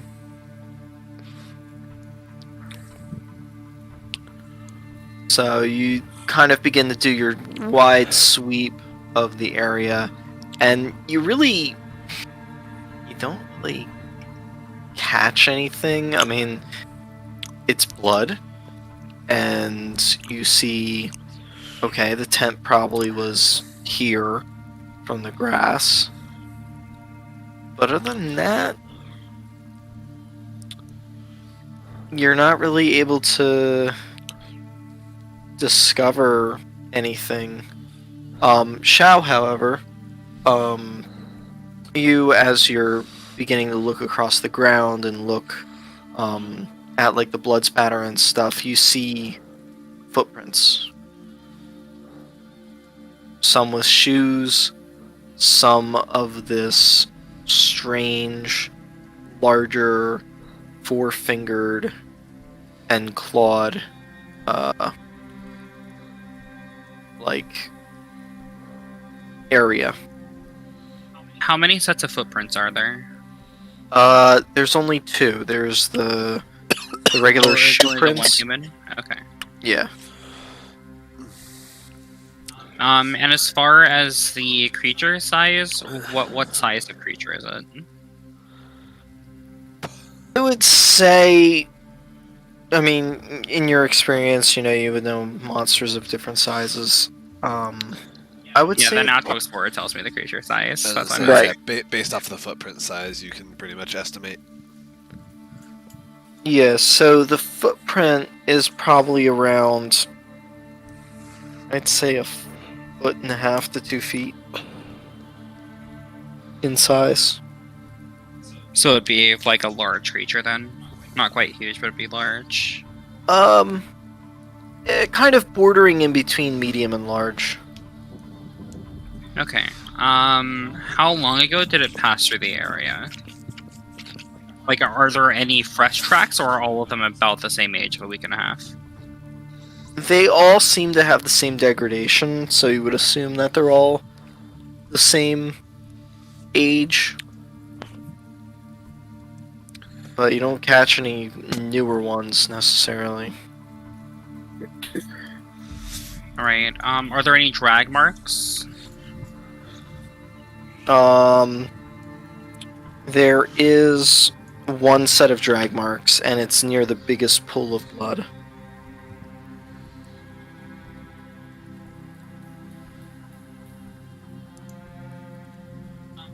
Guards, what did you say your names were? the one that was talking before at the farm. Well, I'm Thralbor, and this is Halver. How many times have you two made this trip? I don't know, how many times would you say? We don't really go outside of the town for inspection. Every, I don't know, 2-3 weeks we usually try to take a few miles out of town just to clear the road of maybe any animal carcasses or something. Since the most recent attack, how many times have you traveled to this location? To this location, besides the search party, this is the first. The last travel group that came up here to do a carcass cleaning was about 3 or 4 days before the hunter went missing. Looking at the tracks, how like heavy-footed does the creature seem to be? Like, are they like pretty deep impressions, or are they like lighter impressions?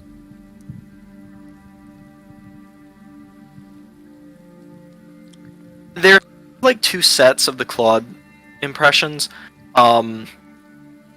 It looks like there's a few really jagged, deep hits, and then most of them are very soft in the way that they look and are shaped. Originally going to have you guys go back to the town after we got here, but I don't think that's very smart at this point. Just stay close to us, and we'll try our best to protect you. I mean, we've got swords too, so we've got your back. I don't mean to scare you, but this thing most likely stalks its prey. It seems to be light on its feet. Alavar, that's probably why your hair was standing up on the back of your neck.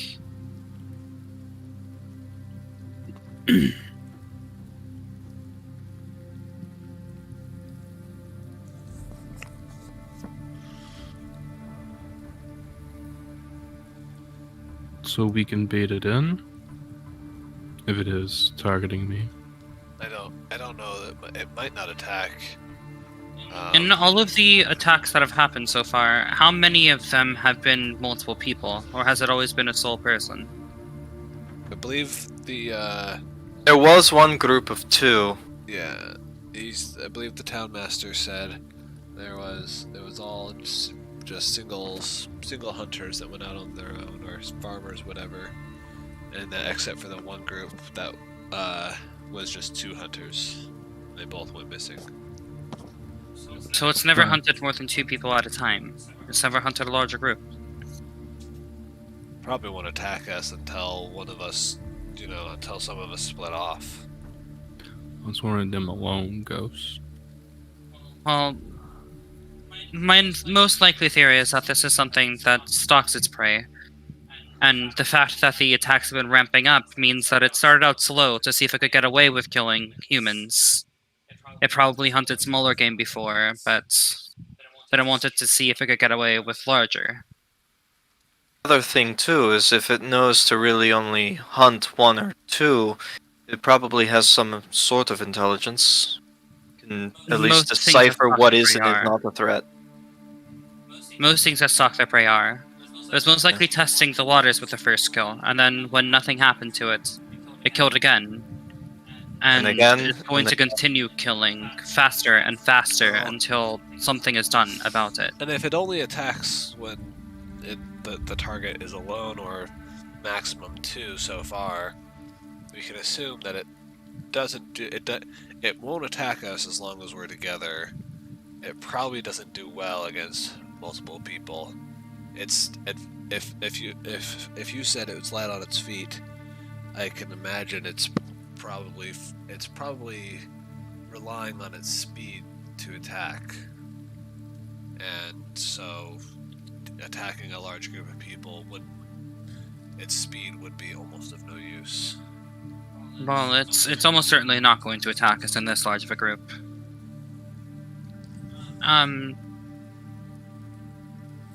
As far as you two go, I'm not sure who you would be safer with, but we need to break into pairs, and you two cannot go alone. What do you mean, split into groups? Shouldn't we be getting back to town? Well, we need to take care of it. We can't just let this monster keep roaming free. Are you going back Or beast, whatever it might be. We need to split up into groups of 2. That way it'll more than likely attack one of our groups, and we can actually, at the very least, find out what this creature is. What we should probably do, actually, is lead them out of the forest and then have them walk back to town along the trail.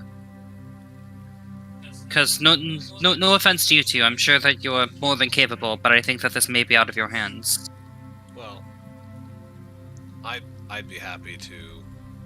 I think if I would take one of the guards, and one of the other guard could go with someone else from our party.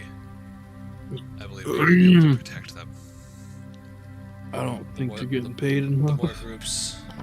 The more groups we have to draw out the beast, the better. I don't think it's smart to have them here. No offense to you two, I'm not sure how often you've dealt with creatures like this, but I'm not sure that you would survive the encounter. They both just kind of like look at each other. And then look at you. Well, we've never dealt with something like this, but I mean, we do have a duty to the townspeople. You know, people have been going missing from the town for months now. You know, we have, seems with you, you know, more information than we've had over the past couple of months. So we should go back to town to at least warn them. Stay in their houses. Don't leave, you know, by yourself. Go in pairs. And even then, try not to leave until you all deal with this. Okay, if that's the case, I will escort you back to the edge of the woods, and you can continue back to town from there. Meanwhile, we'll stay here and we'll try to lead out the beast. Okay, sounds like a plan. So you guys head on back, reaching that outer farm area. Once the house is in sight, they kind of turn around to you guys and look at you. We should be okay from here on out. Is there anything you need that we could provide you before, you know, you head out? Should be fine. We should be okay.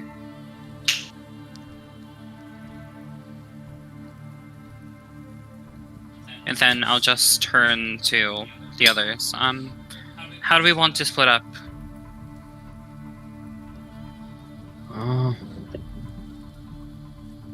Healer with healer, or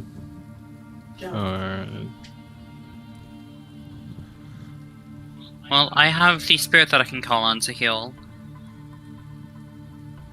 Gundor is able to touch people to heal them, and you're able to cast spells. I have a very minor heal, but that's about it.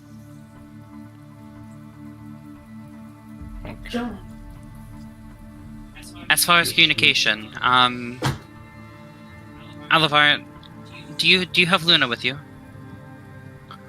yes. I poof her into his existence, and she's an adorable kitty right now. So I think the best way to handle this, and I'm sorry, Luna, you're not going to like this idea very much. The best way to handle this, I think, would be for us to split into two groups. Alivar, you give Luna to whichever group you're not in. You have the sending spell, yes? Yes, I do today.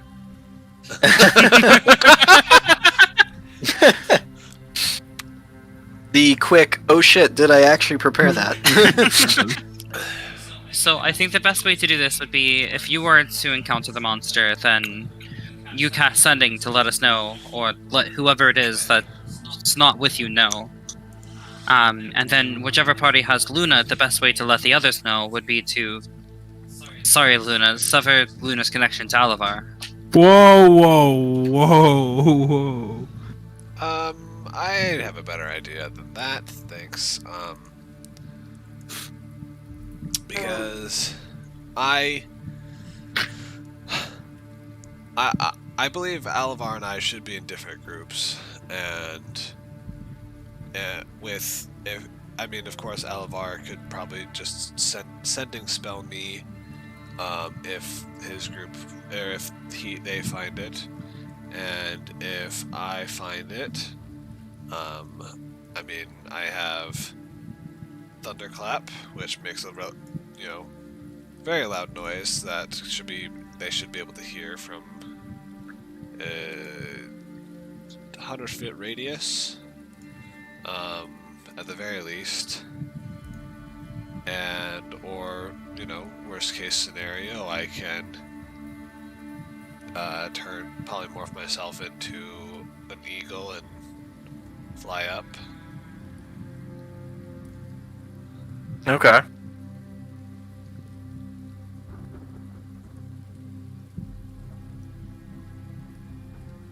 Or even if I know if we are within 100, or if we're within 120 feet and I know the direction of the other party, I can message them, but I have to know the direction. Okay. So We're likely not Yes. going to be within 120 feet of each other. Yeah, I mean, it's a big forest, so you guys are definitely going to be probably farther than that.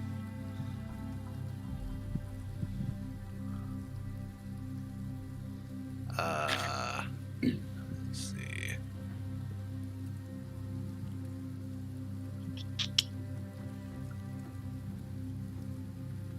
And of course, Alivar, I don't mean to, kill Luna. I mean simply you give her a command that she disappears when, we see the creature.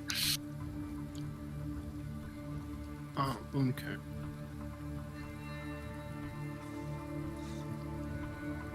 I would never want to kill Luna. Mm-hmm.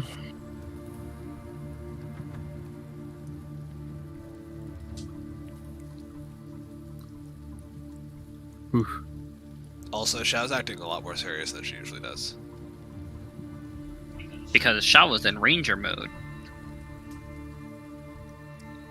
This is her specialty. Her voice changes when she's in ranger mode. Her voice goes like 2 octaves lower. So she's more serious. Because she actually understands the weight of the situation when she doesn't most of the time. Okay. So I split off into groups. Alrighty. So it's going to be who and who? That's the question. I believe Alivar and Xiao would probably make a good combo, and Gundo and I think, is a good combination. I think that would work.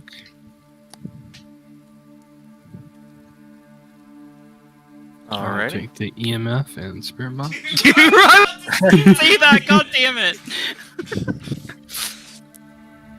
I was about to say we're about to do some phasmophobia shit. Yeah. Alright. Well, with that, you guys decide to split off, make progress in trying to discover what might be happening in this small northern town in the middle of nowhere. And that's where we're going to end tonight's session.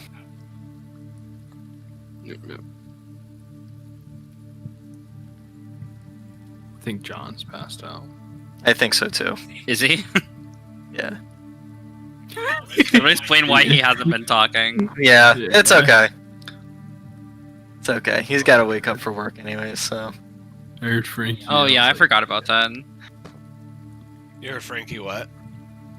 I heard Frankie yell. I was like, John. And he never responded, so I'm like, yeah, he's asleep. Yeah, he's gone. He's asleep. Mr. 2 a.m. No, it's 2 a.m. for us, 1 a.m. for him, he said. Yeah. Oh yeah. All right. Well, YouTube, Twitch. I can't remember now which of you guys we go to. It's YouTube, yeah. YouTube. I hope you enjoyed tonight's session. Tune in next time on Dragon Ball Erudis. Dragon Yay! I mean, I don't know. I don't really know. Ball. That was good. Bye-bye! I liked it.